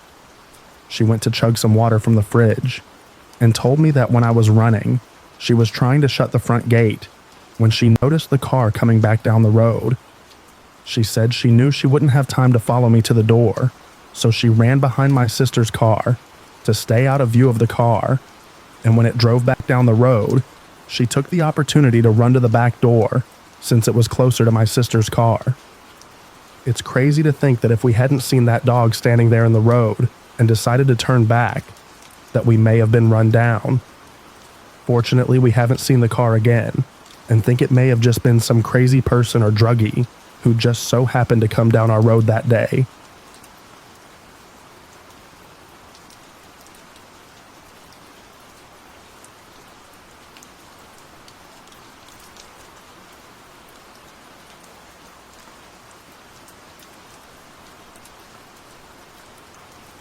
I don't know how long this will be, It took me about 4 days to actually be able to type this out. I got weird mini anxiety attacks when I tried. I'll be the first person to admit that I have a very can't happen to me complex. And that's kind of what occurred in this story. I'm a university student and live in a rental house with 5 other people. It's far from ideal, but in this housing outcry that we're living in, it takes that sting off of us having to pay a bunch of money a month to exist in a box. This has relevancy, I swear. I got extremely lucky last weekend when the 5 of the roommates that I had were all out for the weekend. This has never happened, so I was ecstatic to have the house to myself. I did the whole 21-year-old girl home alone stuff that you can think of, watching the movie with the volume loud, taking really long showers, walking around the house in my pajamas, etc. It was around 10 p.m. I had finished some homework and was relaxing with a glass of wine and watching some streaming services. It sounded briefly like there was something moving on the porch.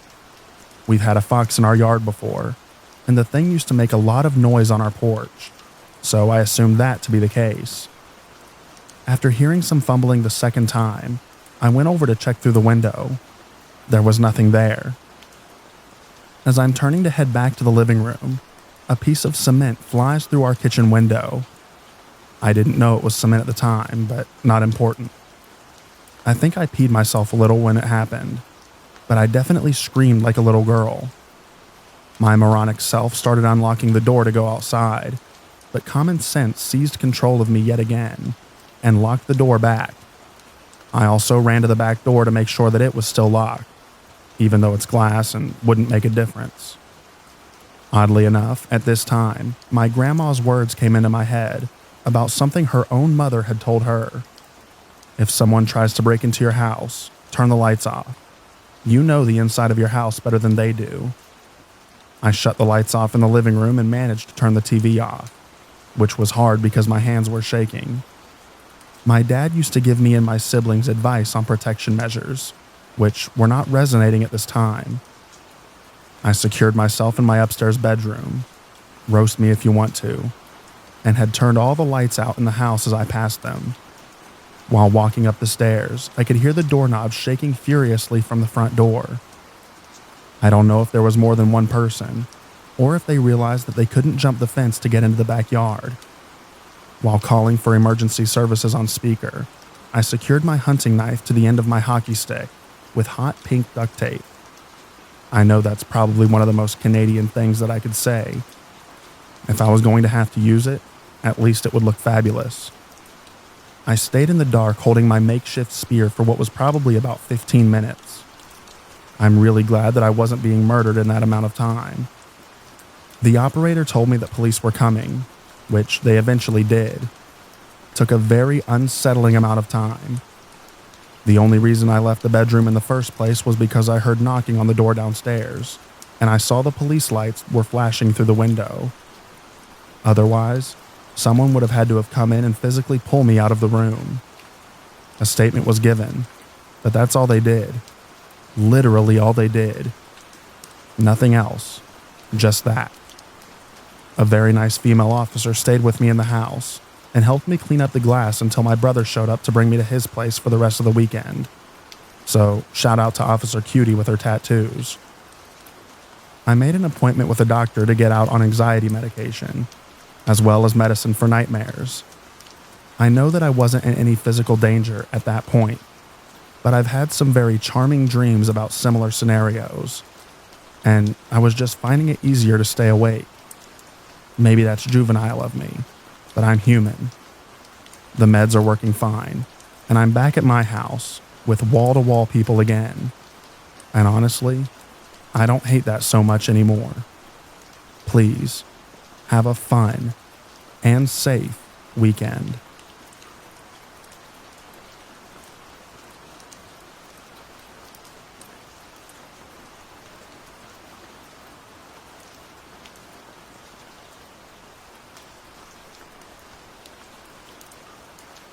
Never move in with a man or woman that you've never personally known. I got a roommate from hell this way. The man tortured me psychologically when I turned down his advances. then stole thousands of dollars from me over time. He even used my Amazon account to open up an account. He got some of my personal info like social security number and stuff like that as well. Once I left after calling the cops to help me leave, he showed up at the Apple store that I was just at a day after I left. Even though I left to go live on the streets, no family or friends as I was severely abused as a kid. I've been on my own since 14 actually, so I'm accustomed to surviving on the streets for periods of time. I was a million times happier than I ever was in his nice apartment, surrounded by nice things and a fancy car. I felt so relieved even just living in a concrete garage. I was a million times happier sleeping on a concrete with a pillow made of a towel and a tiny little blanket in the cold and heat than I ever was living there with him. He spent his time psychologically torturing me, and I don't regret leaving at all. He would bang on the wall across from mine every morning and late at night to startle me awake. He'd throw pebbles or tap on my window in the middle of the night to scare me and keep me on edge. He'd give me weird little candies and teddy bears as if we were dating. He even ordered stalkerish love items from my own Amazon account. Who the heck spends this much on a Christmas ornament that says, "I'll always love and follow you," or something along those lines? If I'd go to the restroom, he'd run and kick his foot at the door so loud and suddenly that it sounded like a door being kicked down. He'd steal my items if I left them alone for even a second, so I'd have no way to go out if I had plans. Then he'd put them back once I mentioned them, or when it was too late for me to leave for my plans. He kept me home this way. If I got any mail or a package, he'd interrogate me. "What did you order? I need to know." Like he owned me or something. Towards the end, I was leaning doors and furniture up against the door because he picked my bedroom lock before I was gone. And when I'd wake up, sometimes there was stuff missing or moved in odd ways, so I knew that he was creeping around while he was asleep. He was an absolute freak. I wouldn't put anything past him since he showed me how psychotic he was. If I was happy or in a good mood, he'd start criticizing and nitpicking at my body, hair, face, behavior, voice, anything that he thought that I was insecure about. I even developed an ED because he always did this and mocked/laughed at me when I would make or eat food. Anytime I'd leave my bedroom, he would rush out of his room to stand right behind or near me like a weird little dog that follows you around panting. He'd throw out food that I just bought, steal my cash, and even use my debit cards. He even ordered 30 to 40 plus items off of my Amazon account without my knowledge or consent. It was the strangest thing. If anyone else had dealt with this, they'd go insane. I still have trouble believing this stuff happened, as it was just so crazy to even think that someone is that crazy to do something like this.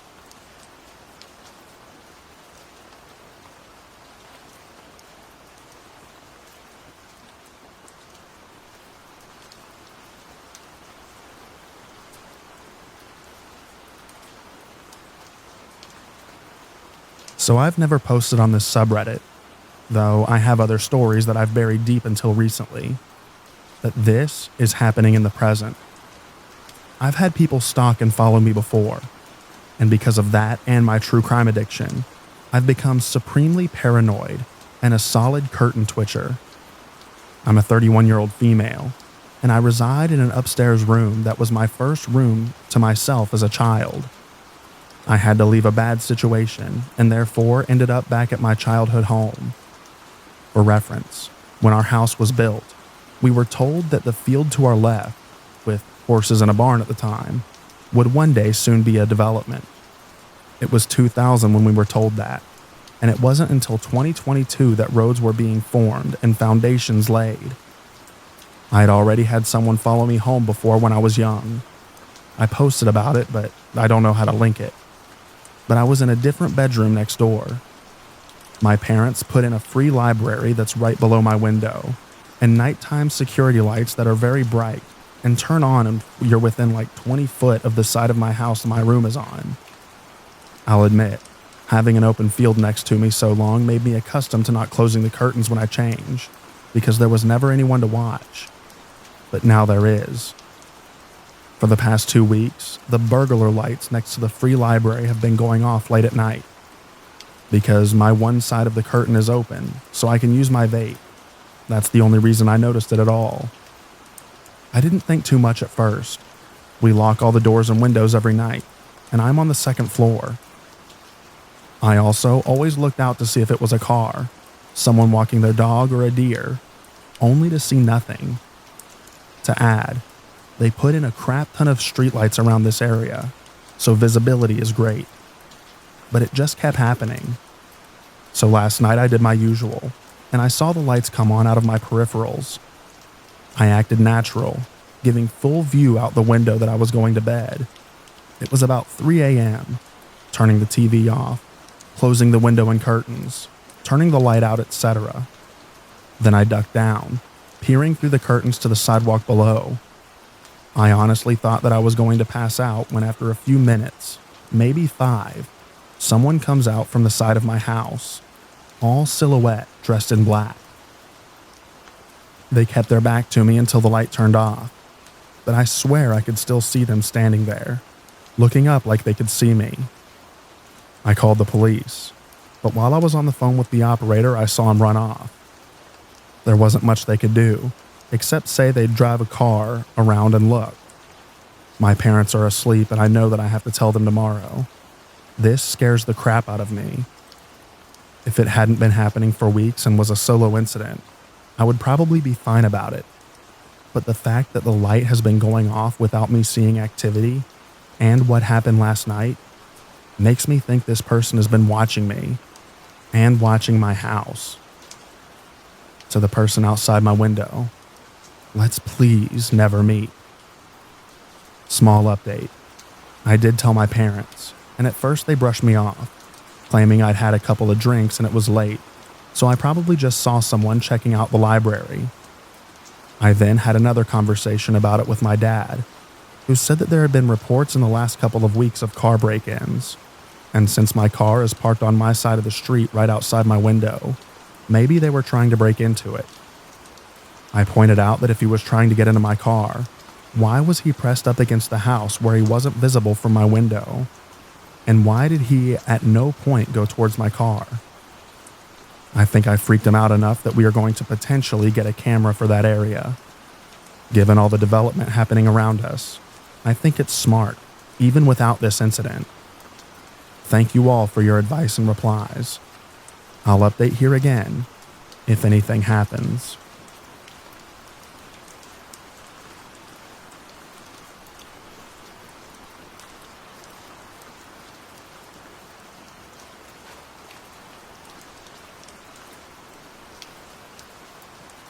This story takes place in the Balearic Islands of Spain around 2007. As every late August, my mom, grandma, aunt, and I would book a trip to Mallorca. We're all from northeastern Spain, but love the sun just as much as Brits do. Anyway, our room overlooked the sea. It was located on the first floor. I had just turned 8 years old, and every night for a week we would enjoy the nightlife from our terrace. It was our 5th night in, and since there would be different booths at night where you could get tattoos, personalized jewelry, etc., just underneath the terrace, we would sit and watch people get stuff done like hair, tattoos, etc. There's this guy getting a tattoo. He's sitting in a weird position, so he can't really see what's going on with his girlfriend. My mom notices that some random guy starts groping her. She's obviously uncomfortable and her boyfriend doesn't know what's going on at all. He's completely oblivious. Mom doesn't know any English besides very basic words, so she starts shouting, "Hey, stop." Mallorca is filled with foreign tourists, and they all look foreign to us, the perpetrator and the couple. So that's why she started shouting in English. The guy notices and stops groping her, but gives us a deathly stare. He then starts again, and now we're all shouting stop from our terrace. People start to notice there's something wrong and keep looking at us in a weird way. He then freaks out and tries to get in our hotel. Thankfully enough, he couldn't get in because you needed a code in order to do that. However, 2 German girls were about to use that same door to get out, so we started to shout no, no. This dude kept leaving and coming back to see if he could come up with a way to get in. We didn't know what his intentions were, but we were all pretty shaken. We went to the front desk and eventually called the police to let them know that there was a man who was desperately trying to get into our room. All I remember is crying and thinking that I was going to get kidnapped or something.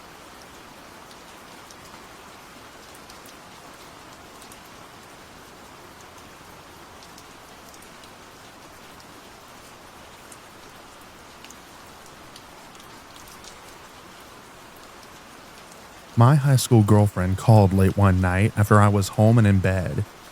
She said that something had happened and asked if I could come over. She was clearly shaken and not full of details, so I told my parents and drove over towards her house. At the top of her subdivision, I was met by a cop with lights on. He asked where I was going, and I told him about the call from my girlfriend. He lets me go by, and I come over the hill to the cul-de-sac where she lives, and I see multiple cop cars around the circle. They watch me pull up and get out of my car. My girlfriend comes running out of her house and meets me in the street. She explains that someone had broken into her neighbor's house and started beating her with something heavy. The neighbor managed to get out of the house and headed to my girlfriend's house where she started banging furiously on the front door. My girlfriend's dad was out of town, so her mom answered the door, and the neighbor just fell into the foyer bleeding profusely from the head. Her mom looks up to see the attacker headed up the walkway towards the front door. She pulls the neighbor into the house and closes the door, hitting the attacker with it before it fully closed. He then took the heavy tool that he had used to beat the neighbor and smashed the little window at the top of the door. Her mom started screaming, and the attacker just turned around and walked up the street into the darkness. I spent the night there that night, along with 2 or 3 cops outside in their cars. And in the morning, we could still see the blood pooled on the floor in the foyer and splattered blood above the front door from where the attacker had swung the bloody tool to smash the window. No one was ever caught or even identified. It was just completely random. The neighbor survived, and to my knowledge had no permanent physical injuries beyond scarring from having her scalp stapled shut. She moved away shortly after the incident.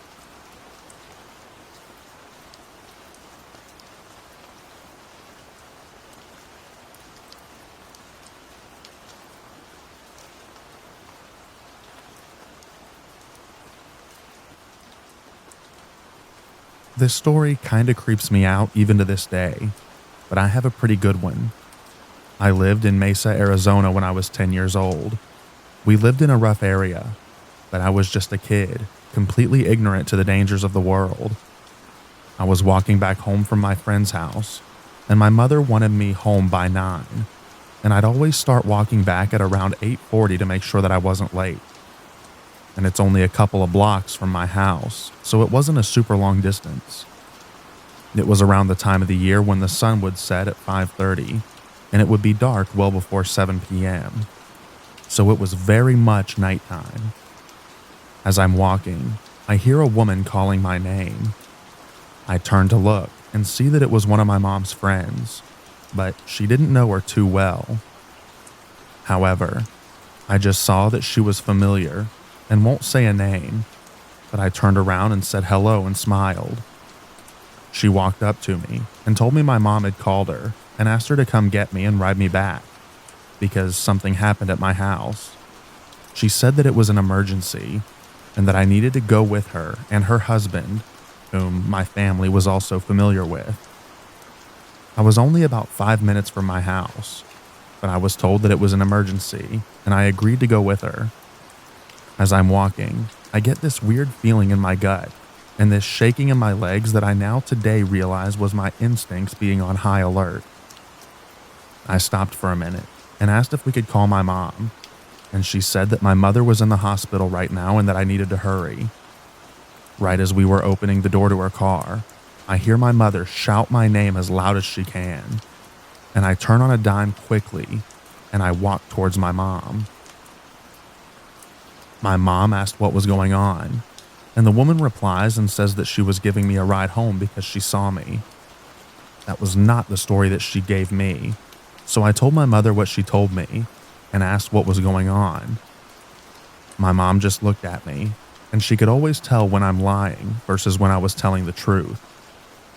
The woman then goes to interrupt me, likely to lie, and my mom cuts her off and just stared back at her with the most shocked look ever, and these words still send shivers down my spine. She says in the most shocked voice ever, "You were trying to take my son." And the husband looks out the window, hurrying his wife in the car.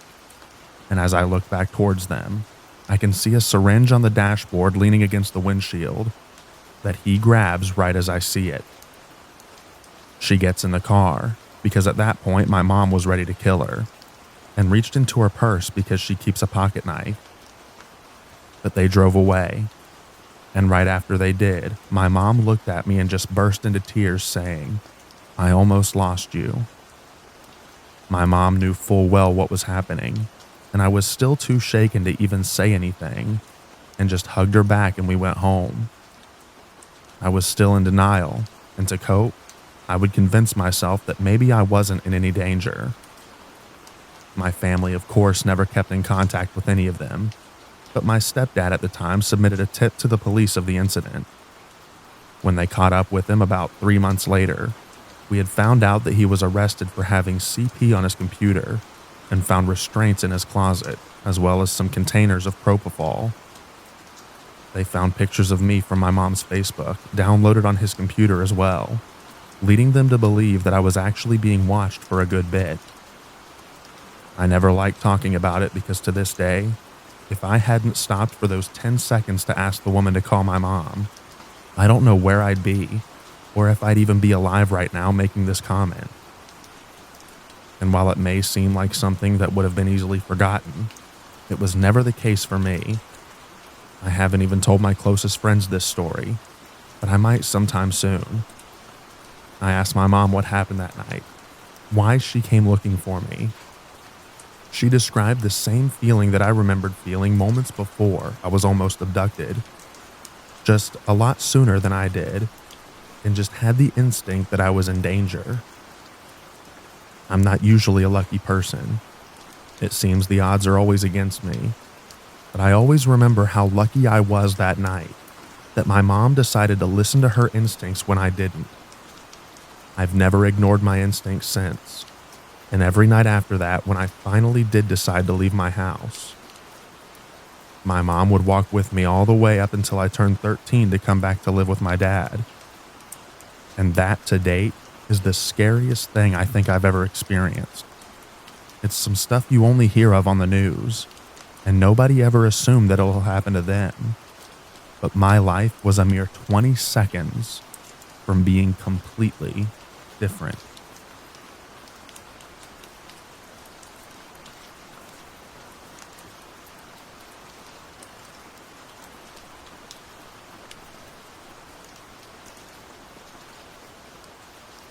Up to this day, I'm still looking for a logical explanation to this. This happened in 2003. So I and an ex were checked in a coastal resort where the cottages were far apart, like 200 meters away. At around 11 or 11:30 p.m., while we're both drinking beer with the lights turned off and only the TV on, the doorknob suddenly rattled violently, like someone was forcibly trying to get it open. There was no double lock on the door, so my first reaction was to jump from the bed and block the door with my weight. The force of my landing must have been heard from the other side, but the twisting of the doorknob continued. By this time, I was already pressing my face to the floor, trying to look and estimate how many people were outside the door via the small gap between the floor and the bottom of the door. There was nothing, not one pair of feet or anything, but the doorknob just kept rattling. I should point out that the gap between the floor and the door was enough for me to see the outside, or at the very least notice any change in shadow or light caused by movement. But there was nothing. The turning of the doorknob then stopped, but I never heard any footsteps or any other noise. I waited a few minutes and then opened the door. Everything was quiet. No footprints outside or on the sand surrounding the cottage. We just noped out of there immediately.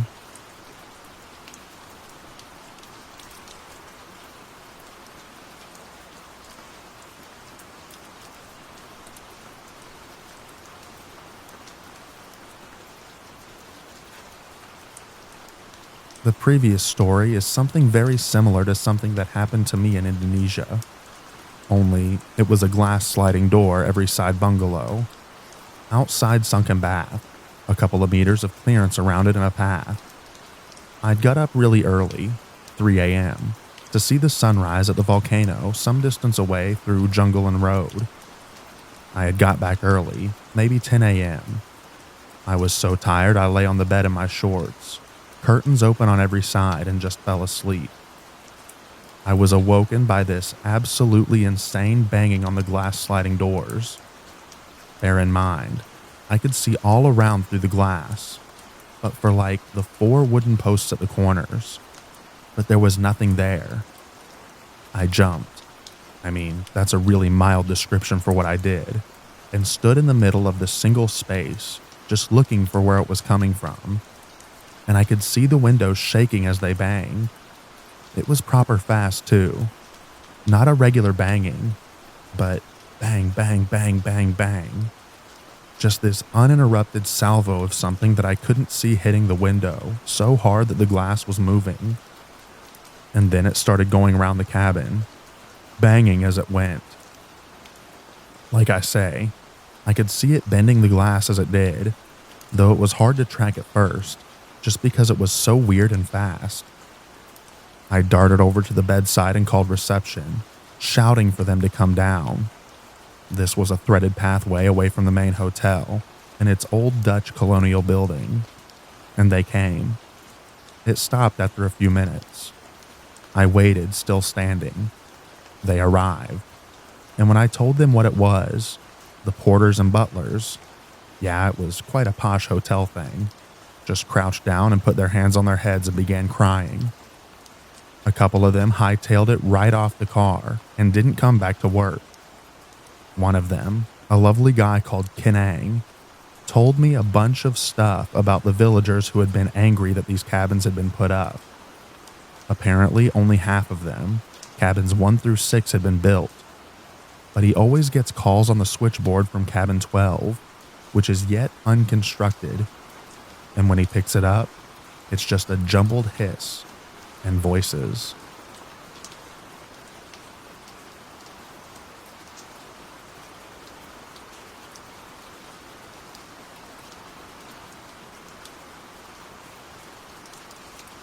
When I was 17, I was hanging out with 2 friends and they wanted to go smoke weed in the woods. I didn't feel like it, so I drove them and waited in the car. After a while, I was getting bored and decided to go meet them, but there were 4 paths going off in different directions, so I just took the biggest one. After walking for a few minutes in the pitch-black forest, before flashlights on phones, I come across this dip in the trail, and on the other side is a bench lightly visible due to the moonlight. On the bench is sitting a man, and another one is standing in front of him, but I can only make out their silhouettes. Being sure these are my friends, I yell out to them before walking over. If you ever walk the woods at night, it's just an uneasy feeling all around, so I was cautious to begin with. Well, it turns out, just after yelling out to my quote-unquote friends, both silhouettes turn around towards me. Not a word, not a sound. The guy sitting down starts sprinting at full speed towards me in complete silence. I got the absolute crap out of there, sprinting also the other way, and tripping over stuff because I couldn't see anything. I finally get out and lock myself in my car, but I was really worried for my friends. Maybe a minute later, I see them both coming out of a completely different path. They also confirmed that they never saw me or anyone else. My heart still sinks, thinking about that dude sprinting in silence. Like, what was he going to do?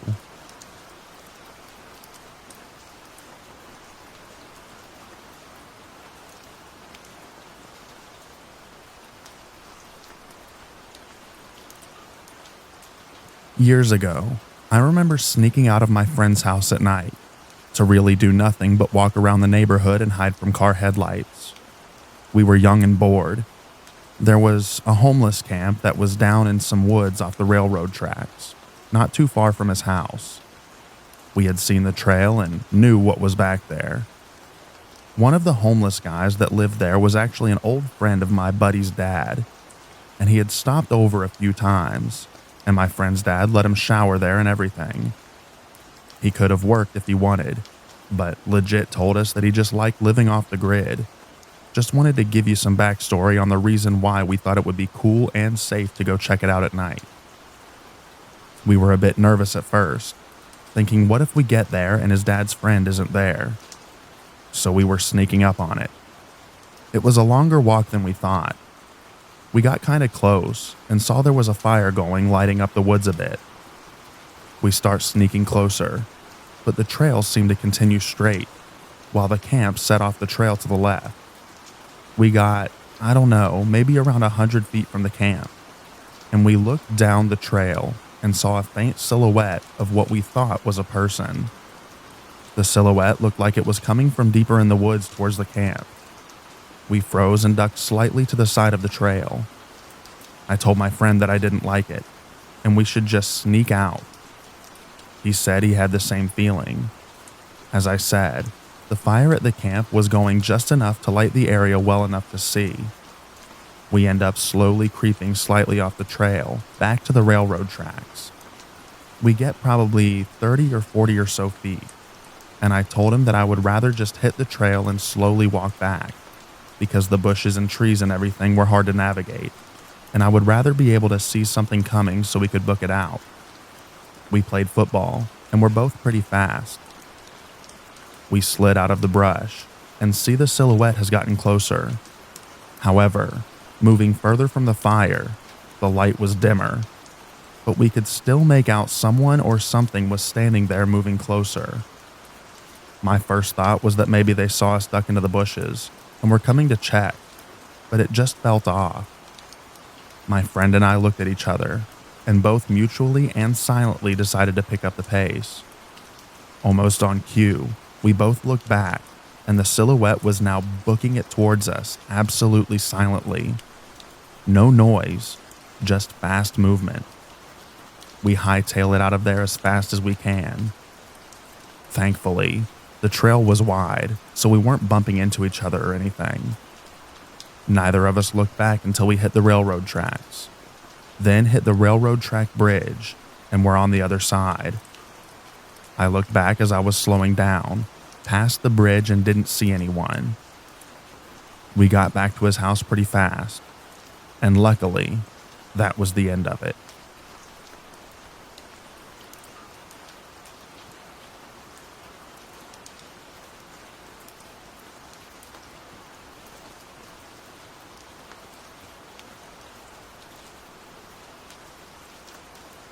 I think I suppressed this story until now, and I can't remember exactly where it happened, but an ex and I went for a romantic weekend out of Jakarta somewhere, a mountain resort surrounded by rice paddies and tea plantations if I remember correctly. It was beautiful and expensive. I was woken up at probably 3 a.m. in the pitch black in our room by some banging on an internal door, and then I heard it slide open. In that split second, I thought it was my ex who couldn't see anything, trying to go to the bathroom. Then she sat up and screamed beside me. I crapped myself. I got up, turned all the lights on. The sliding door that we had locked was unlocked and wide open. I thought initially that someone had broken in and we'd startled them, but the outside door was still locked. We noped out immediately as well. We managed to find some other weird reports online, but there wasn't much, and this was back in 2008. We never got an explanation. Only thing I can think of is that someone may have gotten in via a manhole or something, though I never waited around to bother and look. I refuse to believe in supernatural stuff, so it's the only logical thing that I could consider. As I say, I've clearly suppressed it until now.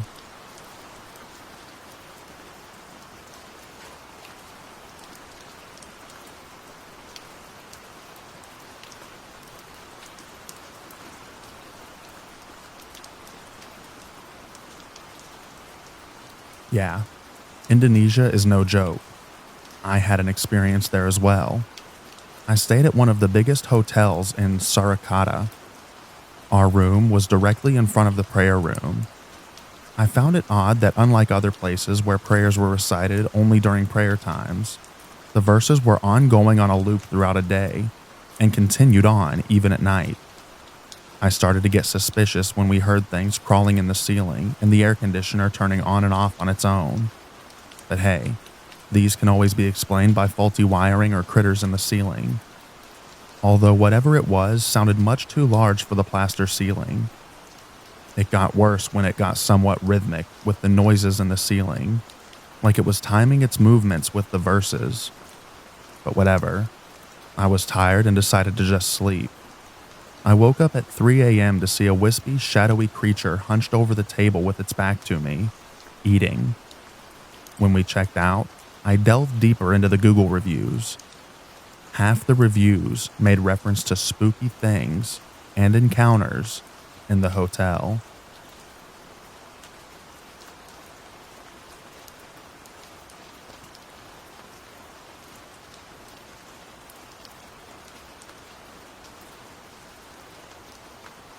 I was out in California with my wife and daughter. She was about 10 months old at the time, visiting my father-in-law. We drove into the city to hang out. He had to handle a traffic ticket, so we drove to the courthouse. As we drive in, this car is driving into the lot. There was a gate with a guard. Not driving super fast, but too fast for a parking lot. The attendant seemed to be running after the car. We were super confused. The car proceeds to drive into the lot, pick up even more speed. Then the passenger, a woman, opens the door and falls out of the car. We stop our car. We're not in the lot yet, and we were all wondering what the heck is going on. The car stops. The driver hops out and starts chasing the woman. Then all heck breaks loose. She's screaming. He's chasing her. The lot attendant is close behind him. And then I notice the driver chasing her has a knife. The woman passenger runs towards the courthouse, up the steps, and the driver chasing her catches up. Courthouse police are running towards them now. 3 of them, guns drawn, yelling at them to stop. The driver tackles the woman. Remember, he has a knife. And as they tussle on the ground, we hear 4 to 5 gunshots. I could have sworn they just killed both of them. But the woman jumps up and is quickly ushered into the courthouse by one of the cops. The other 2 approach the man, guns still drawn, and he writhes around a bit and then goes still. My wife didn't think they were real gunshots. She thought that they were beanbags or something. Thankfully, my daughter was in a rear-facing car seat and had no idea what was going on. We turned around and left. The news later reported the woman was being physically abused by the man, but she convinced him to take her to the courthouse to deal with a speeding ticket or something. She took her chance to get away. He chased her with a knife, and the courthouse cops shot and killed him. I was crazy impressed that they fired into this tangle of 2 people, and the woman wasn't injured. Still doesn't feel totally real that I watched those cops shoot and kill that guy.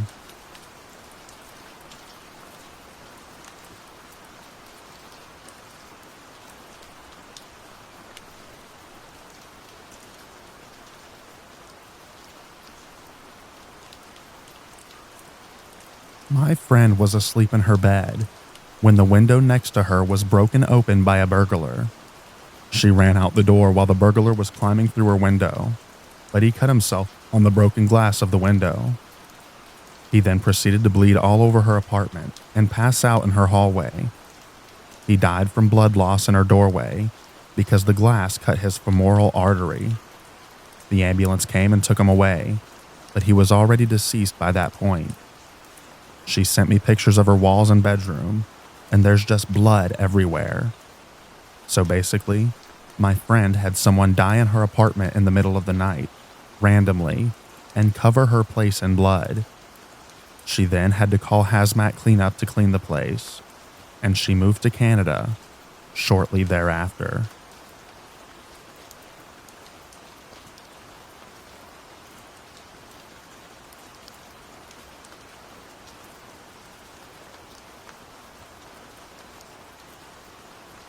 My girl and I were flying into her hometown after being out perusing around the country for Thanksgiving. It was a few days earlier than scheduled, so we didn't tell any of her family or mine, who also flew in, because we had been spending Thanksgiving together for the last few years. We honestly didn't utter a word. This was back in 1992, so there were no cell phones and no tracking abilities or any of that. Anyways, we got into town late at night, around 11 p.m. or 12 a.m.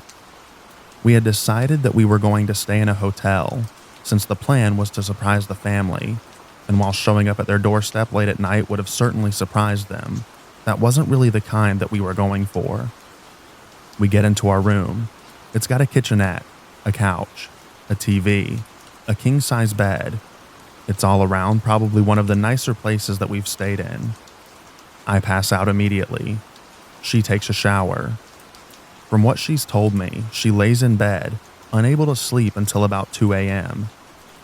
For context, we were in an extended stay hotel with a door that led right out into the parking lot. There was a sliding glass door to the left of the bed. Straight ahead was the couch, the door, a desk, and a smaller window. Blinds were shut on the sliding glass door, but on the smaller window, I guess they were open a crack.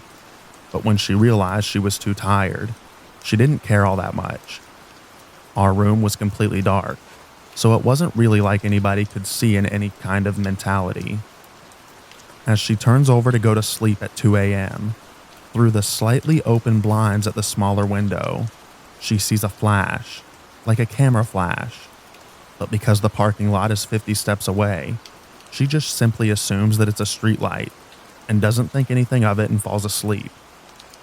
5 a.m. rolls around, and I'm woken up to loud knocking on the sliding glass door. She wakes up only a few seconds after I do, and is just as confused and disoriented as I am. Continuous, persistent knocking. I had half a mind to just assume that it was some drunkard.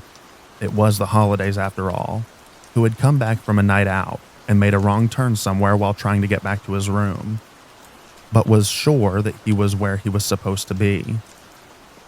Knocking stops briefly, then starts on the front door. I want to further emphasize how this knocking was. Not quite a police knock, but someone was sure that they wanted into this room and wasn't going to stop until they got in. I go over to the door to look through the peephole, and I don't see anybody. The knocking starts again on the sliding glass door. If it was someone trying to wake up whoever they were with because they got locked out of their room, wouldn't they be announcing themselves? Wouldn't they be calling out the name of the person that they were trying so desperately to wake up?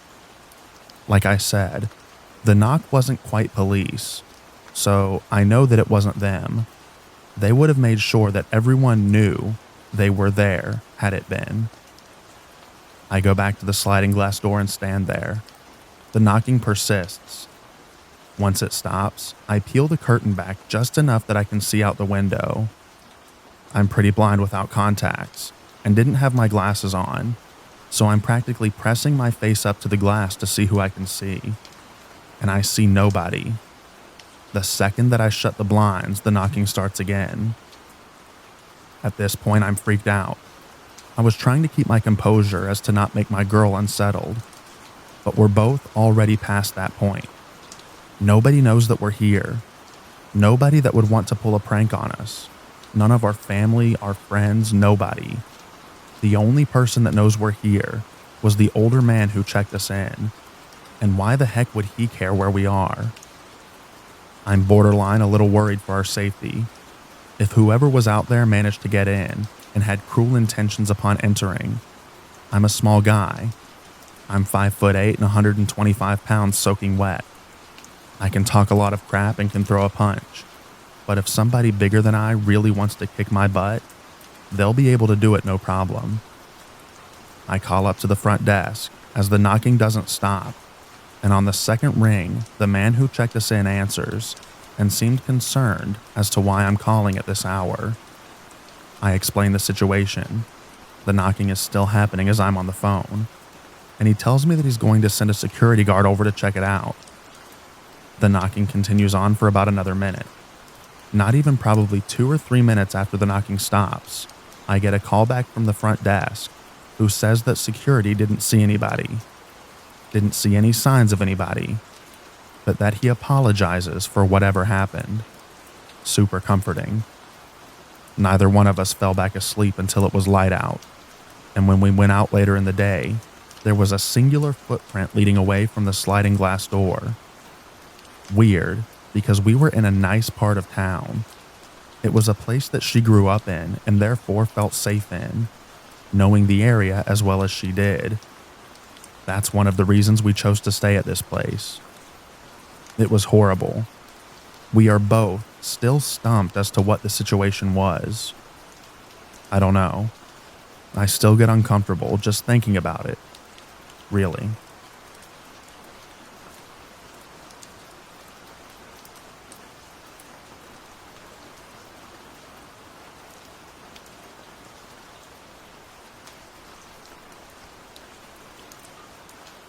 This is a story my mom tells me all the time. When I wasn't even 6 months old, my dad was out of town on a work trip, and my mom was home alone with me and my older brother. The house was kind of isolated and had a gravel driveway with one of those doorbell things where it would ring the doorbell whenever someone drove or walked close enough to the garage. At 11:30 p.m., my mom hears the chime and wakes up. She knows that my dad isn't due home for 2 more days, so she's positive that it isn't him.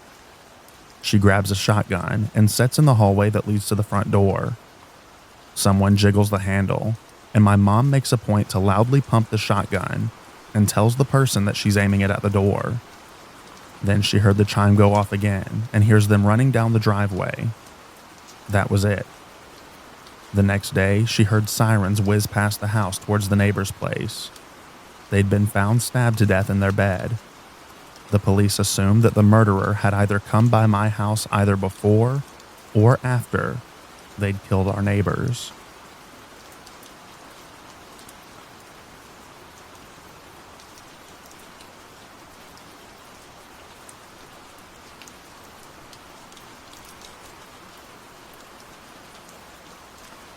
My mom's friend's friend went on a Tinder date with a dude and they met at a lunch place, and things were going great.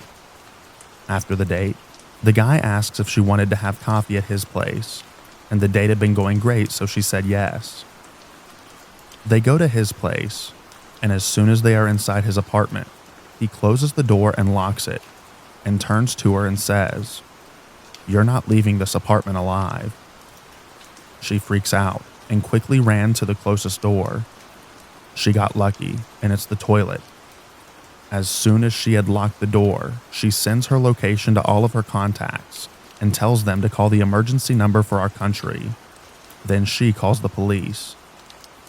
The police arrive, and the dude has almost completely hacked the bathroom door to pieces with an axe.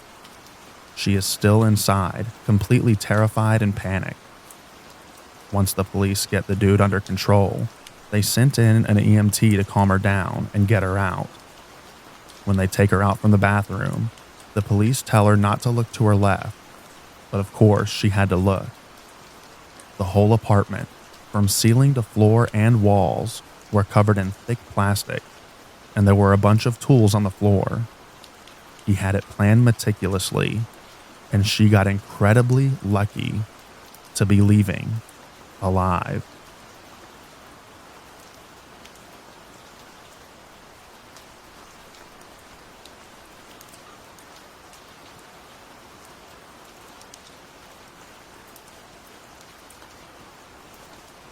This is going to be a somewhat long and controversial story, but it happened to me. I was driving home from visiting a friend who lives several hours away from me, 6 hours to be exact.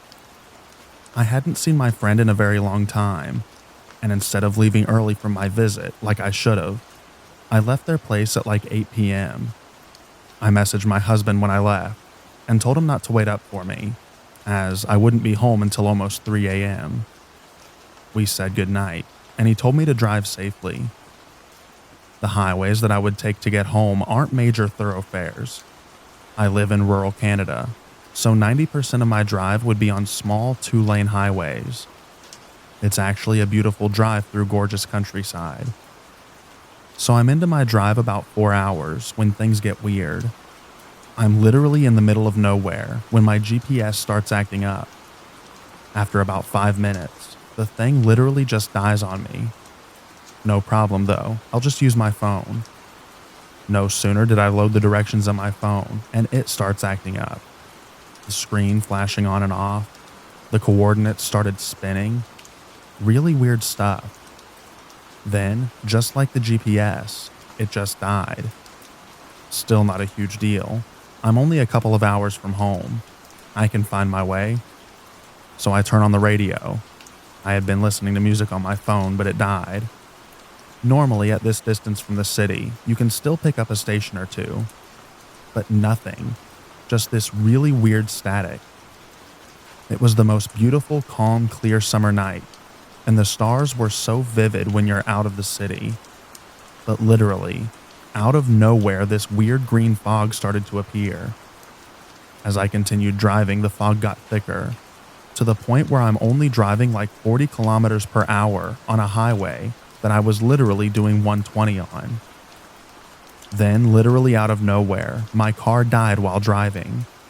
I drove a standard, so I just threw it in neutral to coast as far as possible. When I finally came to a complete stop, the fog was so thick that it was actually in the car. I could barely see my hands on the steering wheel, and it had a terrible taste. Next thing I know, it's daylight out, and I'm being yelled at by 2 CN workers. I was still in a daze. It was almost like I was frozen. The workers are screaming at me. I guess my car is parked on private railroad property. They ask how I got past security with my car, why I'm there. I couldn't answer. I literally had no idea where I was. They told me to get out before they call the cops and file trespassing charges. I tried to explain what happened. I told them that the car died on the side of the highway. I went to start my car to show them that it was dead, and after some heavy hesitation, it finally started. I couldn't believe where I was. I was literally inside of a CN rail yard. How did I get here? There was a 9-foot fence surrounding the compound and a locked security gate at the front. I asked the worker where I was, and when he told me, I was in disbelief. I was at least 100 kilometers from where I last remembered. As I'm driving out, I instantly remembered my husband. He must be worried sick. What time is it even? How the heck did I get here? My phone was still completely dead, so I couldn't message him. When I finally got home, it was 3 p.m. I tried to explain what happened to my husband, and he was in total disbelief. We both were. The next day, I went to the phone store to see if my phone could be fixed. They said it might take a week or so, but it was repairable. The very next day, I noticed something was wrong. I felt like crap. My hair seemed to be falling out, and I started to get a really bad rash. So we went to the hospital. I told the hospital what happened to me a couple days earlier, and they thought that I was joking. It wasn't until my blood work came back an hour later that they took me seriously. I had radiation poisoning. They immediately put me in an isolated room. I spent a total of 21 days in the hospital before I was deemed non-radioactive. And when I got my phone back from the cell phone company, the last time my GPS pinged, it said I was 4,000 feet in the air. I don't know, but I think I may have been abducted.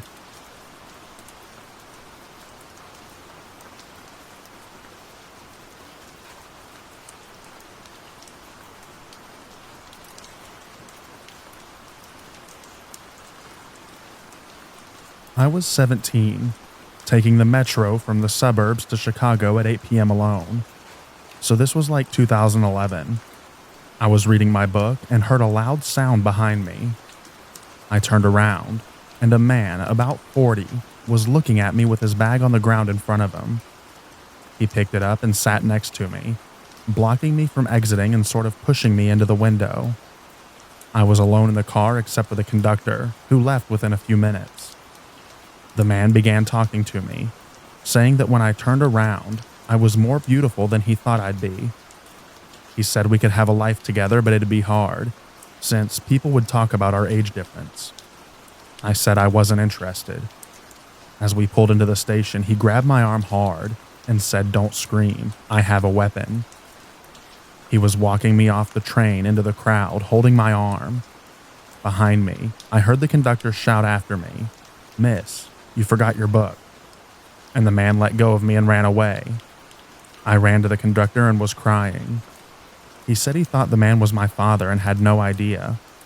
I was on my way to catch another bus, so I just sort of numbly ran off, looking in every direction until I was on my next bus. I never told my parents, because I didn't want them to not let me travel to see my boyfriend at the time, now my husband. Anyways, don't sit in the empty train car.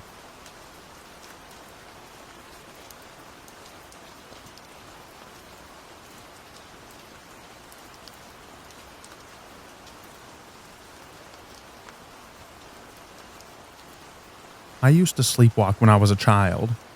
We lived in a rough neighborhood, Decatur, Georgia, and I would wake up outside in the middle of the night, not knowing how I got there, and would have to walk home and walk into the darkened doorway I had left wide open for whoever might be lurking around.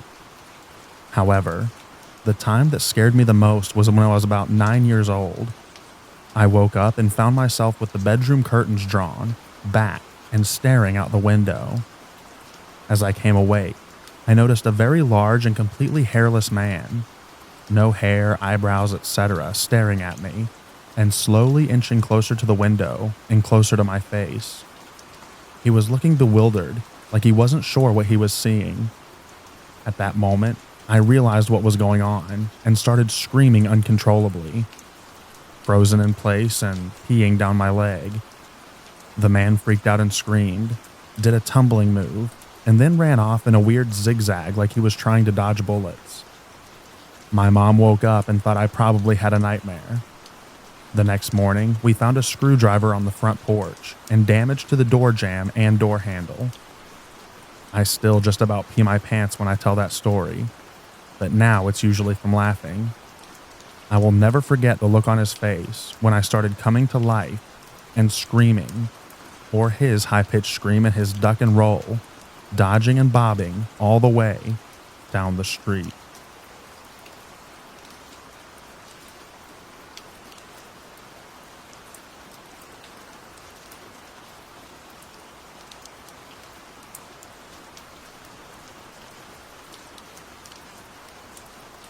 I was active duty in the Navy, served aboard a submarine. We were in port one day. Most of the crew had left. The guys on duty for the night were given permission to bring our kids on board for dinner. Halfway through the meal, someone makes an 4MC announcement. 4MC is the emergency announcement intercom thing. It says there's light smoke in the engine room, quickly followed by fire in the engine room. We train for this stuff religiously, so everyone is immediately in action. The commanding officer is still there but topside. One of our senior enlisted guys apparently ran the kids up front to a hatch where he was quite literally throwing them through the hatch as our CO caught them and sat them on the deck topside. The rest of us ran toward the fire, and I see no one grabbing a mask, not one person. So I grab a big handful of breathing masks and follow through the hatch where we're greeted by what appeared to be light smoke filling the entire engine room. But it didn't smell like smoke. It was sweet and tasted sweet. An oil pump had blown and filled the entire back half of the boat with atomized hydraulic fluid. A guy was moments from lighting a torch in the engine room as the casualty was called. Had it been called just a moment later, we'd have walked into an inferno. Had he, for some reason, not heard it called and lit the torch after we had run in, we'd have been on fire before we could react. It all turned out perfectly fine. Cleaned the oil that clung to the surfaces and fixed the pump. But it was somewhat surreal, understanding just how close we were to a wildly different result.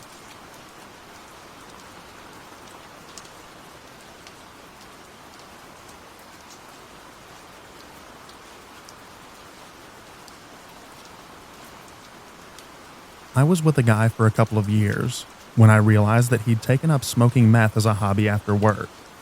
We had numerous problems already, and I had 3 small kids, so I finally kicked him out. A few days later, maybe a week, he makes a fake Facebook page and sends me a friend request. The only posts on the page were talking about killing me and my children, his self-unaliving, and how he planned to do it that day. The most recent post was accompanied by a selfie of him in my backyard. A recent selfie, so he had been there. I was on my way home with the kids late in the evening when I got the request. I had stopped by my parents' home the day before and gotten my dad's 9mm handgun because he was sending messages through mutual friends about burning my house down.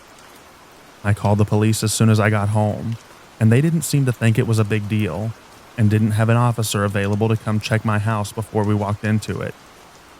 I live in the middle of the woods, and we have a rinky-dink police force. Anyway, I made the kids stay in the car. I gave my oldest instructions on what to do if anything happened, and I had to sweep my own home, in the dark, with a 9mm, just in case he was in there waiting for me and my children. And it was terrifying. I had to check my entire house every time we came home for a while, and I was always worried that I'd eventually find him there. Police were called numerous times, and I was eventually granted a restraining order a couple of weeks later, when the death threats continued. He died about a year ago, and all I felt was relief.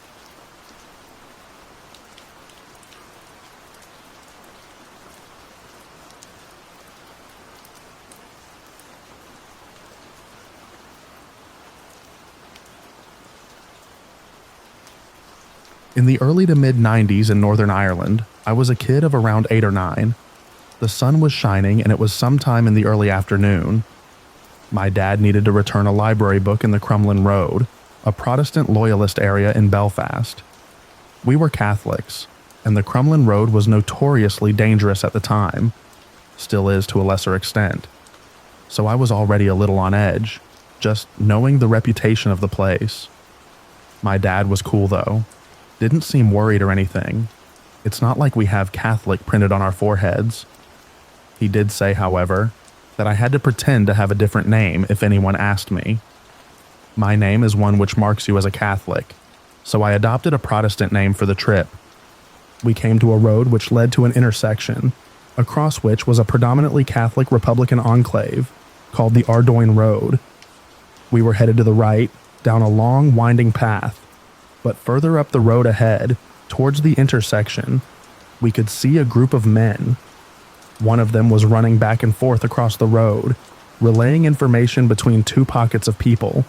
Some were staring across the road towards the Catholic area. Some were talking to a man in a parked but running car. One in particular stuck out. He had long hair and a leather jacket and was very tall, at least compared to the other men. It all looked suspicious even to me as a child, although I didn't know why.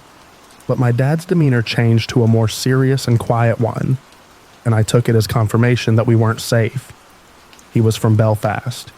We were living in a town outside of Belfast at the time, and grew up when things were at their worst here, so he knew the ropes, and knew the signs that something was happening. We weren't walking towards the men, so it wasn't a problem. We crossed to the right and started walking away. This is when a woman approached us. She was middle-aged with short red hair. She saw us coming and made a purposeful beeline towards us. She seemed preoccupied, nervous. She started grilling my dad immediately, asking who he was and where he was coming from. She was talking in a, "I'm trying my best to sound casual, but I'm failing" manner. I could feel my entire body beginning to boil with fear. and I felt as though I was mere moments away from being discovered. It was like a horror movie where someone finds themselves in a small town where everyone is in a cult or something, and they're trying to blend in but are drawing suspicion and are losing themselves in an ever-increasing paranoia. I suddenly had visions of my dad getting shot and me screaming over his corpse, maybe even getting shot myself despite being a child. The longer my dad and the woman talked, the more I was starting to lose the ability to hear, as though my head was underwater. I was holding my dad's hand, and I was struggling to keep a grip because of the sweat pumping out of my palm. I didn't know how or why, but something primal in me recognized that we were in serious danger. It was clear that she was a part of whatever was going on around the corner, and was trying to manage and analyze the flow of foot traffic, especially that of strangers like us. Given that she and us were the only people on the street, she had been doing a good job. She was fishing hard for information about us. My dad played it cool and responded to her questions without really revealing much, doing a much better job of being casual than she was. The area we were from, he explained, was mixed, i.e. Protestant and Catholic, and he feigned displeasure at that fact, trying to signal that he hated Catholics and was somewhat miffed to have to live amongst them, without ever actually using those words. It was subtle, and I was terrified that I might need to participate in the conversation, because there's no way I could dance around the truth, as well as my dad was doing. He explained that he was just here to return a book, which he showed her as proof. She asked about me, my name, and I gave her the fake name. She surely read the terror in my face and could hear it in my voice. My dad decided that that was the time to break off and say, "Nice to meet you, all the best," and started walking away with me. I could sense that the woman didn't budge and just stood and stared at us as we walked away. I glanced over my shoulder after about 30 seconds and just caught a glimpse of her turning and walking towards the road where the men were gathered. We rounded a corner and were now at the top of a very long and steep road path, with the library at the very bottom of it. The path was fenced on one side, and on the other side was a row of houses. It felt like we were walking deeper into danger, and that we had only two routes of escape: keep going or turn back the way we came. About partway down the road, we realized we were being followed. My dad told me to run ahead and check that the library was opened, and I hesitated. He said it was okay and to just go and check. I glanced over my shoulder. It was the man in the leather jacket with the long hair. I did what my dad wanted and ran ahead, heart pounding and ears pricked, awaiting the crack of gunfire. I checked the door was opened, and I ran back up. As I was coming back, I saw that the man in the leather jacket had turned and was making his way back up the road. My dad looked unfazed, but was walking with a certain rigidity, like something had happened in the time it took me to run to the library and back again, and he hadn't quite unclenched his fists yet. He said it was okay and we were safe. I asked about the man following us. He said he sent me ahead, and when I was a safe distance away, he stopped and turned around to face him, ready for whatever happened. He said he was expecting violence, but as he turned around, the leather jacket dude immediately put his head down, turned, and walked back the way he came. My dad watched him for a few seconds, and then started making his way back towards me. That afternoon, within the hour we were there, a Catholic taxi driver was murdered in that street. The vibes that something terrible was going to happen were justified, and I've never felt as terrified as I did that day. When the news about the taxi driver was on TV that night, I knew I had seen the planning of a murder, and I knew we had walked into the middle of it. I could probably have identified both the woman and the leather jacket man had I been asked about them by the police, but that was never going to happen. No way my dad would have volunteered himself, and therefore me, to the cops, to be a witness against a terrorist cell.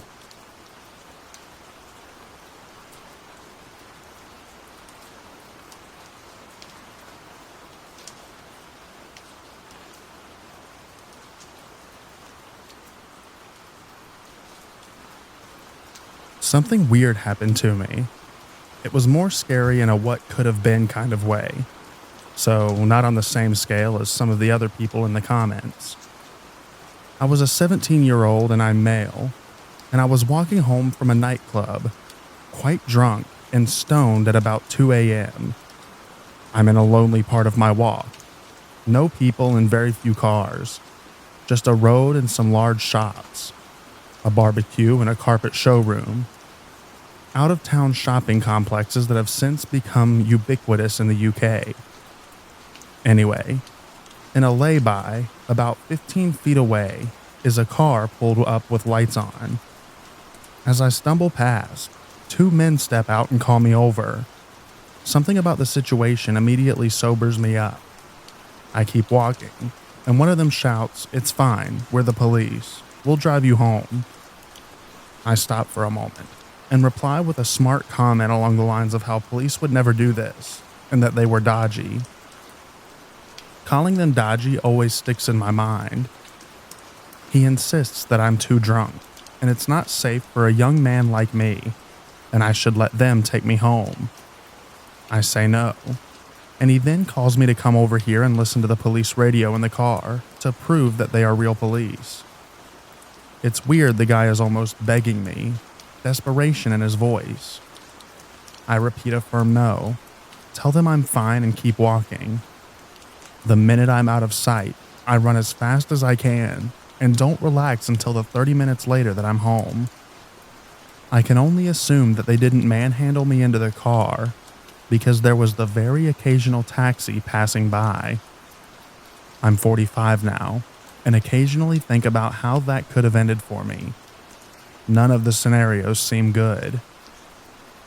Sadly, stories like this are probably more routine for women, but at the time, it really shook me up.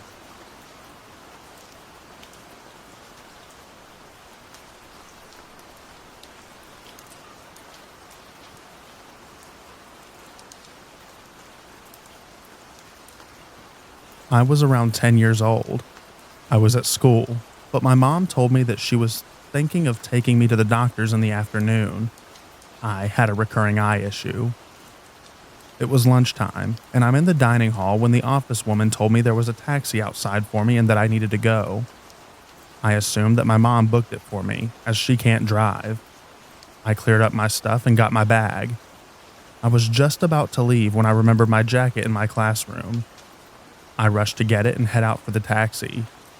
The office woman tells me that I'm too late and the taxi had gone without me. I just went back to class, but I was panicking that my mom would be angry at me. School finishes and my mom is waiting for me at the gates. I burst into tears, apologizing for missing the taxi and thinking that I was in big trouble. She never ordered a taxi and had no clue what I was thinking about. She ended up not making the doctor appointment. No one ever found out who ordered the taxi or who the driver was. My mom doesn't like to think what would have happened if I hadn't forgotten my jacket and got in that taxi.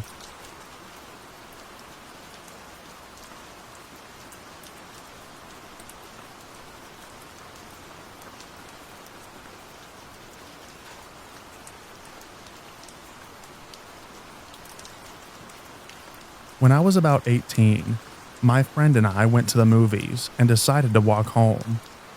It was a bit of a walk, but we didn't want to pay for a cab. I'm always pretty vigilant when walking, especially at night, so I noticed a guy with his hood up walking behind us. Every so often, I'd look over my shoulder and check on him. He started pretty far behind us, but was gaining ground weirdly quickly. The last time I turned my head, I caught him sprinting at us. I panic and tell my friend to run for it. She's in those Birkenstock slip-on sandals that were popular back then, and she's struggling to run, so I'm dragging her until we get to the gas station. I bang on the window and beg the clerk to let us in, but he says he can't because it's past a certain time at night. But he promises if the guy comes near us that he'll call the cops. The guy comes down the hill, through the gas station, staring at us the entire time. I swear, the only reason that he thought better of it was because the gas clerk had the phone visibly in his hand. plus he was a big guy. I completely broke down after he left. Just the thought that he was running at us while I had my back turned scares the heck out of me. What if I didn't turn? When I did, that last time.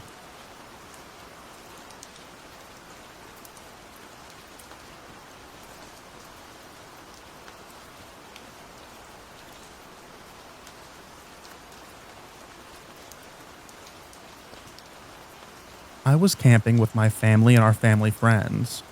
The parents get toasted during the night, and my friend, her cousin, and I get to camp out in a tent while everyone else is in campers. After the parents are passed out and the fires died off, we're just talking and slowly calming down for sleep. It was probably around midnight or so. We hear the crunch of some shoes on gravel and the jingle of a collar on a leash. A soft shadow of a tall man stops by the side of our tent, facing closest to the gravel road. We are all stone silent, and a man's soft voice says, "Hey there, girlies." We say nothing, in the stillest silence I've ever experienced. "What are you girls up to so late?" Silence. We're looking at each other with wide eyes, thinking we're essentially on our own, because the campers, while being close by, are filled with our smaller siblings and our intoxicated, snoring parents. He hums something to himself, like he's mulling something over, and then his shadow moves and he continues on down the road. Was he probably just some drunk guy walking his dog? Likely.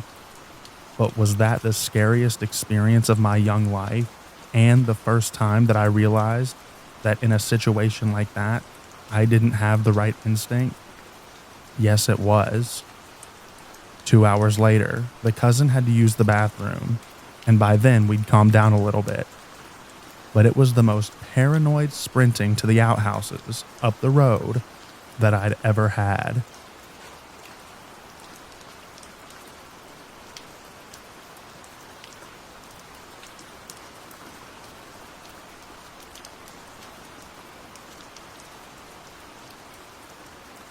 I'm a guy, and when I was 19, I was at a friend's apartment one night for a party. Things were starting to wrap up. It was very late, and we were all standing around in the parking lot, talking as we got ready to leave. Then this beat-up old Ford Bronco pulls into the lot, and a tall, lanky guy in Western garb, hat, boots, belt buckle, gets out. That in itself wasn't unusual.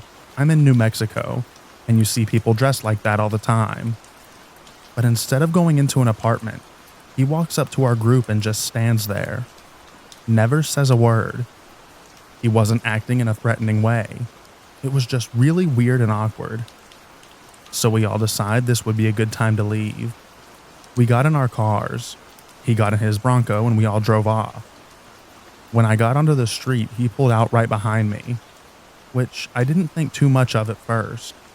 But then he revved his engine, pulled right up on my tail, and flipped on his high beams and a light bar. Now I knew something was up. At the time, I was driving a little 1985 Dodge Omni that could maybe do 75 if you dropped it off a cliff. So there was no way in heck that I was going to outrun a V8 Ford Bronco, even if I was crazy enough to try.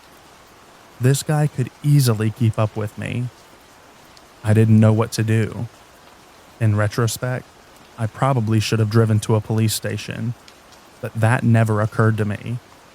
And even if it did, I don't know if I would have known where the nearest police station was. This was the early 90s, no smartphones or Google Maps. So I did the only thing that I could think of. I swerved onto a side street into a poorly lit residential neighborhood. He followed me, but I had a bit of a head start, so I gunned it and turned off my lights. I just sort of randomly drove around the neighborhood for a while, until even I couldn't remember what route I had taken, and I couldn't see him in the mirror anymore. When I was pretty confident that I had lost him, I found my way to a main road, turned my lights back on, and headed home. To this day, I don't know if I was the victim of a stupid, drunken prank or if I was nearly murdered.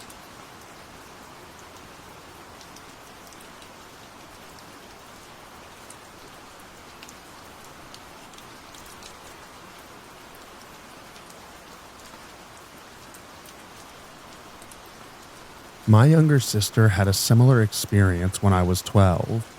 It was Halloween, and my mom had taken us trick-or-treating around our street. When we got back home, we asked if we could stay out a bit longer riding our bikes. We lived in a cul-de-sac, so it was normally only neighbors and their visitors driving by. After a short ride around, just as we had stopped in our driveway, a car stopped, and a man told us get in the car. My sister and I froze out of fear and didn't respond. He repeated the demand before driving away. I guess he was worried an adult would see or come outside. We rushed inside, locked the garage behind us. The police were called and came to our house to take the details. We even spotted a car that looked very similar after the incident at the nearby shops, and my mom informed the police. A few months later, we came to find out that the man who approached us had been arrested for luring a young child away and assaulting the child during Christmas carols at a local botanical park, which my family and I had also attended. I remember being shocked and disturbed when I first found out about the assault, and even more so when I realized that what could have happened to me or my sister that Halloween night, when we found out that it was the same man that was responsible.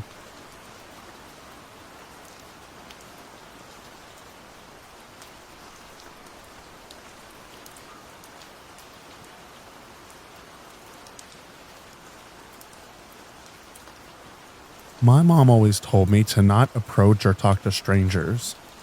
One day when I was walking home from elementary school from the bus stop, which was around the corner and down a block, an older man drove up to me. I was on the right side of the road, and he was driving towards me and parked next to me. So he was on the wrong side of the road in a residential neighborhood. He had a map in his hand and asked me if I could tell him where this street was, as he pointed at the map. I took a couple of steps towards the car and remembered the lesson that my mom had taught me and stopped and asked, "What street is it?" He told me the name of the street, and I gave him verbal directions and started walking again. Something didn't seem right to me though, and I don't get why he needed a map to ask where a street was that was not difficult to find. I was literally a few miles down the main road, a block away. I just figured he wanted to kidnap me.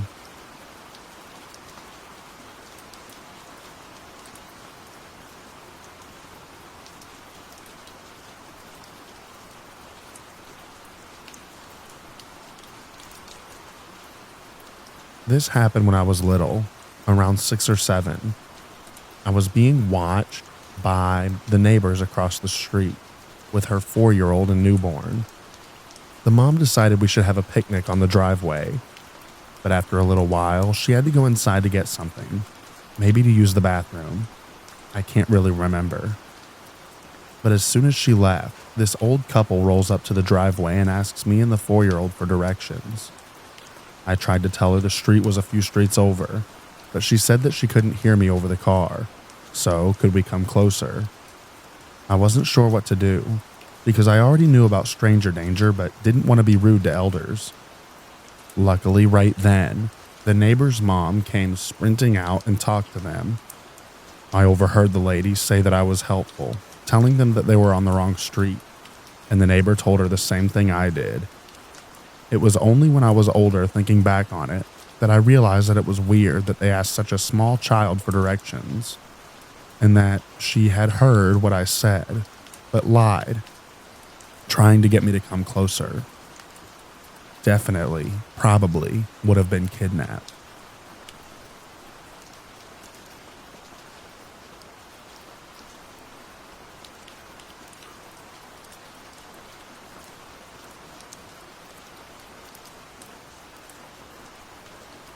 Back in Sweden, I was casually walking back from an after-school club, probably around 7 to 8 years old.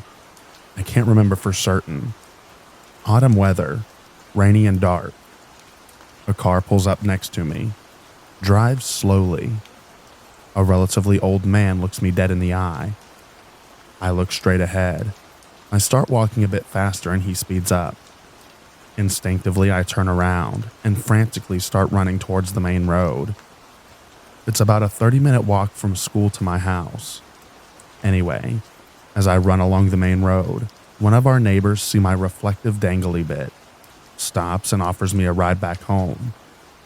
It shook me up for weeks after, but my parents didn't care.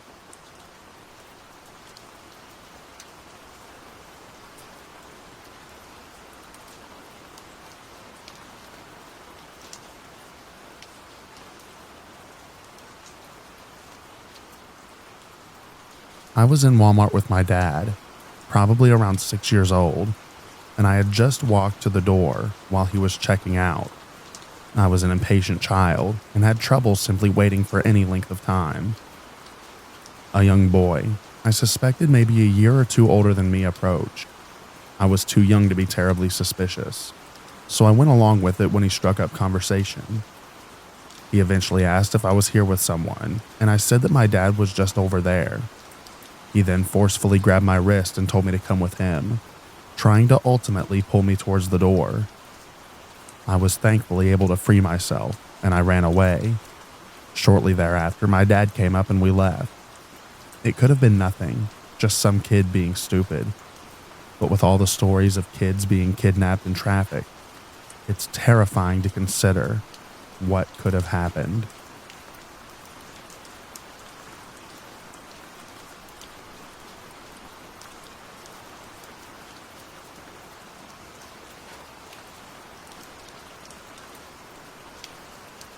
I remember when I was 11, I was walking across the road to grab some candy with my friend.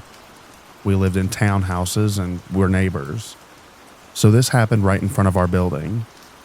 This pasty bald ginger dude comes up to us as we're waiting at the light and says to me, "You're my older sister's name, sister, right?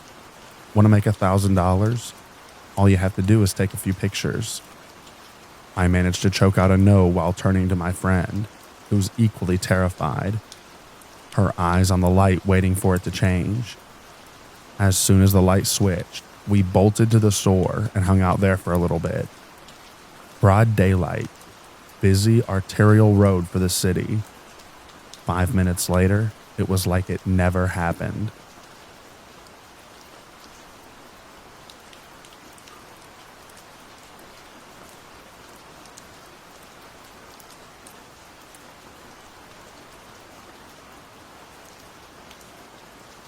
Around August of 1978, I was in my late teens hitchhiking from Illinois to Michigan. I caught a ride on Route 94 outside of Chicago with a middle-aged man in a pickup truck. He was a nice enough guy, friendly and talkative. A half hour or so into the ride, I happened to glance at his crotch and noticed that he had his zipper open with his junk on full display. Not good. I stayed calm and waited until we got near an exit and asked him nicely to pull off. I told him I was getting car sick. He ignored me and blew past the exit. Crap. There was another exit a few miles ahead. I told him I was nauseous and was going to vomit and to please take the next exit. He blew past that one too, and I instantly recognized the danger that I was in. I knew I had to get out of the truck. All I could do was bluff. I'd seen it once in a movie. I reached into my backpack and pretended to grab something and hold it in my hand inside the backpack. I told him that it was in his best interest to drop me off. I told him that if he didn't drop me off, I would use the thing in my hand, and that would be very bad for both of us. It worked. He must have figured I wasn't worth the trouble. He took the next exit and dropped me off at a gas station. Fast forward to several months later when I picked up a newspaper and saw a picture of the man who had picked me up hitchhiking on the front page. He had been arrested, suspected in the murders of multiple young men. That is the creepiest face I've ever seen, and I never hitchhiked again.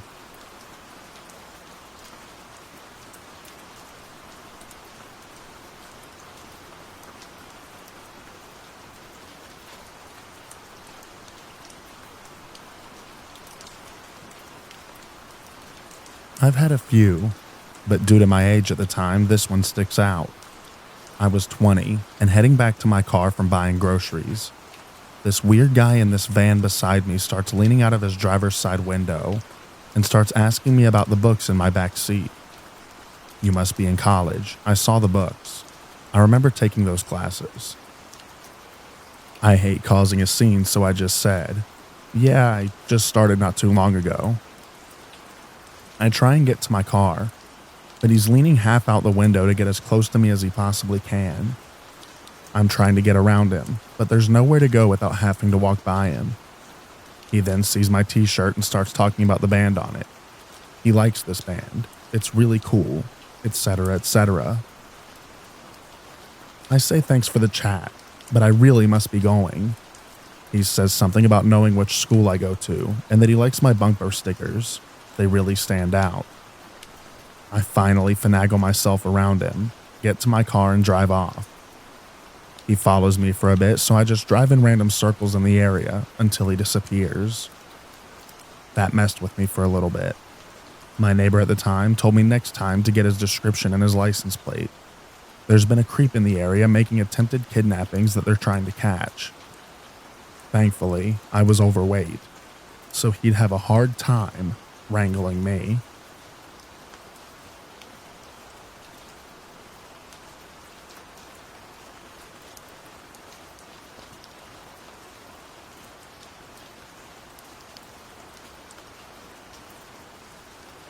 This could only happen to one of my friends, who is one of the sweetest people that I've ever met.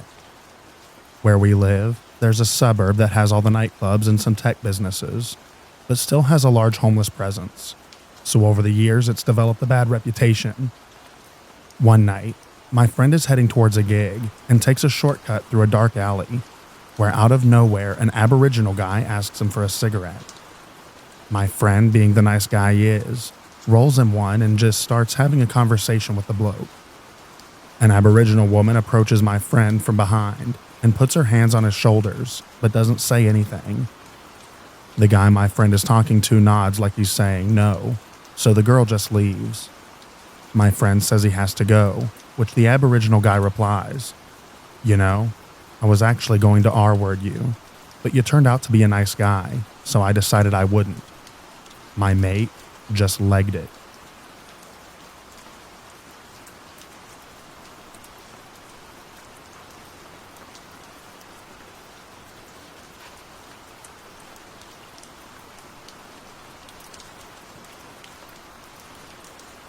When I was 10 years old, I was watching television in the living room, around 11 to 12 noon. The door was open, and suddenly, a guy with somewhat long and curly hair, and really tall too, stands right at our door. I asked him, "Do you need anything, sir? Are you looking for my mom?" He didn't say anything. He just stared at me and shook his head a little. I keep asking. He stayed silent. My brother, who was 11 or 12 years old, is in the living room too, so I go to our kitchen where my mom is doing something. "Mom, there's a guy at our door," I said to her. When my mom turned her head towards me, she got startled. I turned around to see the guy standing right behind me, and I didn't even hear his footsteps. Mom then started yelling things like, "Who are you?" and other stuff that I couldn't remember. My brother was standing frozen in the living room. Our neighbor's house is just beside our house, so my mother runs towards the exit at the kitchen and shouts for help. The guy leaves before our neighbors arrive. He was fast, and he wasn't even running.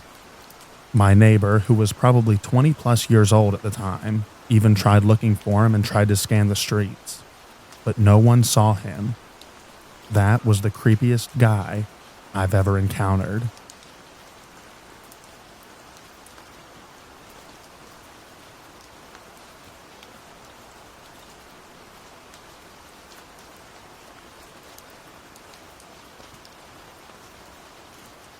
I was pumping gas while driving home after a round of golf with friends. I wasn't particularly aware of my surroundings because I'd been to this gas station many times. All of a sudden, and out of nowhere, a middle-aged man asked if I know where the church is from the pump across the aisle. Puzzled because there are so many churches in this area, I ask for clarification. He then starts asking me with increasing angst if I accept Jesus and whether I know Jesus. My hair is standing on end at this point, so I start babbling about how I love Jesus. Then he says, "Come on over here and let me show you something." Then I finally get a good look at this situation. This crazy person is driving a 1980s to 1990s faux wood station wagon with curtains all around the rear windows. I had a car with a V8 at the time, so when the guy turned around, I threw the gas handle on the hook, jumped in my car, and got out as quickly as I could. I took a circuitous route home at fairly high speed just in case. So I'm pretty sure he was either going to help me meet Jesus that day or show off the body of someone who already did. Either way, not a good situation to be in.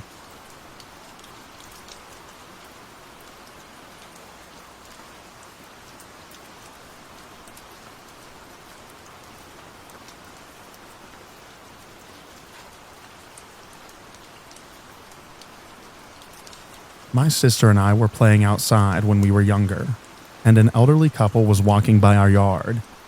Our yard had a cemetery in the back, so it was quite a common local attraction for tourists, as this house was built in the 1800s, and most of the graves were from children who died back then from the flu, etc. There were some creepy stories from that place, but nothing lives up to what happened all those years ago. As we were playing outside, this couple kept pestering my sister about what her name was. As they approached us and got closer, we were just little kids and got terribly scared and ran inside and told our mom what had happened. The following week, I heard a story on the news about an elderly couple approaching a teenage girl, kidnapping her and R-wording her. And it was the same couple that had approached my sister and I. I still get creeped out about that.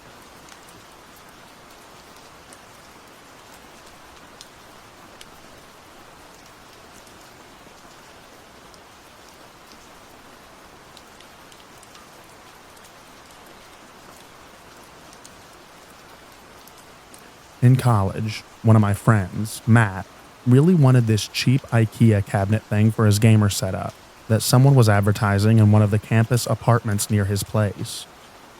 We were going somewhere with our other mutual friend, Chris, and he swung by to get the cabinet on the way there. We get to the apartment, and the guys go in and I'm in the car. They come back out after viewing the cabinet and brought the seller with them. My friends were clearing out the trunk, and the seller was hanging around my window trying to talk to me. He was really weird, so I was just giving one-worded answers. He kept asking if I wanted to come upstairs to see his fish tank. No, and I politely declined several times. He had these shifty black eyes that creeped me out. Like, I'm sure his eyes were brown, but they were super dark and beady. I'm pretty sure he might have been tweaking off of something. Then he kept showing off his sinewy arms and bragging about weightlifting.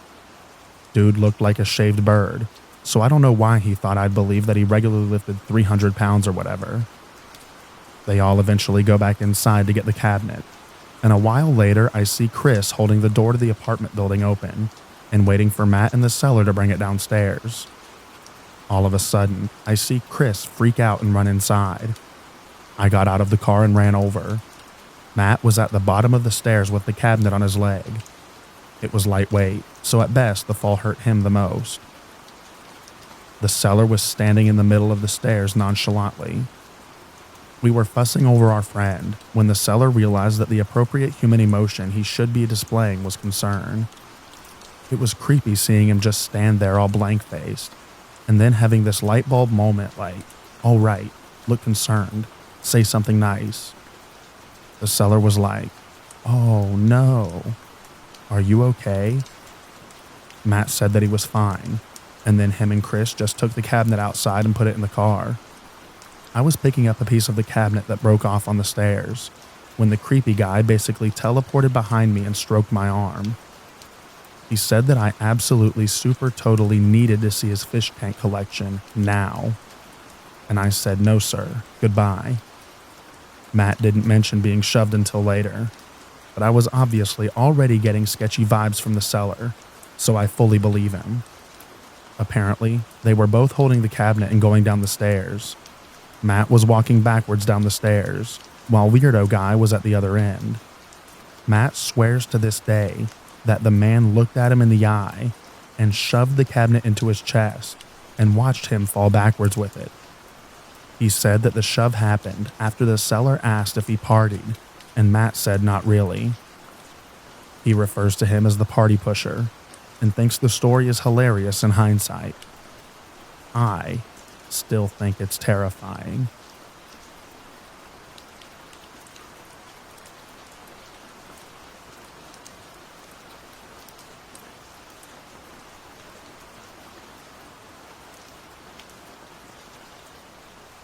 When I was a kid, my dad owned a houseboat and a speedboat. My big brother and I would spend a good chunk of our summers with him. Anyways, this was in Southern California, and there were all these waterways with tiny islands in them. There was a party going on one, and my dad took us. It was more of an adult party, and I was only 12, so I just wandered off and did my own thing, played in the water and whatever. There was a tiny peninsula next to the docks, which was serving as additional parking. I went to go get some ice cream from the guy selling it out of a cart, and was walking back when I heard someone calling out. I look over and see a dude in a boat, probably in his mid-30s, calling and waving to me. I kinda watched him for a second because I was often wrong about these things. I thought that maybe he meant it for someone else. But no, he was waving me over and trying to get me to come onto his boat. A 12-year-old girl who looked 12 at the most. By the time I had fetched my dad and my brother to confront the guy, he was gone. Wish I had maybe hustled more. I have very little doubts as to what would have happened to me had I gotten onto the boat. Anyways, this was also around the time, unbeknownst to me at the time, that they had pulled a mummified lady out of an old refrigerator. Scary things happened in that area.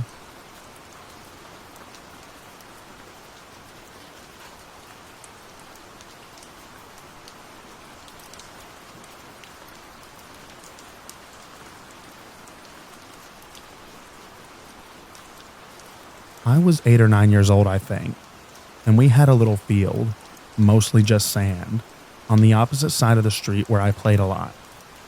One day I was sitting there with a friend, building some sand castles or whatever, and suddenly an old guy came towards us.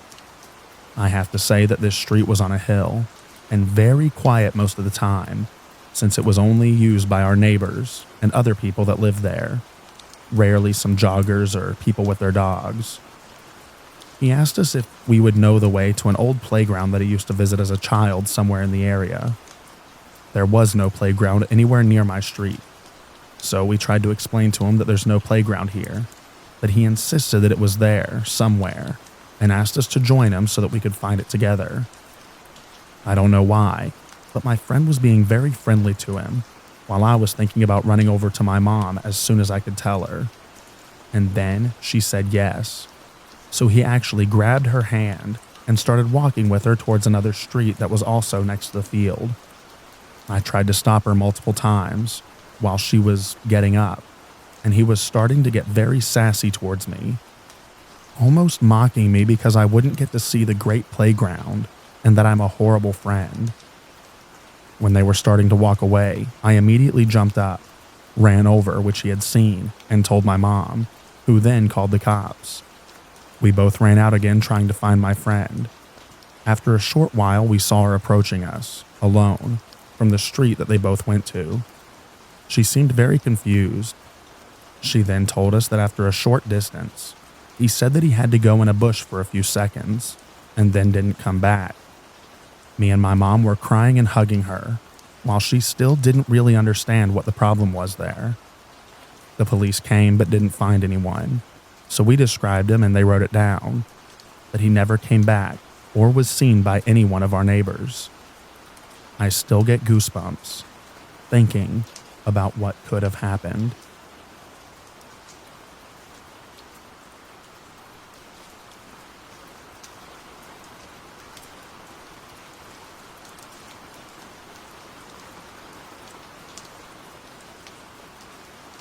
This actually happened to me, so I'm going to be a little vague for the sake of privacy. I've never wanted to give much of a crap about things, so I used to give hitchhikers and strangers rides if it looked like they could use it. One day I'm in my driveway washing my car before I leave for class at college, and I see a sketchy looking guy walking down my street. I don't live in the best neighborhood, and there are several bad neighborhoods pretty close by, so being wary isn't unwarranted. He's wearing weird clothes. They look like cheap, badly cleaned dress clothes. A white button-up shirt, sleeves unbuttoned, black wrinkled slacks, and a scuffed, old battered black briefcase. He had a shaved head and looked scrawny, like he had been starving somewhere. When he got nearby, he asked if I could give him a lift, and I got a weird vibe from him, but I said sure. I asked where he needed to go, and he said somewhere vague and told me that he would give me the directions and it wasn't far. Asked me if I would stop at a local liquor store. I do, and he gets a beer and some cigarettes and offers me both, but I decline, then take him to his destination. On the way there, he explains that today was his first day out of jail after having served 3 years. I didn't know what to say, so I congratulated him, and he thanked me and swigged on his beer. Destination was a well-known hangout for gang members, right on the edge of an especially bad neighborhood. I pull in and drop him off, and he thanks me and leaves. Now, about 5 years later, I see him again. Same guy, impossible to mistake him. He still looked the same, only like he had been fed better, less scrawny. He was on the witness stand at a murder trial. A murder that took place at the very place that I dropped him off about 3 weeks later. Chances are good that he stayed there from the time that I dropped him off and never left. He testified against the people who did the murder. They were gang members, part of a gang that he was a member of before he went to jail. He's lived in hiding since the trial. The person murdered would have been a member of my family through marriage if he hadn't been murdered. He was the only person to testify against them. I had goosebumps during the entire trial, the day that he testified.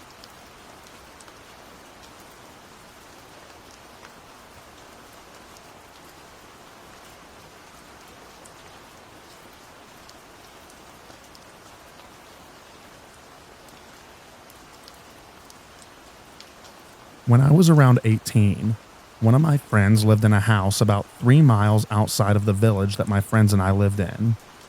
It was right next to a motorway/freeway and had a large amount of land attached to it. His parents ran a horse stable in one of the attached fields. His parents had gone on holiday, and we were planning on having a small party at his house. About 20 to 30 people. A few of us met up at the village and walked through the country roads up to his house, which took about 30 minutes. When we got there, we found 2 police cars parked in the drive. We all thought that the party had started, and for whatever reason, the cops had gotten called. Turns out that the friend who lived there had been eating dinner, waiting for people to turn up, when he noticed someone standing at the bottom of the garden, just out of range of the porch light, watching him. Thinking that it was just one of us messing with him, he slipped out the side door in an attempt to get behind whoever it was and surprise them instead. After sneaking around and not being able to find the person, he headed back expecting us to be there, waiting only to look through the kitchen window and see an unknown man sitting in his kitchen, finishing the dinner that he had been eating. Apparently he looked dirty, unkempt, and basically like a tramp. My friend noped out, ran a mile to his nearest neighbor and called the police. When they turned up, they searched the house and property with dogs, but couldn't find anyone. It seriously freaked him out. Several of us ended up staying at his for a week until his parents got back.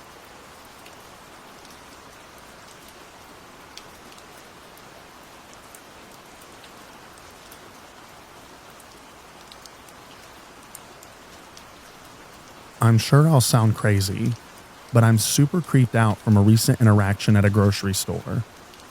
I was shopping with my toddler, and an older lady, maybe 70-ish, who was by herself just came up and said, "Ma'am, do you know all the canned veggies are in sale for 50 cents this week?" and went on about how it's a great deal and they don't run it often. I said, "Thanks, I appreciate the heads up, and I'll definitely grab a few on my way out." Then she begins to walk away, and it's almost out of sight when she stopped and looked back and smiled at my son. She then asked how old he was. I said, "Oh, just over a year." She then asked if he was my only child, and some other random questions about him. Then she goes, "Hey, I just remembered, I have some clothes in my trunk, all boys stuff in the 2T to 3T range," and asked if I wanted it. I politely declined. I said we'll be shopping a while and I didn't want to hold her up. She then proceeds to say, "Oh, not a problem. I'll just wait outside and then I can come back and find you before you leave. Are you a single mom? Would you need them?" I got this gut feeling that something was off about this lady, and I just said, "Nope, not a single mom, and we have all the clothes that we need," and then thanked her for the offer. She tried a few more times, saying things like, "I just don't know what to do with them. If you could use them, I'd be happy to give them all to you." At this point, it really felt like she was trying to lure me and my son to her car. I continued to decline the offer and then walked away.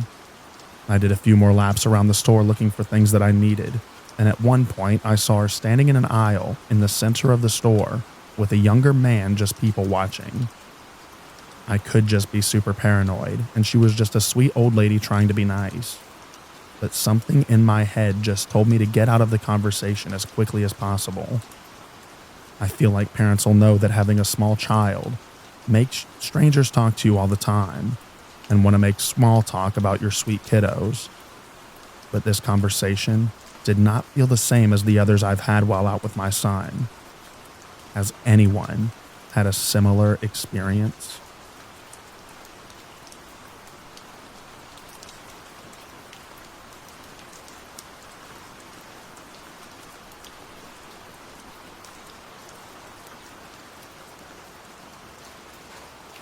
Two years ago, I lived near a big city while taking care of my great-grandma. One day, me and my mom decided to get some groceries, but we didn't have a car, so we had to walk. When we were almost to the local King Soopers, I heard my first name being shouted.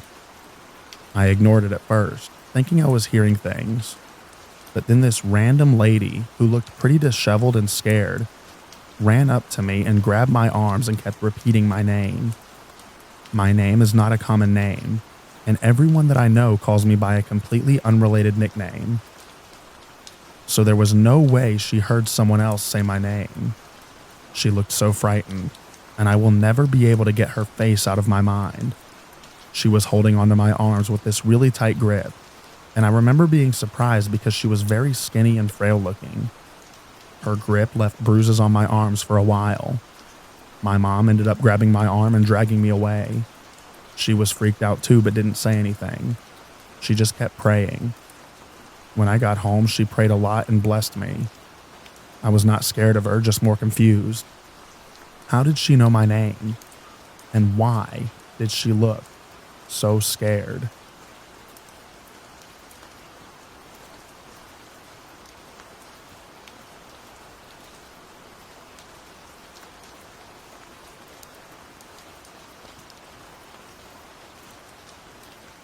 When I was 13, I was at the Goodwill with my mom.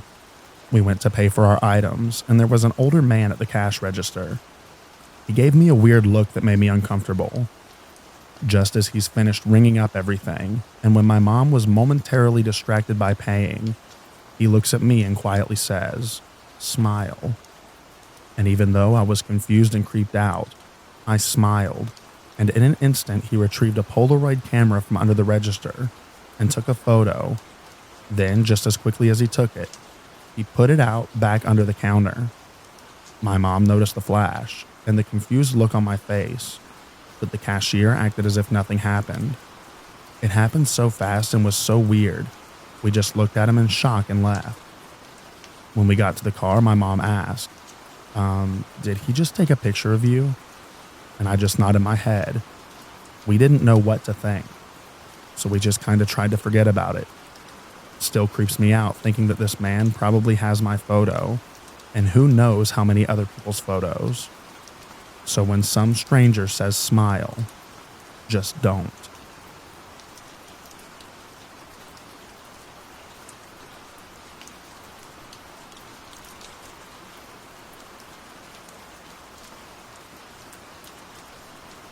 This happened a few days ago, whilst I was on my way home from visiting my friend's house. I was driving on a back road late at night in my Tesla Model 3 while it was on auto drive. I'll admit that I was not paying attention to the road, and I was on my phone while I had my music in the car playing. The ride was okay and chill for a while, but I'm not really sure because I was not paying attention at the time. Out of nowhere, my car immediately braked and made an alarming sound. I was scared and immediately took control of the wheel and looked through the windshield. When I looked, I saw a figure standing inches from my car, barely avoiding being hit. My heart was racing for the impact, and now seeing what I could only assume to be a person. They didn't even flinch from the sight of almost being hit. I looked at them for a good 10 seconds before I put my car in park and turned on the megaphone to ask them if they're okay. They didn't respond and proceeded to walk near my window. I locked my doors while they're approaching because I was terrified. They asked me if I could roll the window down to speak to them, but I refused and told them that I could hear them from the other side. I then asked why they're out here all alone in the cold, and they told me that their car had broken down and that they were hoping that someone would stop to help them. As they were talking, I got a good look at their face, and they appeared to be 25 to 30. They also asked me my name, and I told them that my name was Rebecca. They told me their name was Ashton. After that small talk I told them that I would be calling someone to come assist them with their situation. They weren't happy with that, and instead asked that I drop them off to a friend's house who lived nearby. That's when I become really freaked out and suspicious. They had told me that they were waiting for someone, and now they need to be dropped off. I put my car back into drive and told them again, from the window since megaphone is not available in park, that I would call someone to come help them. They then tried to reach for the door handle, but I guess they forgot that Tesla handles are embedded into the car. When they did that, I immediately stepped on the pedal and went flying down the road. I didn't even look into my rearview mirror or put the car back into autopilot. The whole ride back, I was scared. I got back onto a main road where I would hope to see cars and just floored at home. I couldn't get my mind off of it for the rest of the night. I have suspicions that the guy was not alone and that there was other people with them. I pray that they didn't get someone else who wasn't as lucky as me. I will never in my life stop to help some random person ever again.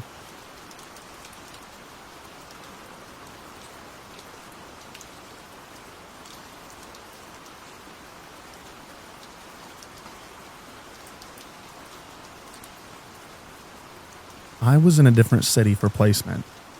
I was going inside Morrison's, and the security guy at the front was saying hi to everyone, and he was sometimes saying bonjour.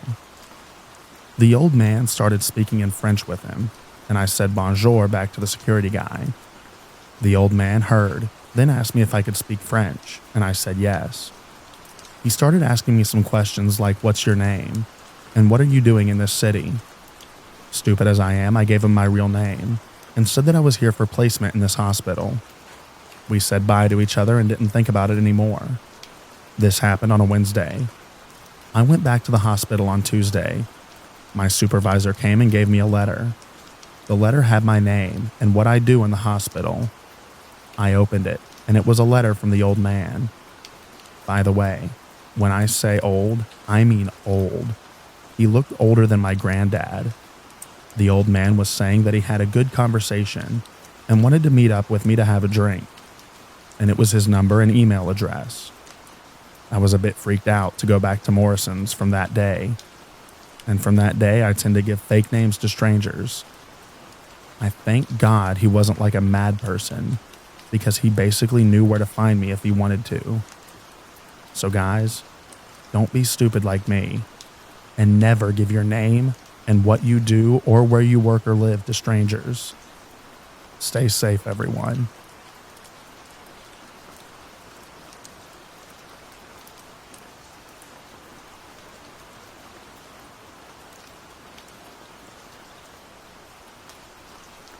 Just after 1 a.m., I was sitting in my living room watching Cloudy with a Chance of Meatballs, browsing Reddit. The most boring Saturday night ever. And then someone's knocking. I live with my brother, and there's a guy who visits him sometimes, so I assumed it was him and just opened the door. But there was this random man in his 40s, looking kinda sus, saying, "Sorry, I'm so sorry. I'm looking for a taxi place." So I said town center, and he keeps apologizing, asking if he woke the kids. He's also very close to my door. I don't have any kids, but I said yes, hoping that he'd leave. I was scared that if I tried to close the door, he'd push in. I got so anxious I started shaking, and he goes about that taxi again and says, "Can I ask you a question? I got divorced yesterday. You're beautiful." And a car was coming up, so I said thanks. I tried to be polite so he wouldn't get angry and aggressive. And I shut the door and I just stood by the window to make sure that he was gone. Jesus, how was I so stupid? It could have ended badly, especially that I live in a really crappy area and my brother wears headphones all the time. Why was he asking about kids? To see if I was alone? And he went in the direction the car was coming, so I don't know if it was a random car or someone picking him up. I don't know if he was a thief or just drunk, and I had the lights on, so he knocked. I really hope it's just that. I really hope that I start thinking before doing anything else. Also, I wish I could get a gun. It's just not an option where I live. Also, it was nice to get it off my chest, even though y'all did not make me feel any safer. Thank you for the kind comments and tips.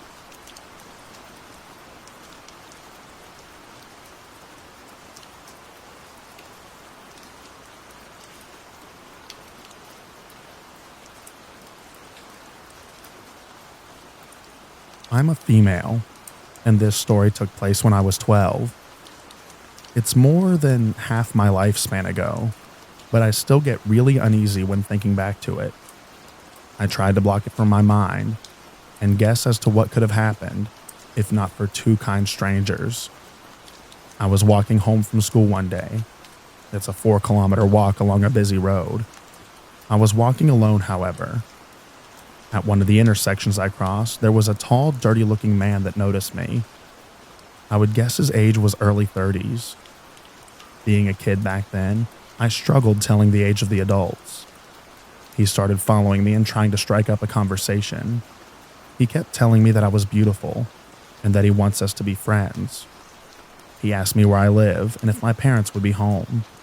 He asked me so many questions, but I tried to just shrug him off and be polite. I didn't answer any of his questions, just increased the pace at which I walked. When we were nearing the block on which I lived, I started becoming really uneasy. He wanted to follow me home and I did not want him to. He gave off a weird vibe because adults did not usually speak to me that way.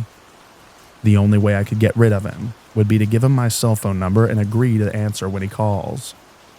Because this situation made me uncomfortable, I gave him a fake number and hightailed it out of there. A few months passed without me running into that man again, so I completely put this out of my mind. He was probably just some random weirdo. However, as you can guess from here, things did not stay that way. One day, approximately 4 months later, I found myself walking home after school again. I will admit that I wasn't paying much attention to my surroundings. That was until I heard what sounded like footsteps running up behind me. I reflexively turned to look around, and it was that same creepy man that I had encountered before. He slowed his pace as he reached me, but was yelling the entire time. He figured out that I had given him the wrong number, and he was furious. He kept yelling and yelling that I think that I'm better than him. That is why I gave him a fake number. I was terrified in that moment, as he was very angry. I was afraid that he was going to hurt me, but couldn't grab the attention of any motorists. I speed walked to the closest petrol station, which was luckily not too far, with him following behind me, still yelling the entire time. When I got to the petrol station, I immediately got the attention of two burly men standing next to their pickup truck. They must have seen the terrified look on my face, plus the man following me, as they immediately ran over to ask if I was all right. I was too scared to speak, just shook my head frantically as I tried to get behind them. They immediately demanded to know why the man was following me. He fed them some crap line about being my brother. I just silently kept shaking my head. I guess they figured out what was happening at this point, as they started yelling at the man, accusing him of something. I didn't stay to find out. I took the opportunity of him being distracted to start running away. The man noticed that I was leaving and tried to take off after me. The burly men really took offense to this, as they immediately tackled him and threw him in the back of their pickup. He was screaming at this point. They sped off with the guy at an inconceivable speed right past me and just kept going. I was happy that they took him away, but I did not stop running until I reached home. I had no idea what to make of this entire exchange, but it really shook me. I do not know where they took the creepy guy or what they did with him after. In all honesty, I don't want to know. I told my parents and altered the route that I walked home from school. I never saw him again, and I'm thankful for that. Even though I could not say what I needed in the moment, those two kind strangers saw that I was in distress and dealt with it for me. Even after all these years, I still remember the sheer terror and then relief when they took him away.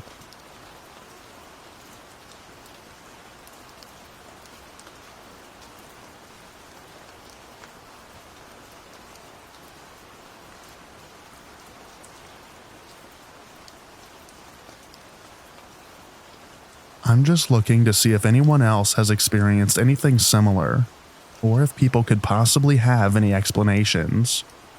The other night, me and a couple of friends were camping, and at around 4 in the morning, with me being restless, I was awake, and on the side of the tent I see 2 dim lights. I thought nothing of it at the time, thinking that it was my friend's phone that could have turned on in his sleep, with it being so dim, so I tried going back to sleep.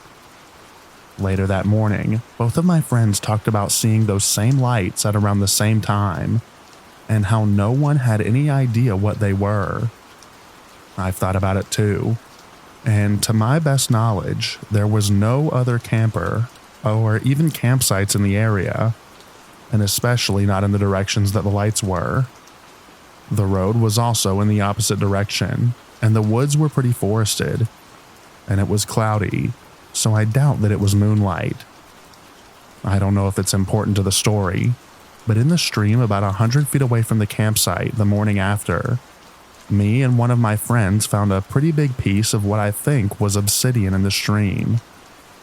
I never left or looked outside of the tent, so I have no idea what it could have been. So I'm open to any ideas. And thank you for the help.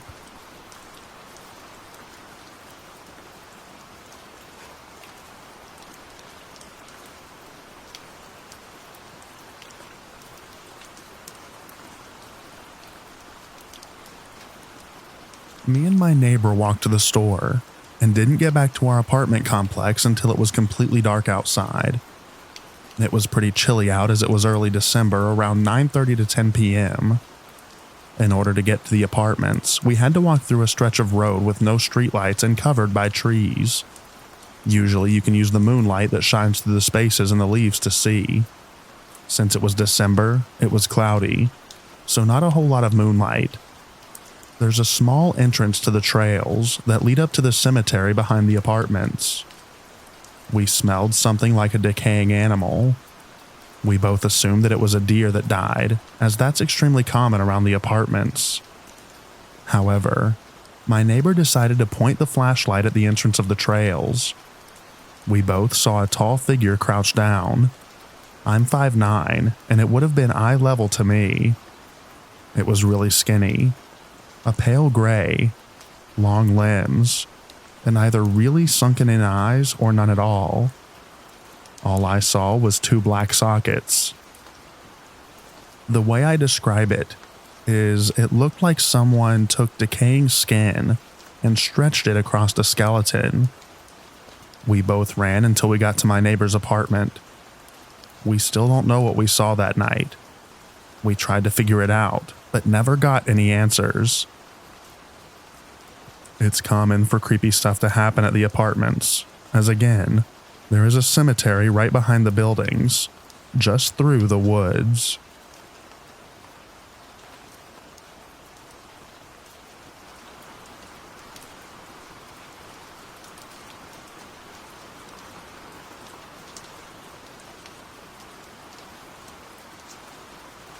When I was younger and more ambitious in my early teens, I loved to explore the mountains of my home village and the gates of the Arctic National Park. I knew about how dangerous the caves could be in the mountains, and never liked to go near them, but I loved waterfalls, big or small, that fell from the great heights in the summer. One year, I had just received a Honda Foreman 500 as a gift from my mom. I rarely receive physical items, as I'm not much of a materialistic person, but I do enjoy getting vehicles that I can use for hunting as presents every now and then. Usually they're older models, so they aren't as expensive as the newer models, but I love them just as much, and I take care of them as best as I can. Anyway, I was driving my new Honda through an old trail that I only knew of as a snow machine / snowmobile trail in the winter. I had recently learned about the summer trail, and I decided that I would go and explore the valley that it led into. While driving, I began to have the eerie feeling of being watched. The hair on my body stood on end. On the side, I felt like I was being watched from, so I knew where to glance at as I drove. I did my best to keep the old, rocky trail, and began to glance over to my left as frequently as possible. I think that, as a hunter, I have developed a better sense of when I am being watched, and it seems to pay off quite a bit in the wilderness up here. As I looked over, I would scan the willow thickets. As I did, I noticed a dark figure keeping up with me. It stood tall, what I presumed to be about 8.5 feet tall, and it was keeping up with me as I was going like 25 miles per hour on a fairly smooth but rocky trail. I kicked the Honda into a higher gear and sped up. I only stopped feeling like it was just right there after I left the willow thickets. When I was able to, I looked back and watched the willows again. Keep in mind, these are diamond willows that stand about 10 feet tall, and I started to see the figure again. It was nearly as tall as the willows, and it brushed through them with ease, as if it was phasing through them or something. I haven't returned to that trail in quite some time, but I would like to return to my cousin's to see if we can get some videos and pictures of whatever it was.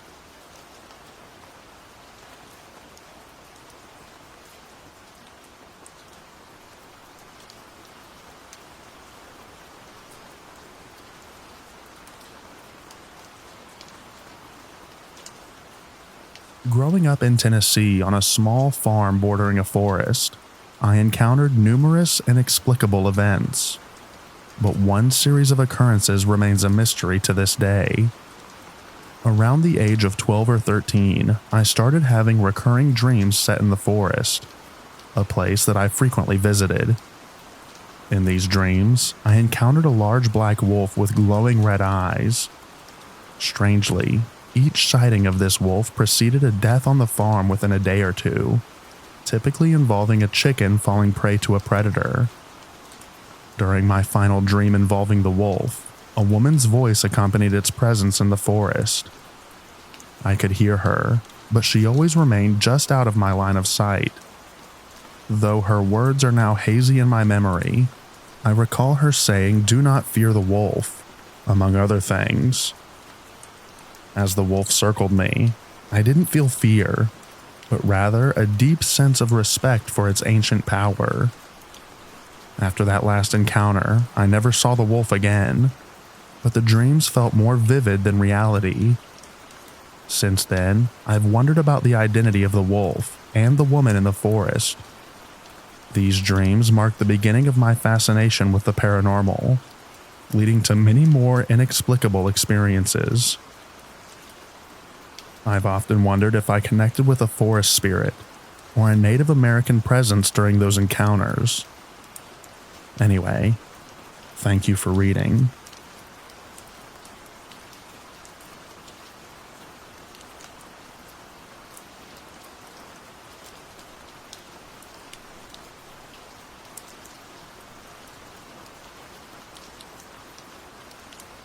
I've been hearing this whistle outside of my window, and it's creeping me out.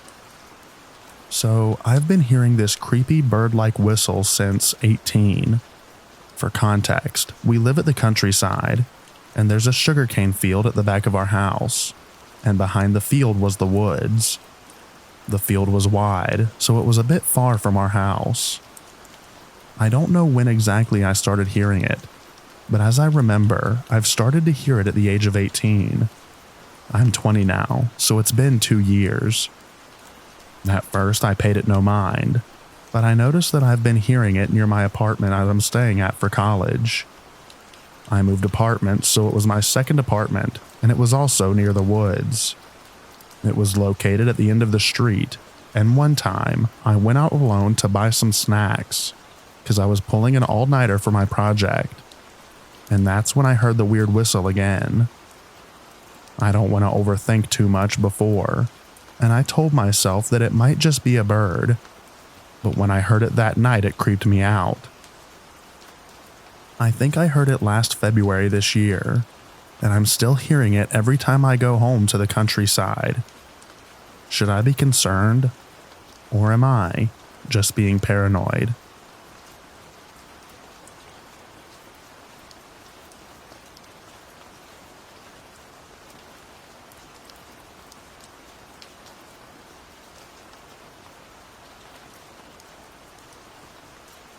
I received a strange response to whistling in the woods. For context, most people have probably heard the shave and a haircut 2 bits jingle/knock before. A few years ago in college, I worked the opening shift at a coffee shop. In the summertime, I would get up as early as the sun rose and stop by a trail sometimes on my way to work to wake myself up with a quick walk. The trail was only accessible off of a narrow, long, winding dirt road, and this dirt road was off of a main road with no houses. The trail was poorly marked, so not many people would ever stop by, and if there was ever anyone else, you would either see their car parked on the small 3-car gravel lot at the trailhead, or would have to pass them on the narrow dirt road. You would have to walk a long ways down a main highway road to get there otherwise. So back to the shave and a haircut bit. I parked there one morning, just kind of sitting in my car with the window down, when I heard a bird singing what sounded like the 2 bits part of the song. Tired and trying to find humor in having to be up so early, I kind of laughed and whistled the shave and a haircut part, and waited for the bird to whistle back or respond.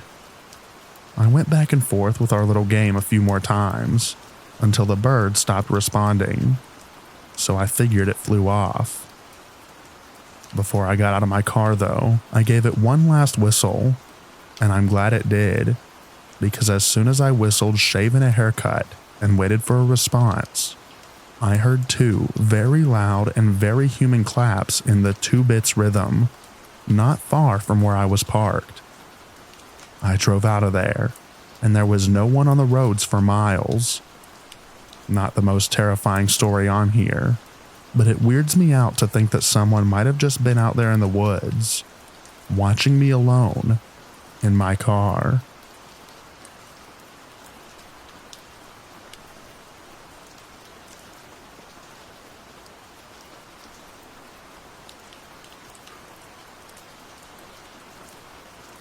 I had some more really weird stuff happen last night. I took my 2 dogs for walks. I normally walk Finn toward the park, where I've had these experiences, and I walk Booger the other direction towards downtown. On my walk with Finn, about a block away in the direction that I was headed, I saw 3 or 4 deer calmly walking toward the park. Most nights where something weird happens to me start like this. The deer seemed completely unbothered by me as I approached. They kept walking toward the park, but stopped every few times to look back at me, as they wanted me to follow them. Then, as Finn and I reached where the deer were, I noticed about 10 or more other deer waiting as well. They all start walking together calmly, but still looking back at me every few feet.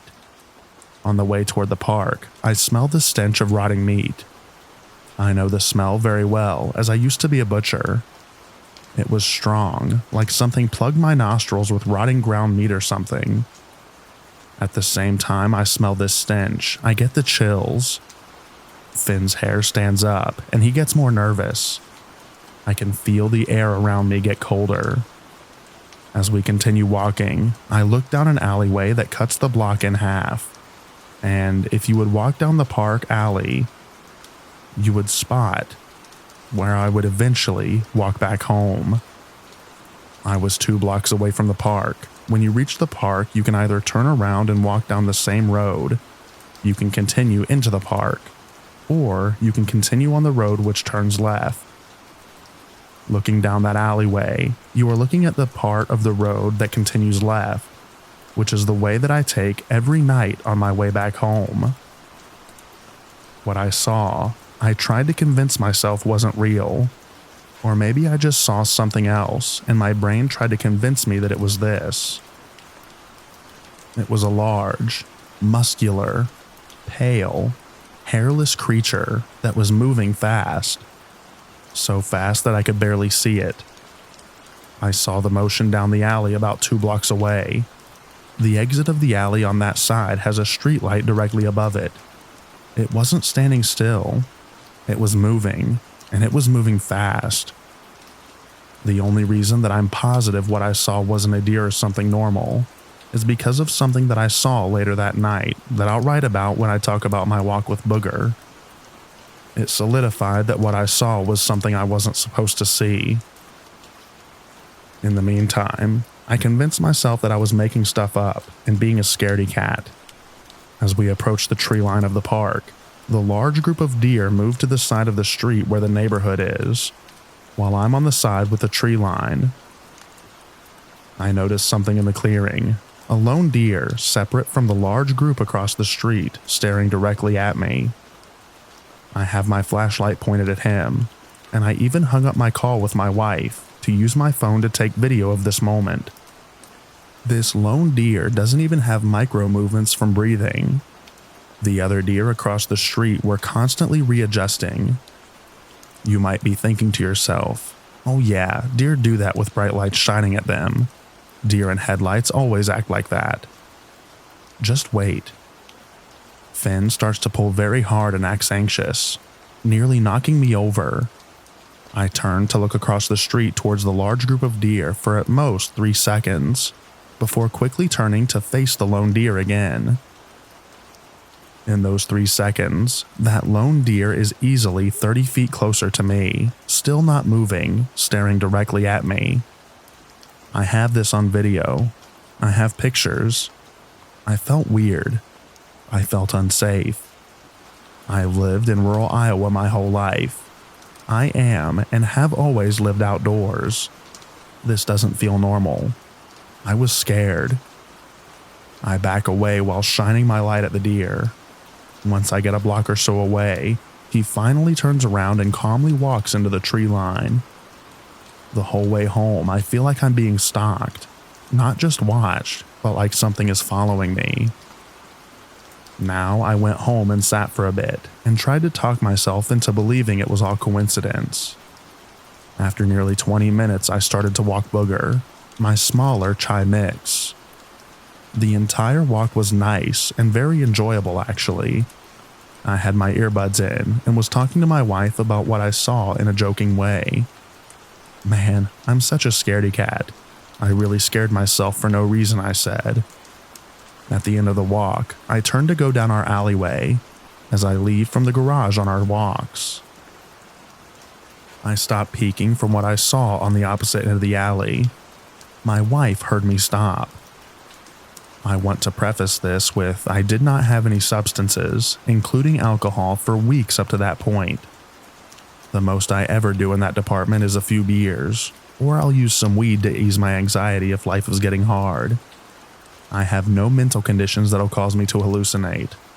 The most I have is a personality disorder resulting from trauma that I've been overcoming quickly this last year. I saw 2 large, muscular, pale, hairless creatures walking like apes at the end of the alley, The same thing I thought that I saw with Finn. This time, not going fast, much closer, and it felt intentional.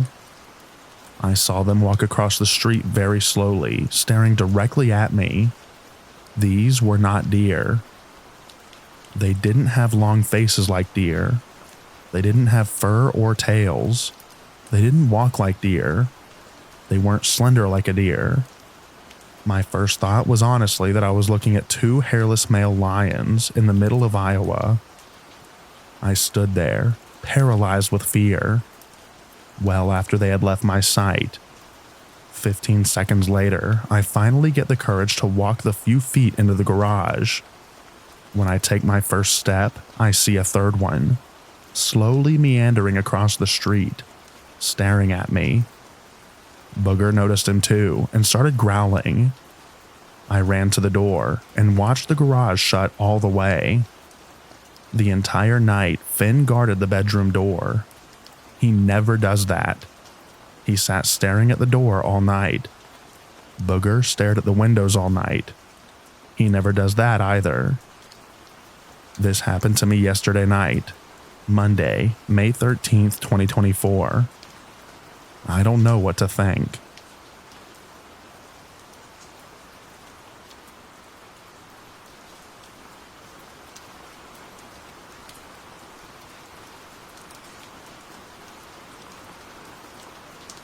As the title says, I'm from remote Alaska. I grew up with stories of old creatures and legends, but I've also seen some things. I'm typing this on my phone, so I apologize if I misspell anything, but here's what I have to say. My village is roughly 250 miles northwest of Fairbanks, Alaska. It is situated in the mountains and surrounded by a national park, so there is already suspicion of supernatural entities there. Growing up, I was always told about the Anuth-Lagaric, or the little people. These are smaller humanoids that are of smaller proportions, but they are strong, fast, very smart, and they even speak in an old dialect of the language of the tundra. But, as one family was visiting another, a human's dog ate the little one's child, and so began a grudge that some still hold today towards humans. There are stories of people being lured away from their homes just to be tricked and left out in the middle of nowhere. There are also stories of them helping us humans in times of need. Like from my village, caribou were herded by a small blurry thing towards a group of people, according to a story from the 60s or 70s. And there was a good harvest of animals that fall. There are also stories of Inukpak, big people, sometimes called Bigfoot by people, even though they don't look like an 8-man human. The old stories talk of giants that roamed the land in silence or in anger. One story even tells of a cannibalistic one out of the west, near Nome, or Kotzebue. Back home, they come around when the caribou do, like the Inuglarant, and will either be mischief or just watchful of humans. In my personal experiences, I've seen the little ones and the big ones. They both can resemble humans, or just be a blur on the land. I believe they are part of another world or dimension, and that's why they cannot always be seen. But hey, we may never know.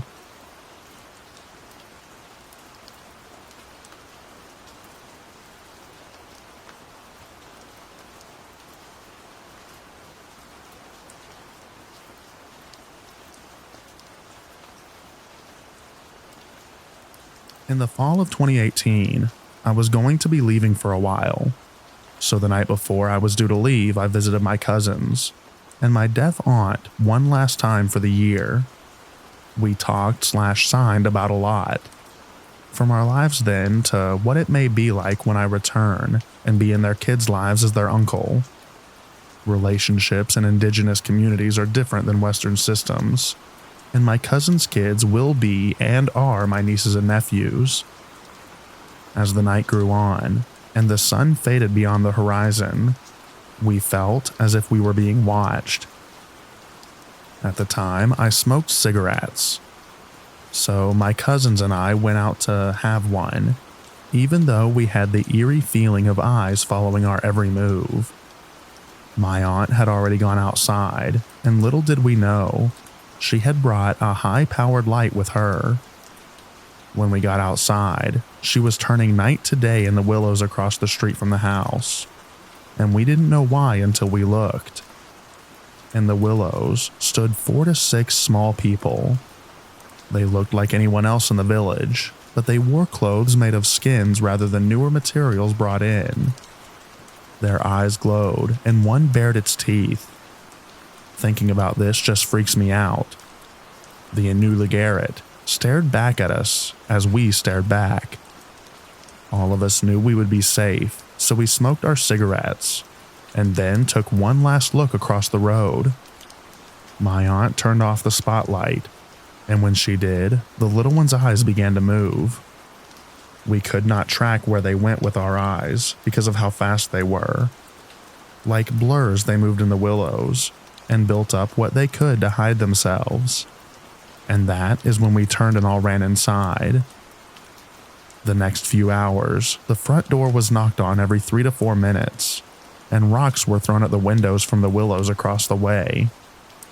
I didn't leave until morning, when the light just barely tipped over the mountains. As I walked out to my four-wheeler, I could feel the eyes of the little ones watching me, but I kept a brave face and got the heck out of Dodge. Looking back, we had pointed or shown any signs of being scared or angry. We probably would have been harassed even more. But to this day, I still think of the unforgettable as just distant relatives.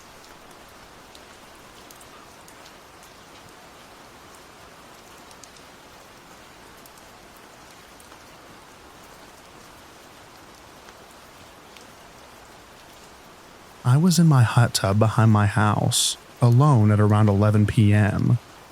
My backyard is surrounded by woods, and there is no fence, so when you're in the hot tub, you're just facing the woods from about 100 feet away. I had the porch lights on, and I was just sitting on my phone when I heard a sound that I had never heard before.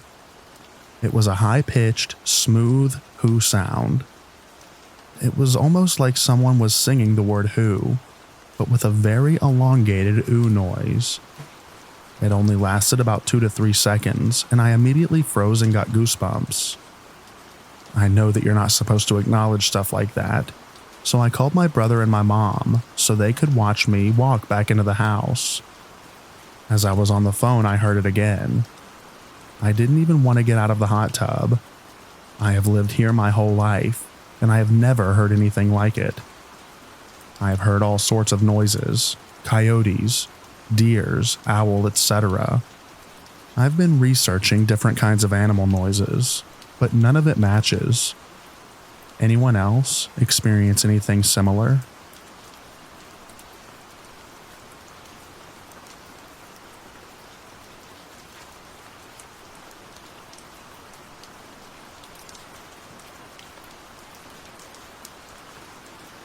I don't know what I saw, but it charged at me. So last night I'm having some brews with my friend. It's around 10:30ish. We head down to my local park. Typically during the day we'd go to this trail behind the park that is open to the public. After hanging around and talking with the normal vibe, we head back to go pee. So we decide let's just go down the trail entrance since it's dark and enclosed and use the bathroom down there. So we're walking, and as we're in the entrance area, we walked a little bit further into the trail, but close to the entrance. We're feeling very normal, laughing, and continue drinking. Although I remember it being a little ominous when looking down, completely pitch black path into the full trail. We didn't notice, but it was completely and oddly quiet. Out of nowhere, me and my best friend hear this brushing noise like tree branches moving, and we instantly look down the path where it's coming from. And it is as if some creature is darting towards us as fast as possible. I see the dirt from the trail being lifted into the air and non-stop speed steps towards us. I was freaking out, thinking it's either a person running towards us as fast as possible or it's some animal. Just had no idea. Fight or flight kicked in, and me and my friend felt concerned and weirded out that it was non-stop running towards us. I instantly turned around with my friend, and we ran out as fast as possible. Now, maybe I'm lost, but I'm from Cali in the Long Beach area. What animal rapidly runs towards two humans barely talking loud in this little trail? My friend didn't see the dirt up in the air like I saw, but he saw something dart at us and heard the brushing noise too. It was too far from us to make it out, but if we stood around 10 more seconds, we would have found out, and we didn't feel like sticking around for that since it literally was running towards us. Does anybody have any thoughts?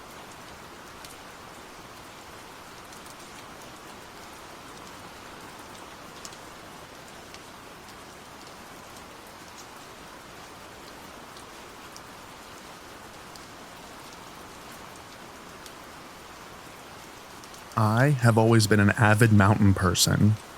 When people say they go to the beach for vacation, I respect it, but I prefer the mountains 100%. Something about these old giants has always fascinated me, as if I just cannot avoid but to be drawn towards them and be in awe when hiking on them. Over my short life, I'm a 21-year-old student, I consider that I have seen a fair amount of mountain ranges in Europe, from the Alps in Switzerland to the Pyrenees in Spain, and from the Italian Dolomites to the Czech Stolwy Mountains. I have always hiked and camped outdoors a lot, with family and friends, but also by myself. Now, I went to the United States for college, and I have always been tempted to do a part of the Appalachian Trail. From the pictures I saw on the internet, I always wanted to see them in person. And I'm not gonna lie, I must say that the great amount of scary stories of these mountains always attracted me a little bit as well. I'm definitely not a person who likes scary movies or anything like that, but I enjoy reading fellow mountaineer experiences. And to be honest, I mostly just read stories about the Appalachian Trail to know how to prep myself for when I was gonna do it. The scary stories just got my attention every now and a while. That being said, I decided to go this year and do a small part of the Appalachian Trail. I went to do a small part between the borders of Tennessee and North Carolina, with Clingman's Dome being the icing on the cake. I was a little bit hesitant to go by myself, since I'm not very familiar with both the geography as well as the wildlife in this part of the states. I wanted to go with a friend or my girlfriend who was from North Carolina herself, but both my friend from Germany as well as my girlfriend declined because they had to work. I had spring break. So I decided I had to just go by myself since I'm graduating this year and will return back to Europe.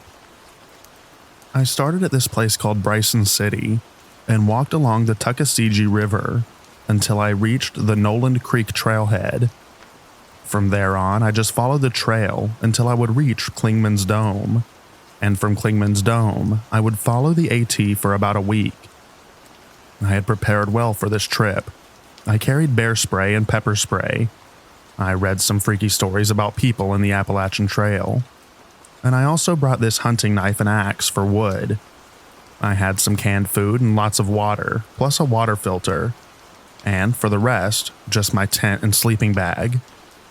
So when I started walking away from Bryson City and I saw the beautiful aura this mountain range had, I couldn't be happier. I had been wanting to do this since I had arrived here in the United States, and I was finally doing it. I encountered some people on the Noland Creek trailhead who were friendly, but I had made up my mind that I would be better off alone than with strangers. I reached Clingman's Dome the same day and went a little further before I would set up camp. It was beautiful. At night, I slept a bit off the trail with a small campfire while I had dinner, and which I put out before I went to sleep. The first night went super well, as I also was exhausted from the hike up to Klingman's Dome.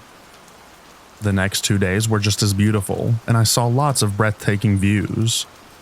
The people on the AT that I encountered were super polite as well. Then, on the third night, I feel like everything took a strange turn. I had set up my camp just as usual, around 160 feet from the trail. No one was camping close to me, or at least, not that I was aware of. While getting dinner, I just had this super weird gut feeling that I was not alone there. I felt like as if someone was looking at me from behind a tree or something like that. I tried to just convince myself that I was having an amazing time, that I was safe, and that it was just my mind playing tricks on me. I went to sleep and put out the fire as usual. Then, before it was daylight again, I woke up. I woke up with this same gut feeling that even though I was in my tent, someone was watching my tent from a distance. I did not hear a single bird, which was weird, because right before daylight is when they start chirping again. I only heard the wind and the leaves. It made me feel uncomfortable, a bit scared even. I didn't fall asleep again, and first thing in the morning, after having breakfast in my tent, I broke up camp and decided to continue my hike. During my hike, I encountered a few people, and again they were very nice, but I just stuck to myself. While walking on this part of the trail by myself, I felt being observed again. I even had the feeling as if someone or something was following me. So every now and then, I would stop dead in my tracks in order to hear if it was real. Now, obviously my mind could be playing tricks, but I would swear that I heard the steps stop a second after I had stopped. So according to me at that moment, something was following me. I looked around me the whole time, and I never saw anyone or anything, which made it even more weird. After the long day of hiking, I made camp, this time closer to the trail than usual, because for some reason I thought that it would be more safe. I again had this gut feeling of being watched while having dinner outside of my tent. So I decided to finish it up in my tent, and I went to the bathroom in a bottle because I did not want to go outside now. I tried to sleep by closing my eyes, but my mind just focused on hearing the whole time. And that is when I heard it for the first time. A knock, as if a branch was hitting a tree, or a small rock was getting thrown at a tree. Silence followed for what seemed like an eternity, but probably only 10 minutes. Then I heard it again, this time more clear. I was scared now, and had no idea where to go since it was dark already. I put on my flashlight in the tent and made myself as big as I could so that my shadow outside the tent would look bigger because of the light. I don't know why this was my reasoning at the time. I just thought of bears. And I held my hunting knife in my hand. The silence had followed the second knock, but now I shouted to pierce the silence in the dark. First I shouted that whoever was joking around, I was armed, and I was not wanting to be pranked. I thought this would scare them off, but it didn't. It was almost as if this person found it even more funny knowing that I was angry at them. I heard another knock, and immediately after a knock on what I assumed to be the opposite side from my tent. So now I was guessing it was 2 people instead of 1, and that they liked to pull a prank on an innocent passerby. I tried to stay up as long as I could, but around 4 a.m. my eyes just gave up, and I dwelled off. I woke up at around 8 a.m. again, with the light of the sun being my savior. I first tried to hear if whoever was pranking me was still knocking. I did not hear anything. I shouted again, stating that I was now going to exit my tent with my knife in my hand, and that whoever had been joking around should make themselves known. I walked out of my tent and did not see anyone. I looked for tracks around my camp, but could not immediately make something out of it. I decided to get the heck out of there. The next part of my week basically continued being the same. At night, I'd hear knocks from different directions. and occasionally I heard what I would guess was a little bit of humming, like as if a person was just humming a tune. Now, I never saw anyone except for the occasional hikers on the AT, so I cannot say that I saw something weird, but I never shook off this weird gut feeling of being observed and followed during the rest of my hike on the Appalachian Trail. I am now back, and I told this story to my girlfriend. She says that it was probably my mind playing tricks on me, and I'm willing to believe her, because I never saw anything. But I still sometimes wake up in the middle of the night, thinking that I am in that tent in the middle of nowhere, and someone is watching me and knocking on a tree. And every time I wake up like this, the thought alone scares me.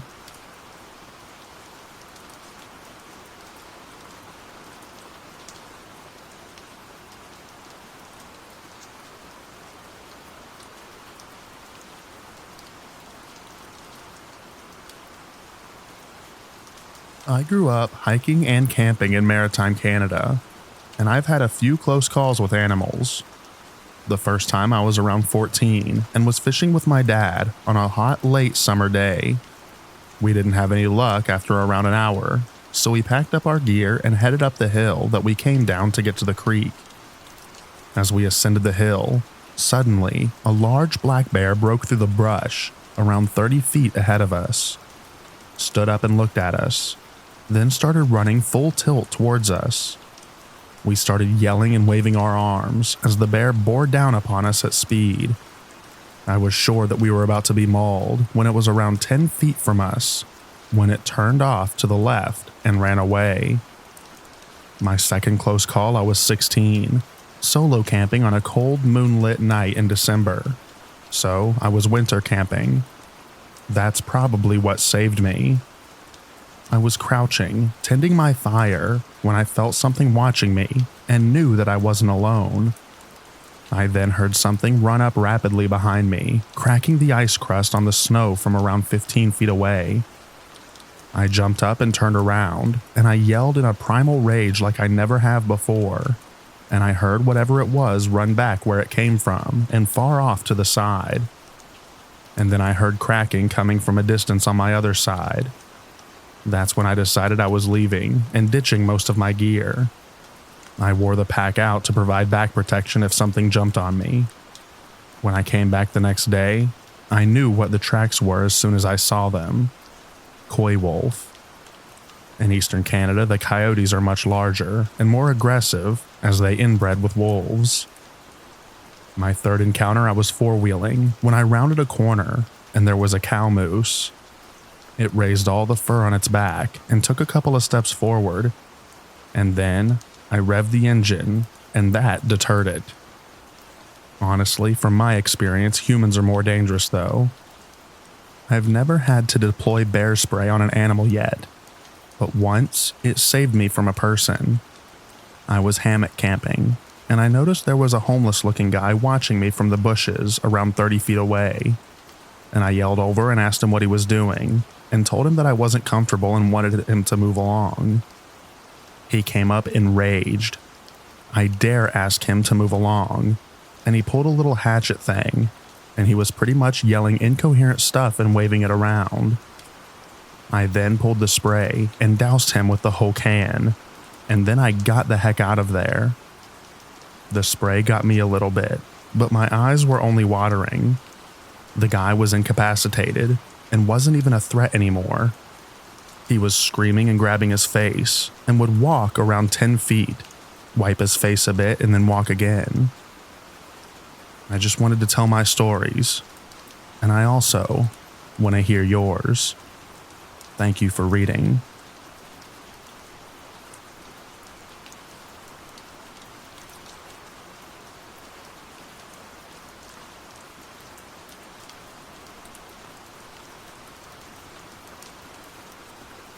This is a true story from about 20 years or so ago. I had been living in the San Francisco Bay Area, but originally I was from the East Coast and had never truly been camping. My girlfriend at the time was from Cali and was used to camping. so I went with her a few times. This was my first time with her, and her young son of 5 came with us to Big Sur. It was cool and had been rainy, but this night was just misty and cold when we arrived. We drove to one of those camp places that has a small parking lot, which was empty except for us. So we set up the tent a little bit from the car and proceeded to try and get a fire started. She got mad because she asked me to get things started, and I had no idea what to do. Anyhow, so fire started. It was cold and wet, and after eating, we all crammed into a 2-person tent. Neither of us were gun owners, but I had brought a small knife and a mini baseball bat just in case, because I was not really comfortable camping. In the middle of the night, I'm guessing because no watch, I was awoken by something walking slowly around the tent. I was so scared that I couldn't figure out if it was 2 or 4-legged. I didn't hear any other sounds, except what sounded like something trying not to sound too loud, at least in my mind. This went on for what seemed like 10 or 15 minutes, and I was scared out of my mind. And I didn't move, but I kept my hand on the bat next to me. I remember assuming that it was a bear or a mountain lion, which I had no experience with. Eventually, it sounded like it walked away slowly, but I wasn't really able to get much sleep. At first sunlight, I slowly got out of the tent and sat on a park bench that was near us. After a little time, I see someone walking through the woods towards me, which again scared me as we had seen no one since being there. Eventually, I see that it's a ranger or a police officer. I don't really remember which, and he seems to have his hand on or near his holster. I'm wearing camo pants, have a beard, and look pretty scruffy, and I'm a bit worried because I have some weed on me, and the knife and bat. He asked me my name and what I was doing there, and I explained that I'm with my girlfriend and son, who are still in the tent. After checking my ID and seeing them, he told us that there had been reports of a crazy guy going around and attacking campers in the area, and to be careful and think about leaving the area, which we did because the weather sucked anyway. As it had been raining, there were no footprints or other signs of what was walking around us. But it was scary for me, a city guy, not knowing if it was an animal or a crazy man. And I was super hesitant to go camping for a bit after that.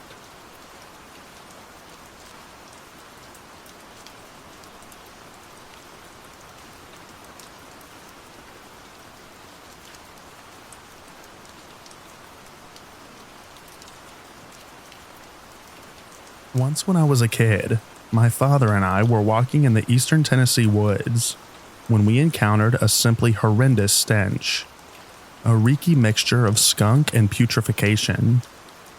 My dad didn't seem fazed or particularly surprised by the smell, which he said indicated that a bear had eaten a skunk. According to him, bears don't mind the scent, and they were sloppy eaters. Okay, noted. I happily shared this bit of lore with my outdoor activities companions for years, lots of years, and never thought about it until I'd read enough accounts of skunk apes for it to penetrate my conscious mind that their BO reeked just like when a bear ate a skunk. So, it appears to me that this gives us a plausible, prosaic explanation for that skunk ape smell, one that doesn't involve a cryptid. On the other hand, it also suggests that people who have smelled what they took to be a bear may have encountered something else entirely. The latter strikes close to home, because in the years since then, I noticed that smell in the Tennessee and Georgia woods more than once. In every instance, I carefully sneaked around downwind of what I took to be a bear. Definitely makes you wonder what else it could have been.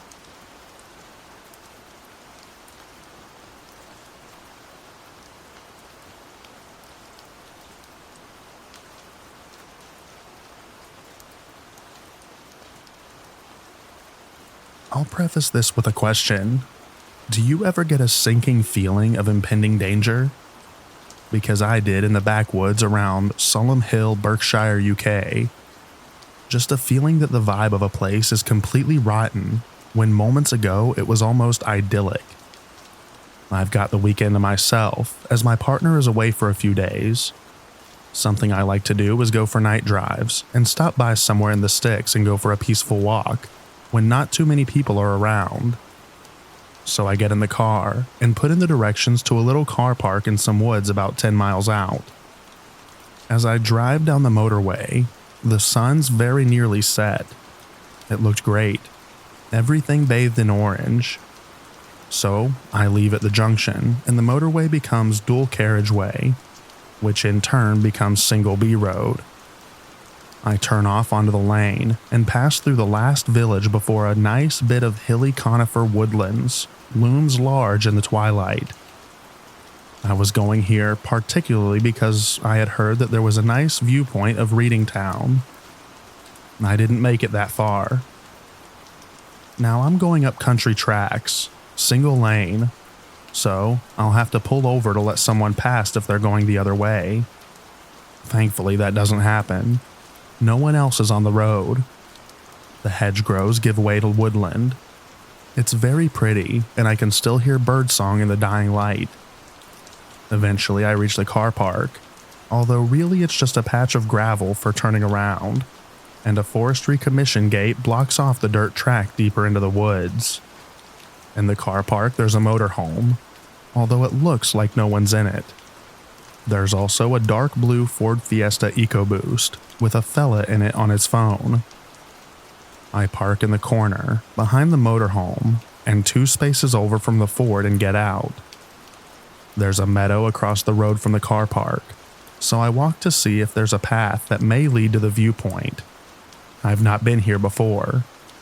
No viewpoint, but a single deer. Nice. After that I cross over again and decide to use the track behind the forestry gate. Even if I don't find the viewpoint, I think it'll be a really nice walk, and begin walking. The man in the little car isn't on his phone anymore. He gets out. I take a few more steps, but I'm already feeling a creepy dread. I look over at the man. There's now a second man, and the pair of them are dressed in dark, practical clothes with boots. They're very tall. They don't say anything to each other. Their faces are made of stone. I've stopped now. I pretend to be on my phone. I try not to look directly, but out of my peripheral, I catch them taking turns to sneak looks at me. So I look at them directly, and one is just watching me as they walk towards the same path I was about to head down. I just stand there as they walk by, and they keep looking at me in alternation, even turning their heads as they're in front of me now to look at what I'm doing. They disappear behind some hedges, looking at me one more time before they go. The dread feeling, the rotten feeling, is very strong. I've had this danger feeling only twice before. One time the danger was perceived. The other time, very immediate. At this point, I decide absolutely not and go straight back to my car and get in. I can see the men again. From the car, I can see around the bushes and they're just stood there watching me. The entire time I got ready and drove out of the car park turning onto the road. They just stood there, watching. I hope I was just being paranoid, but I know the difference deep down. Paranoia makes you jump at your own shadow and feels anxious. This feeling was cold and a solid feeling in my gut. You become hyper aware of your surroundings, but also the object of your own dread. In this case, the men. I just had a terrible feeling about them unlike any other stranger I had come across. I didn't think I'd be posting in this subreddit, instead just reading other people's creepy stories. But I had to ask, does anyone else get the feeling that I'm talking about? Have you ever had it before?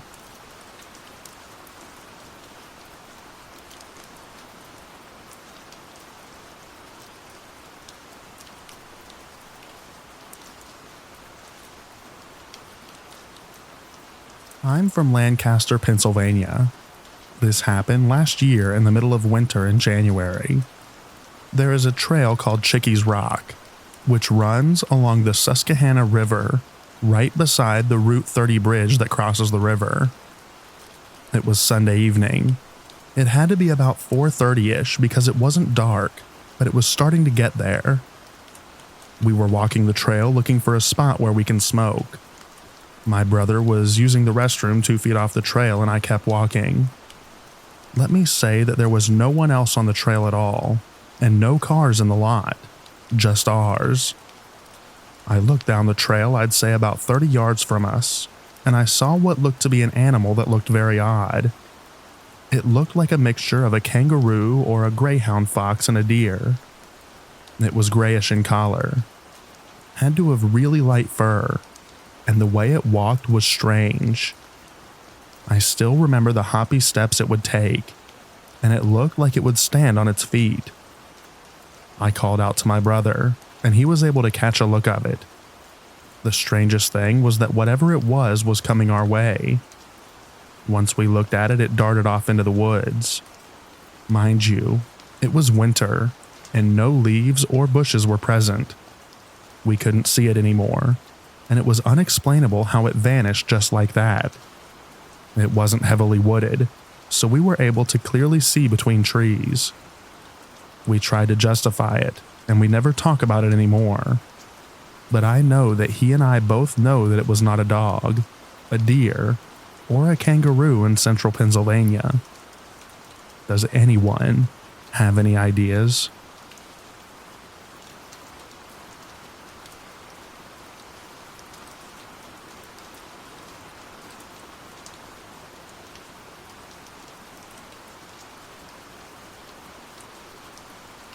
I'm a 30-year-old female, and the guy in this story looked to be about 35 to 40 years old.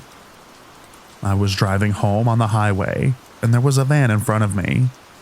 I was behind this van for several miles before I decided to pass. It was a 4-lane highway, so no vehicles or anything that would come in front of me. I was having no problem passing this guy. As soon as I made it almost to the point of me fully past him, he speeds up. So I proceed to speed up, because I am clearly trying to pass. He speeds up to be right beside my car, and keeps gesturing and waving at me, almost to signal me to pull over. I floor it and pass the guy, keeping speed to just get away from him. I see him slow down and kind of wave at me almost like a bye or hello type of wave. Then a few seconds after speeds up, going to the passing lane, and speeds up to be right next to my car. He motions again, almost like asking me to pull over. He pointed to himself and pointed to me. I literally flip this guy off, and he won't speed up. I slow down. He slows down. I speed up. He speeds up. I tried slamming my brakes to lose him and nothing. I finally pull my phone out and start recording, and he finally speeds up to pass. I see this guy trying to make a turn exactly where I'm going towards my house. I go the opposite way to a store, where I know there will be a lot of people, and stay there for about an hour. What in the actual crap? I'm honestly so unsettled. To answer some questions, there's nothing wrong with my vehicle. I have dents in the car and rust, but nothing concerning. My tire rim is a bit dented, but you can't see that at high speeds, and doesn't make sense to do what he did. If I thought someone's tire was flat or something, I'd point to their tire, or roll my window down, not be an absolute creep. Also, I'm not sure what would have upset him, as it's not like I cut him off or anything. I was behind him for miles. He didn't appear to be in a road rage, not hitting the steering wheel or anything like that. Just seemed persistent that he wanted to get me to stop. The way he was gesturing to himself and me, almost shrugging, like, come on. It was so weird. I got a picture of his vehicle, and I'm tempted to make a report, in case he tries to do this with other women.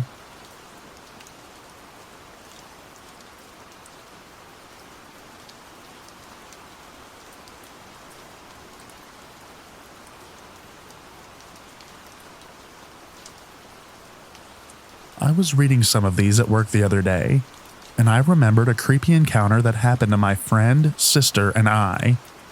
This happened when we were a lot younger. I would say that we were still in elementary school, maybe 7th grade. For context, the town I lived in was pretty chill.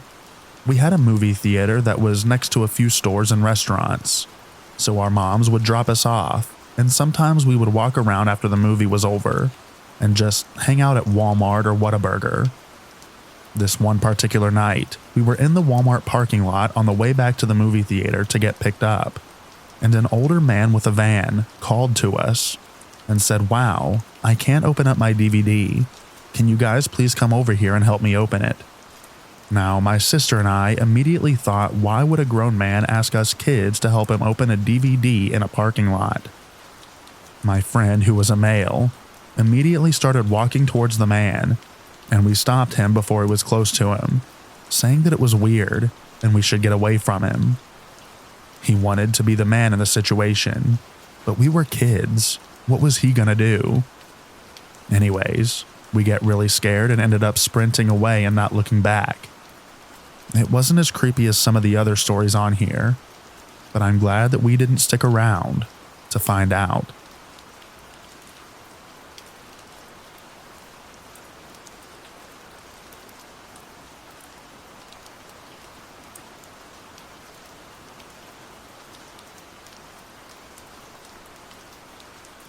This is my first post ever, and also the reason that I made this profile to begin with.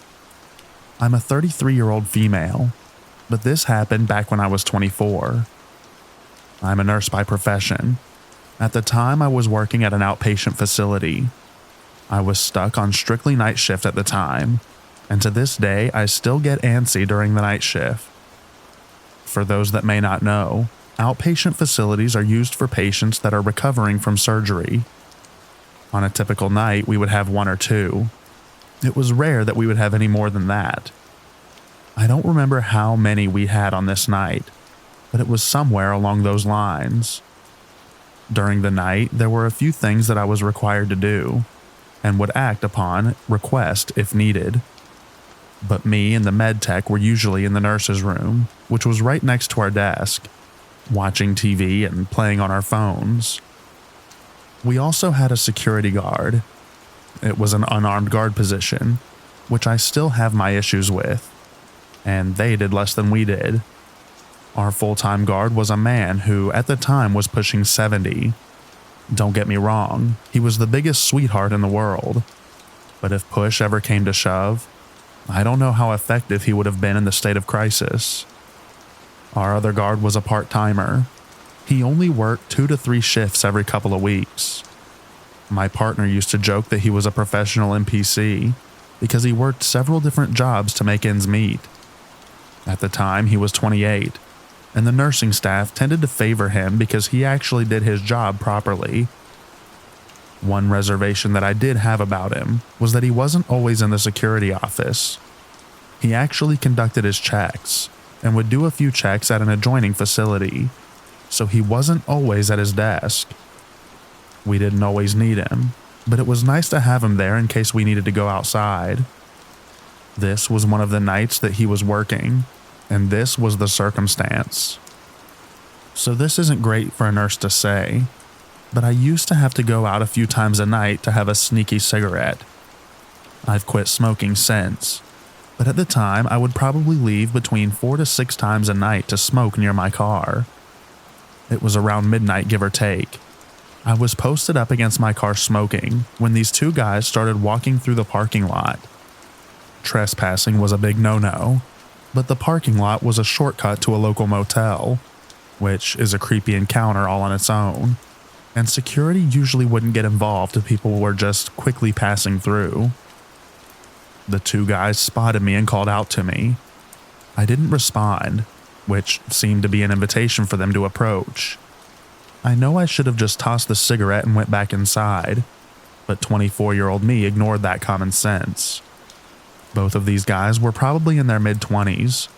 Nothing off-looking about them, aside from the way that they were walking and the fact that they were going to the motel. They probably wouldn't have stood out in a crowd to me, One of them asked me for a cigarette. I said that I left my pack inside and I couldn't help them. He then started asking me questions about my job, where I was from, and how old I was. I didn't take the bait on any of these questions. I told them I had to get back inside. One of them stood sort of in my way, and the other asked if he could have my number. I said no. The thing that took me overboard was one of them had moved my jacket to see my name tag and put his face really close to it to read my name. It was obvious that he was just trying to look at my chest. That was the line for me, and I pushed past them and foolishly went to the front door that my keycard didn't open. So I had literally cornered myself between the door and these two random guys. I had to find a way around them to get to the side door that I exited from. But judging by their body language, that wasn't going to go my way. Thankfully, I was greeted with a familiar voice. Our friendly neighborhood security guard was apparently checking the other facility and managed to show up in time before I had to either run or plead.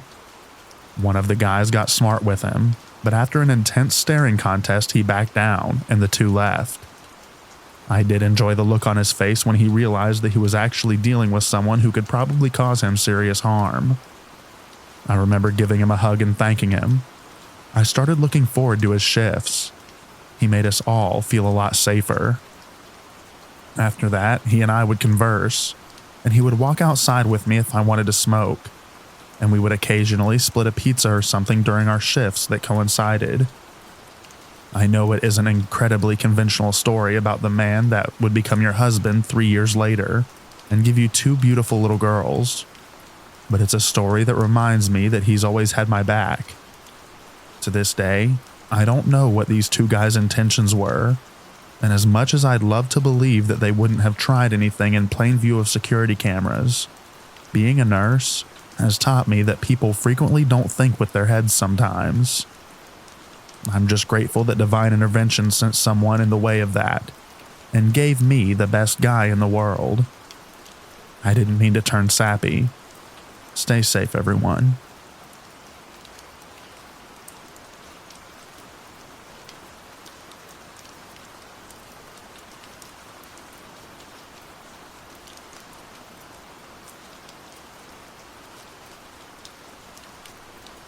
Hi, everyone. I'm pretty disturbed right now, and I don't really know who to talk to, so I decided to post here.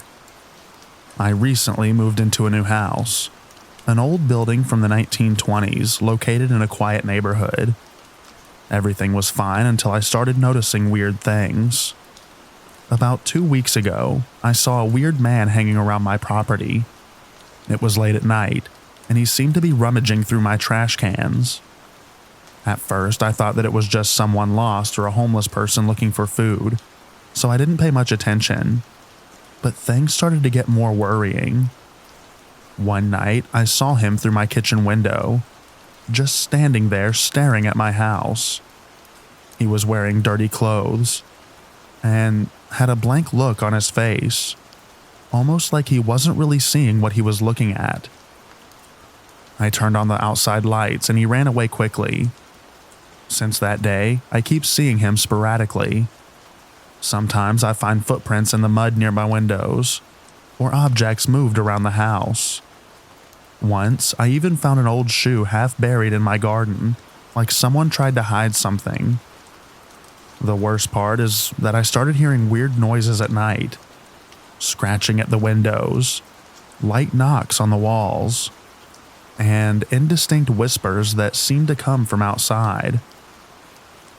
I called the police several times, but every time they arrive, the man is gone, and they don't find any traces of him. My friends think I'm paranoid that I'm imagining things because of stress of the move, but I can't help feeling like there's really someone watching me and trying to scare me. I'm starting to doubt my own sanity. Sometimes I wonder if I'm imagining all this, but the footprints, the moved objects, and the noises are real. Has anyone ever experienced something similar, or have any advice on what I should do? Any help would be greatly appreciated. Thank you for reading. I need help. Nobody around me believes me.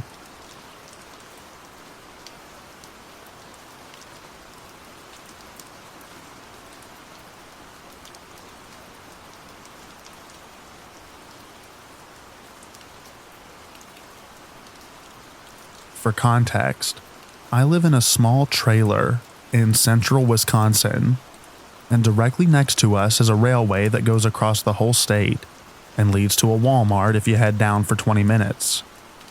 I was a teenager in 8th grade at the time, with no car or transportation other than a bike.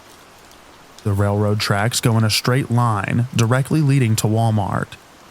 So if I were to bike to the Walmart, it takes me about the same time as if I walked straight down the tracks. So, more often than not, I would walk as I was never really a big fan of riding bikes, as I have had back issues since a young age. On this date in particular, I decided to head to Walmart for some dumb kid stuff shortly before the sun was about to set. This detail will come into play later. Basically, I went to the store and got distracted just looking around. Bought some food and drink and some trading cards, but left as the sun was going down. It's about a 20 to 25 minute walk home, and I decided to head straight down the tracks again. At about the 10-minute mark, it was getting very dark, and I was a generally fearful and anxious child due to my autism. I was scared of the dark until I was about 14 and a half, and would often have nightmares or see things that weren't in my closet, or dark corners, etc. So as it became too dark to see, I was getting extremely nervous and hypervigilant. 5 minutes later, I could swear that I was hearing footsteps crunching in the rocks lining these tracks that weren't mine. I stopped a few times to listen and confirmed that someone was walking towards me from a significant distance away. I could not see them at this point because of the darkness and lack of lighting across the railroad tracks. I had no phone or flashlight of any kind. At this point, I started freaking out internally. At first, I didn't know what to do, but as the sound of the footsteps got closer, I decided to call out and let them know that I was coming towards them. I stopped as I did this, and something along the lines of, "Is someone there?" While I know this might seem silly as an adult, I was used to my brain playing tricks on me in darkness, and I was convinced that I was seeing things. No response. At this point, the footsteps were getting closer, but still too difficult to distinguish over my own. So I stopped. The footsteps continued for a brief moment, and then they stopped too. I called out again. I said, "Hello? Is anyone there?" No response again. I was still prepubescent and I had a child's voice. I feel like any reasonable adult would have responded and said yes, or "Yeah, I'm just walking," or whatever, as I had genuine, noticeable fear in my voice. After I received no response again, I told myself that I was just imagining it and continued on my journey. At this point being just under 15 minutes from my house, and I heard them again, footsteps coming closer as soon as I started walking. At this point, fear took over, and I started yelling and making whooping sounds, thinking that it might be some sort of animal. I yelled such things as, "I know you're there, and I have a knife," which was total crap, but I thought that it might encourage this person to respond. Still, nothing. A few times as I was speaking, I would hear the footsteps stop again. Finally, about 3 to 5 minutes later, stopping multiple times and hearing his footsteps stop. Sorry, I can't give a specific time frame. I was in total fight or flight mode, scared out of my mind, so it gets a little hazy from here. I start seeing this guy materialize out of the darkness. He had on blue jeans, a dark hoodie with a hood completely masking his face from the distance. I was instantly relieved for whatever reason. Relieved to know that I wasn't crazy, maybe. I don't know. And began verbal vomiting to this guy that I was just scared, and I didn't know that he was on the tracks with me for sure. He again did not respond, and this was before mainstream Bluetooth audio, and I didn't notice any headphone cables when I passed him. Because he didn't respond, I was eyeing him warily as he approached, and we locked eyes. I'll never forget the chill that ran down my spine. He was staring at me coldly and blankly, with a menacing look in his eyes, like he was thinking about what to do. He had his hands shoved in his pockets, and as I was passing him, he looked like he was going to pull something out of his right hand. I was a very scrawny kid, and even though I have back problems, I was fast as heck. I just hurt from running for too long. From then on, going down the tracks at a full sprint, it was all a blur. I tripped and fell twice, as well as soaked myself in mud when I tried to get across the small ditch separating the track from the trailer park. And then I got home. I never told my mom, and I never walked on those tracks at night again. After reading through this again, I thought I would describe the tracks for a bit of context. They are on an elevated hill next to the trailers, and you can either walk a minute in the wrong direction to get on at the main road I live on, or you can cut through this one small spot where some people had put a board down for that exact purpose, to get across the ditch and onto the tracks. The board was broken in half and partially submerged, so it was kind of like you had to jump and land on the board with one foot, and then kick off to the other side. The ditch is maybe 3 feet across, so it's not a huge jump, but it always has nasty standing water in it. Once you get on the tracks, there is a super long stretch with absolutely no way off, other than private property of a factory the railway delivers goods to, which you can get in trouble for trespassing on. Then there's a junction about 20 minutes down, and another 5 minutes from which is where the Walmart is. Due to this, I couldn't just get off the tracks when I ran away. I had to get to the ditch before I would be able to.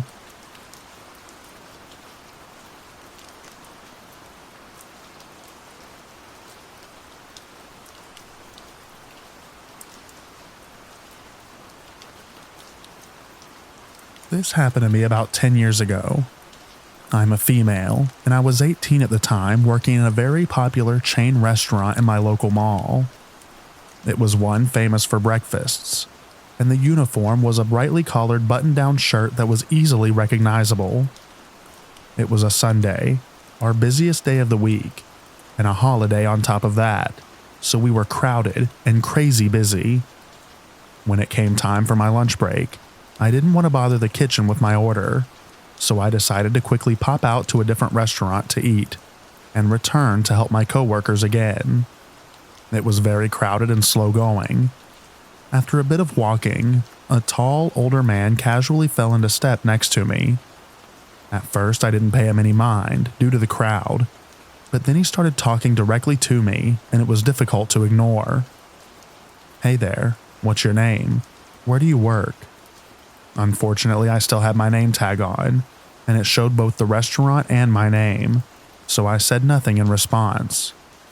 "Oh, I should stop by for some pancakes and waffles sometime." No response. No eye contact either.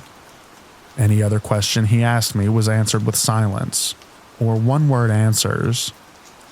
I was afraid to be impolite, but also really didn't want to give him any leeway.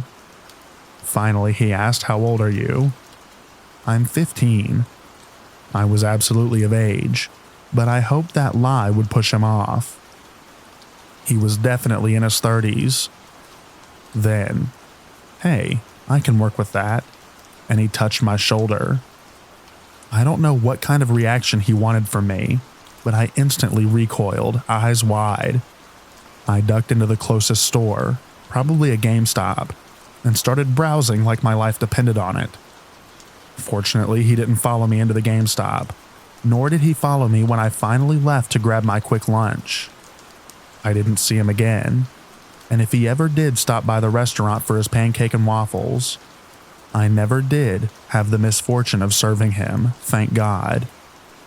It still stuns me to this day that I barely reciprocated, and then told him I was underage, and none of that made him stop trying to interact with me.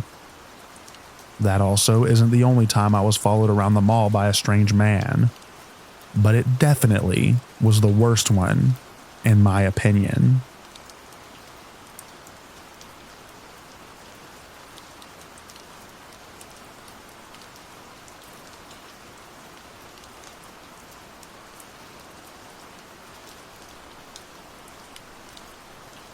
So, for a little bit of a backstory, I'm currently a 27-year-old female at the time of writing this, but the encounter that I'm going to describe took place when I was 21-ish. When I was 21, I moved to a new city for school. I didn't know anybody, and I was suffering your typical first time away from home loneliness.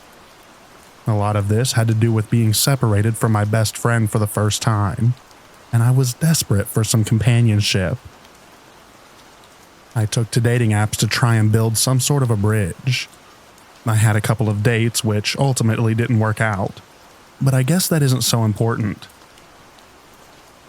I matched with this one guy. He seemed like the whole package. He was cute. He was into music, art, and we had a mutual love of Stephen King. We talked for about a week, and we eventually exchanged numbers and continued talking in more depth. I was young and naive enough at the time to catch a feeling for this guy, and I honestly thought that I was falling for him. We talked in depth for about another week. He got to know me very personally, and it was scary to me how much we had in common. We made a date to meet at a bar. He told me he was running a little behind, and to go have a drink at the bar and he would meet me there. It was sort of late afternoon, so the area was fairly empty. They had 2 other girls that showed up at the bar during my time there. One of the girls had broken our silence by saying that she was there for a first date with a really cute guy, and she was nervous, and asked if me or the other girl had any advice for her. Oh, how cute. I was there for a first date too that I was extremely excited about. The other girl was also there for a first date with a guy. We shared our thoughts and really hyped each other up. It was a total sister bonding moment. That was until we all drew the conclusion that we were there to meet the same guy. Same pictures, different names, different personalities. This guy played us in a big way.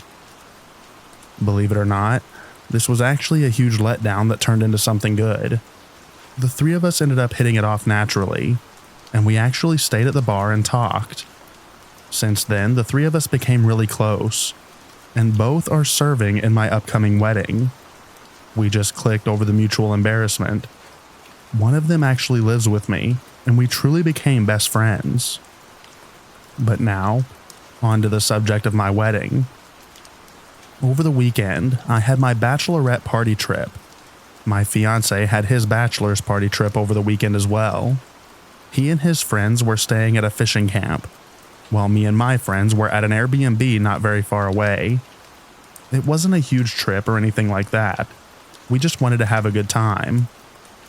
Well, we were really enjoying ourselves. I had to go shopping one day at a nearby store where my longtime best friend and 2 other best friends joined me. Not to give too much information, but I had to buy a new bra. That'll probably be relevant in a bit. That night, we're playing Cards Against Humanity and having some drinks. It got to the portion of the evening where my mom wanted to go around the room so everyone could tell how they met me, a cringe story, or anything they wanted to share. I wasn't looking forward to that, but it's customary. And oh, did it ever lead to something. One of my best friends, one that I met in the bar, came forward for her turn and laid quite the truth out on the table. So apparently, that day where the 3 of us showed up for a date with the same guy was completely and meticulously orchestrated. She was having trouble making friends of her own, and she noticed me and the other girl at school. She made a fake dating profile after apparently hearing the 2 of us mentioning it at some point, and essentially stalked the app until she found us. This is how she got to know us, which is why we were all able to hit it off so easily. She orchestrated this whole thing in order to make friends. Her cadence and her delivery of the story was so strange. It was so creepy. First of all, it was a big revelation, and it's a strong relationship built on deceit. I honestly felt violated and very uneasy. My mom cut through the tension by changing the subject. Later, I was outside playing my guitar when my best friend and other best friend, I'm sorry I could have given them alternate names, came outside. We discussed it, and also mutually agreed that it was really weird, and she picked a heck of a time to drop this bomb. So many things that once seemed so innocent started taking on a more creepy undertone. Just the day before, this girl was in the same fitting room as me while I was trying on new bras. She has pictures of the three of us together on the mirror in her bedroom.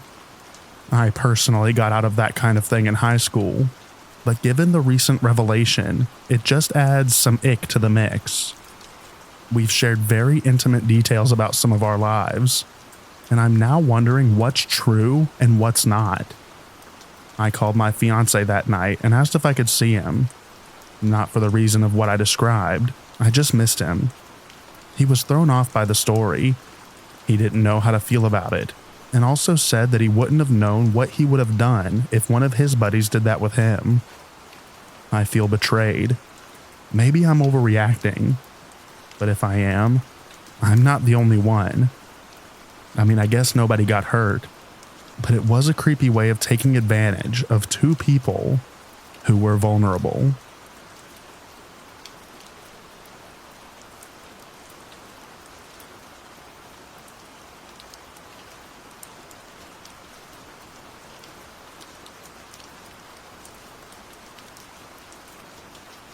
I've been reading here for a while, so I figured it's time to post my creepy encounter. I've had a lot of them. I'm a server/bartender. A few years back, before I started dating my fiance, I worked at IHOP. We had a new manager and she was awesome. She was almost like a big sister. We had this table of semi-regulars, 2 guys old enough to be my dad. One started hitting on me and asking my manager about me. At this point, I'd been single for a while, and she told him to ask me out himself. She meant no harm. So I mean, I guess he was alright, attractive enough for his age. He asked me out, and to be polite, I said he could just leave his number. I felt uncomfortable, but didn't think much of it. The next weekend, they came in and requested my section. I was busy and mostly just went about my business. He asked me a few times why I never called, and I kept responding that I was busy with my 2 jobs and my young sister. The next week, he comes in again and requests my section, asking why I still never called.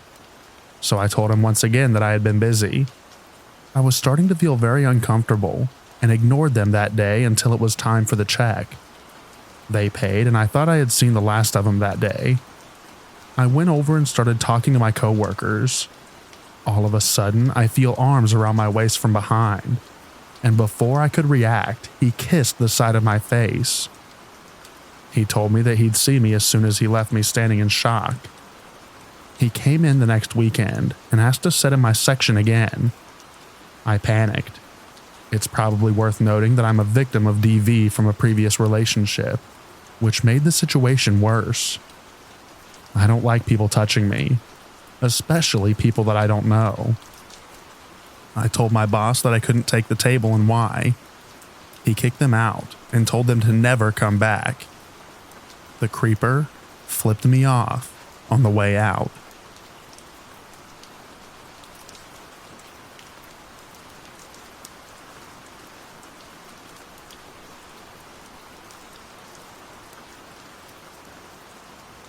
I recently acquired a new roommate. The entire situation should have never happened, but I need someone to help me with rent. So a Craigslist posting later, he moved in. His name was Greg, and his disclosures to me that he did have some strange sleeping behaviors. Sleep talking, sleepwalking, and night terrors. Funny thing was, I also had a history of sleepwalking, but only on rare occasions.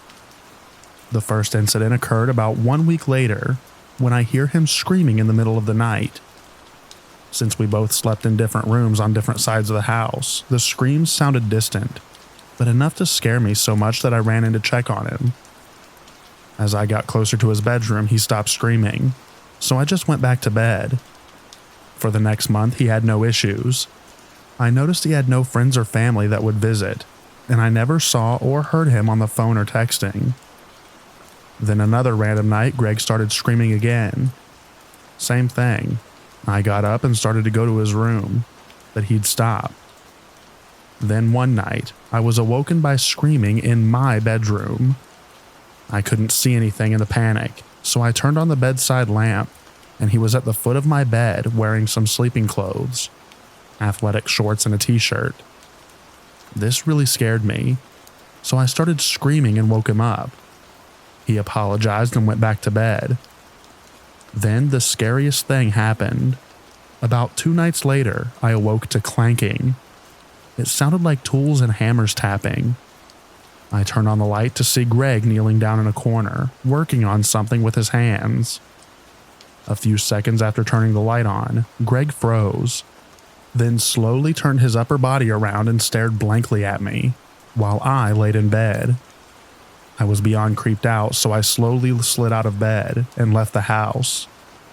After sleeping in my truck down the road in an empty church parking lot, I returned to the house at about 8 in the morning. Greg was gone. All of his belongings were gone. There was no sign of him anywhere. It was like he never lived there. I didn't know any of his friends or family, so I had no one to call about him. Days turned to weeks, weeks into months.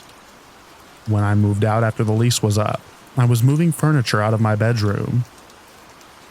In the corner of the room where I last saw Greg kneeling down, I realized that the floor vent for the air conditioning was loose. Inside the floor vent was an envelope with a ton of pictures of me sleeping. The pictures had handwritten dates and times written on the back of the pictures. The only other item was a whittled down wooden broom handle brought to a point. I truly believe that Greg was preparing to kill me that night, and he realized it. Because it was the sleepwalking Greg that was going to do it. He left to save my life. It appears that Greg had been coming into my room almost nightly and working on making the broom handle, a stabbing weapon, and I never heard him until the last night that I saw him.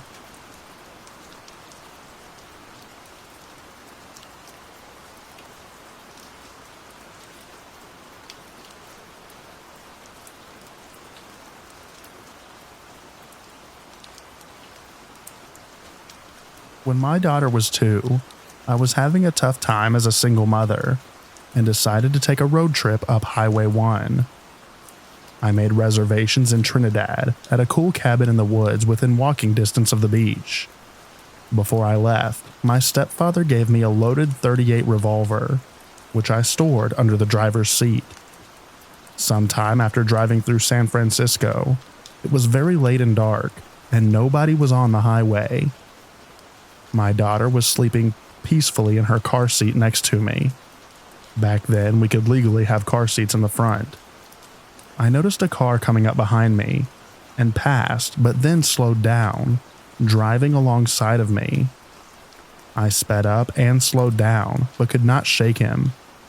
I looked over, and this guy had his interior light on and was furiously gesturing for me to pull over. I knew I had to find a safe place. There was nobody else on the road, and I was running low on gas. There was just nothing on this highway for miles. I kept driving, but this guy would not leave me alone. I was getting very frightened, but the mama bear was coming out, and I was getting very angry as well.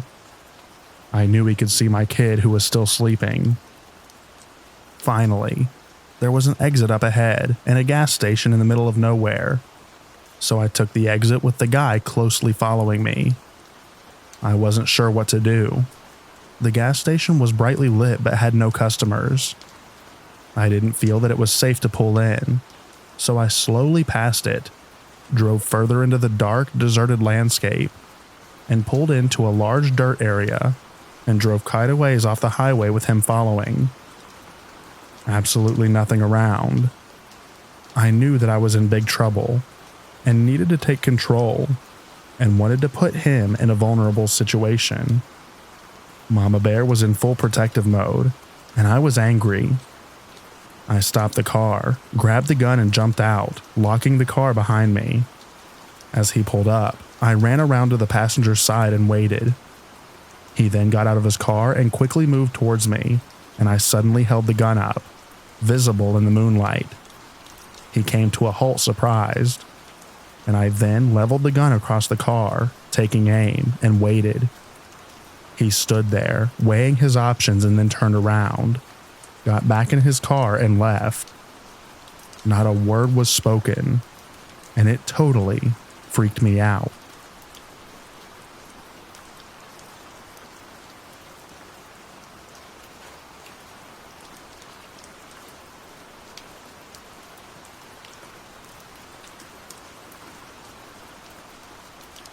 It was in the late 80s, early 90s.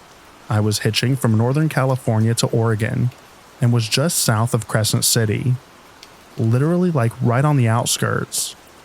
But if you're familiar with that area, you understand it's like middle of nowhere and then the town. So I'm there with my dog, and this man pulls up in an RV. He comes to the back door of the RV and opens it. Instead of me just talking to him as he is sitting in the cab to tell him where I'm going, I found this to be odd and felt uneasy. The guy just opens the side door, looks at me sternly and says, "Get in." I was horrified. I turned to look at my dog, as I was surprised she wasn't barking at him or anything like that. She always barked at anyone whom she perceived as a potential threat. When I looked at her, she was shaking violently, as if in complete terror. Super weird and creepy, because my dog was afraid of no one. I looked back at the man, said no thank you, and my dog and I walked off quickly to the next town. If the town hadn't been literally right there, I likely would not be sharing this story with you today. I am sure of it.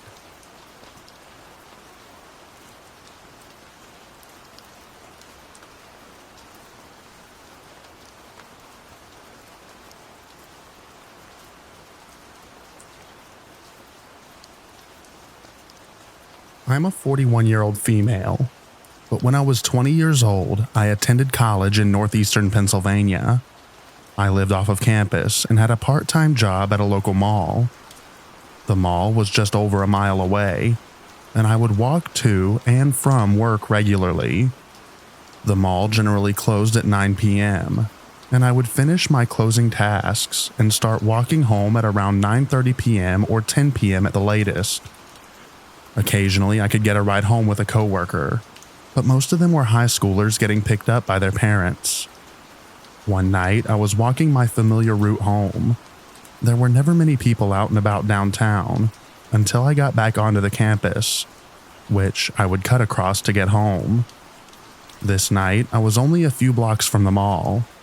I noticed a van parked on the next corner, but didn't think anything of it initially. There were always a smattering of cars parked around.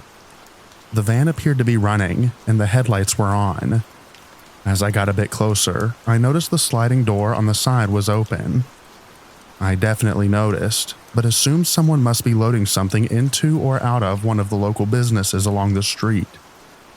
As I started to walk past the van, there was a sudden flurry of movement on my left.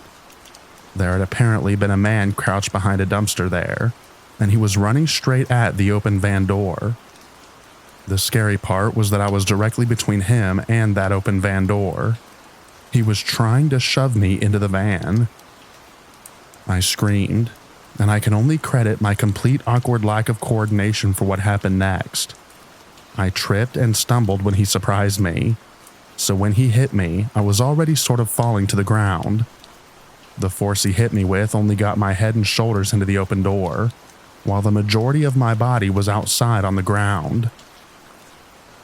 I remember he grabbed me around the waist and was trying to horse me up through the door, but I was just discombobulated dead weight. He jumped over me into the van, grabbed a handful of my hair and started to pull me off the ground and into the van. This is when the headlights from a car turning down the street washed over me, and I could briefly see this was a white guy in a black hoodie. When I saw the car, I screamed loudly and started wildly flailing my arms. I heard their brakes screech, and the guy let go of my hair. I jumped back, and the hooded jerk slammed the door shut, and seconds later accelerated away. A cute little white-haired Polish woman had been in the car that turned down the street at the exact right moment to save me. She hugged me and told me that I was safe, and it was then that I realized that I was still screaming. She sat on the sidewalk with me and then walked me to her car. Cell phones were relatively new. Neither of us had one.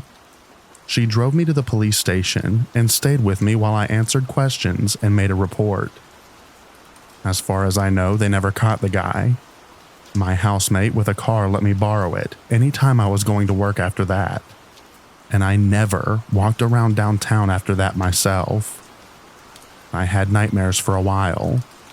I can't help but think of what could have happened to me.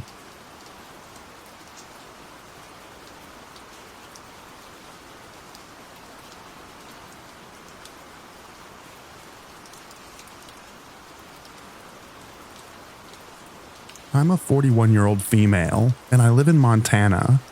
And a few years ago, I was forced to relocate after my landlord decided to rent to her son. The community I had lived in for 11 and a half years has become incredibly expensive. $787,000 median home price. Unfortunately, I was forced to relocate to another city, and because of the unexpected move and associated costs, I moved in with a roommate. My roommate left to pursue better job prospects about 3 months after I moved in. Our unit was a triplex, so there were 2 gentlemen that inhabited the other units. I was never added to the lease as the property manager required a full deposit, and I was not in a financially healthy spot at the time. I remained in the unit for 1.5 years on my own, paying the rent and utilities. I became very good friends with the man in the unit closest to mine. We'll call the man Devin, a 52-year-old male. Devin was a disabled veteran in recovery. I also am a veteran, so he held a soft spot in my heart. We shared meals, hung out, and discussed all of life's mysteries, and would look out for one another. Devin had gone to treatment for 6 weeks, and I had watched his cat while he was gone. Our friendship developed over the course of 1.5 years. Devin had expressed romantic interest. However, right from the beginning, I clearly informed Devin that I did not share those feelings, and we would never be more than good friends. Devin seemed to be lonely, which made sense. However, I am a person who requires alone time to recharge my batteries. I set strict boundaries for Devin, as he wanted to hang out all of the time. I would catch him walking through the front yard multiple times a day to get the mail, which I believed was to see if I was outside so he could stop to chat. When I would leave in the morning to go to work, Devin was always outside to tell me that I looked nice and to have a good day. I told him that that made me feel uncomfortable, and he should just send a text letting me know if he wanted to hang out and wait for a response. There were a couple of times that I yelled at him for overstepping my boundaries. The first, I had just got home and pulled into my garage. I was on a phone call and had stayed in the car. Devin looked through the garage window to see if I was home. I was annoyed, but didn't really think much of it. The second, I was getting dressed in my room in the summer, so the window was cracked. I felt this was safe as the window was not in a place that anyone should be walking by, as it was on my patio at the back of the home. I caught Devin peeking through. I lost it. I let Devin know under no uncertain terms that his behavior was inappropriate, and that if he didn't respect my boundaries, we would no longer be friends. Last year, while I was still in the home, I had asked Devin to watch my dog for a couple of days so I could go to a family event out of state. Devin was happy to help, and I was very appreciative. Not long after I returned, I started to notice strange things in my home, but I really just thought it was me. For instance, I would be fairly certain that I had locked my door in the morning when I left for work, but when I returned, it would be unlocked. I would be sure I had shut off all the lights, but when I got home in the evening, one would be on. I really just thought it was absent-mindedness.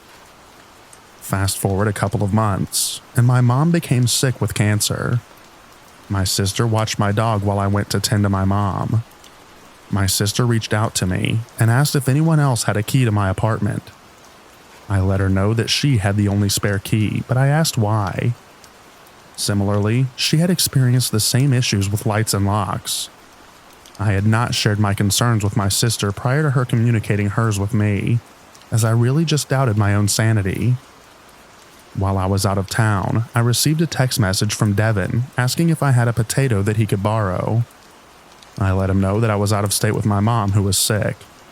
Devin did not reply, which was out of character. But I had noticed a change in Devin's affect. He was more reserved and less friendly towards me. I thought it probably had to do with my firm adherence to my boundaries, which was okay. He didn't have to like them, just respect them.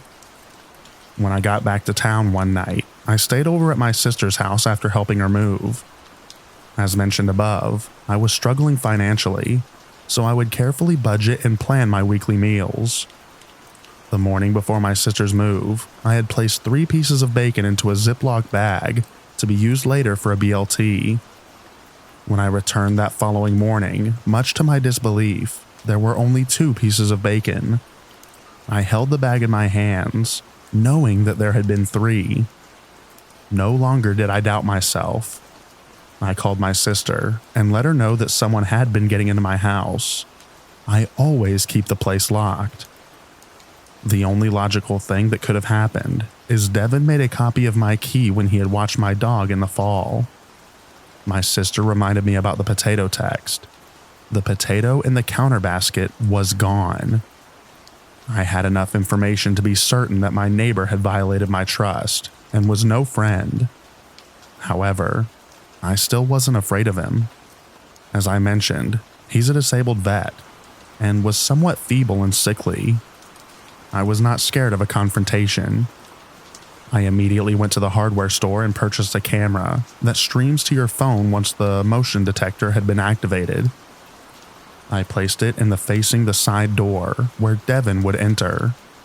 It also had 2-way audio capability, so my plan was that when Devin decided to enter my home again, I would see it and say over the camera something to the effect of "Get out of my house, put the key you copied on the counter, and never try to speak with me again or I will contact law enforcement."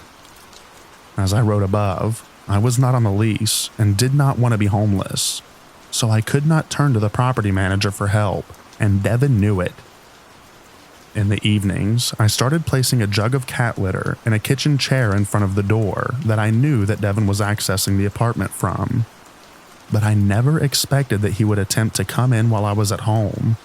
And really, he had only taken a piece of uncooked bacon and a potato. Laying on the couch one night watching TV, I thought that I had heard something sliding on the floor in the laundry room where the door was. But I knew that there was no way he would come in while I was home. My cat was running around playing, so I decided that it was probably just her, and I was being paranoid because of all that had happened. The next morning, while changing my laundry, I noticed the litter and chair had been pushed 3 to 4 inches.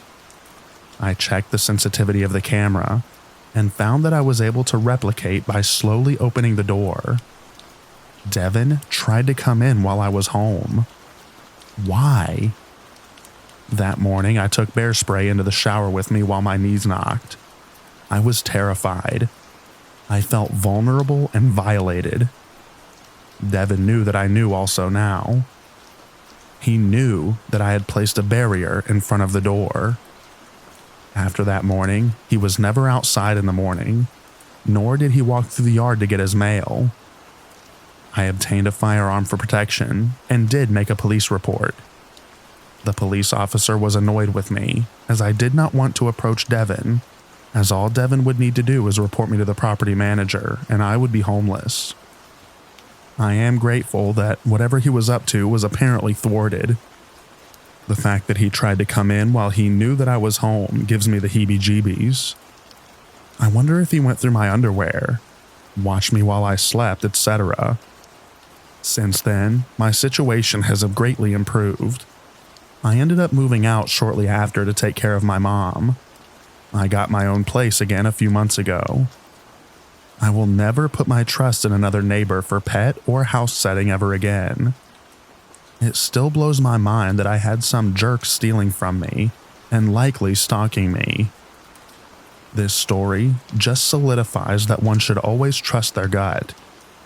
There were so many times that a red flag was screaming, and I just thought that I was being crazy.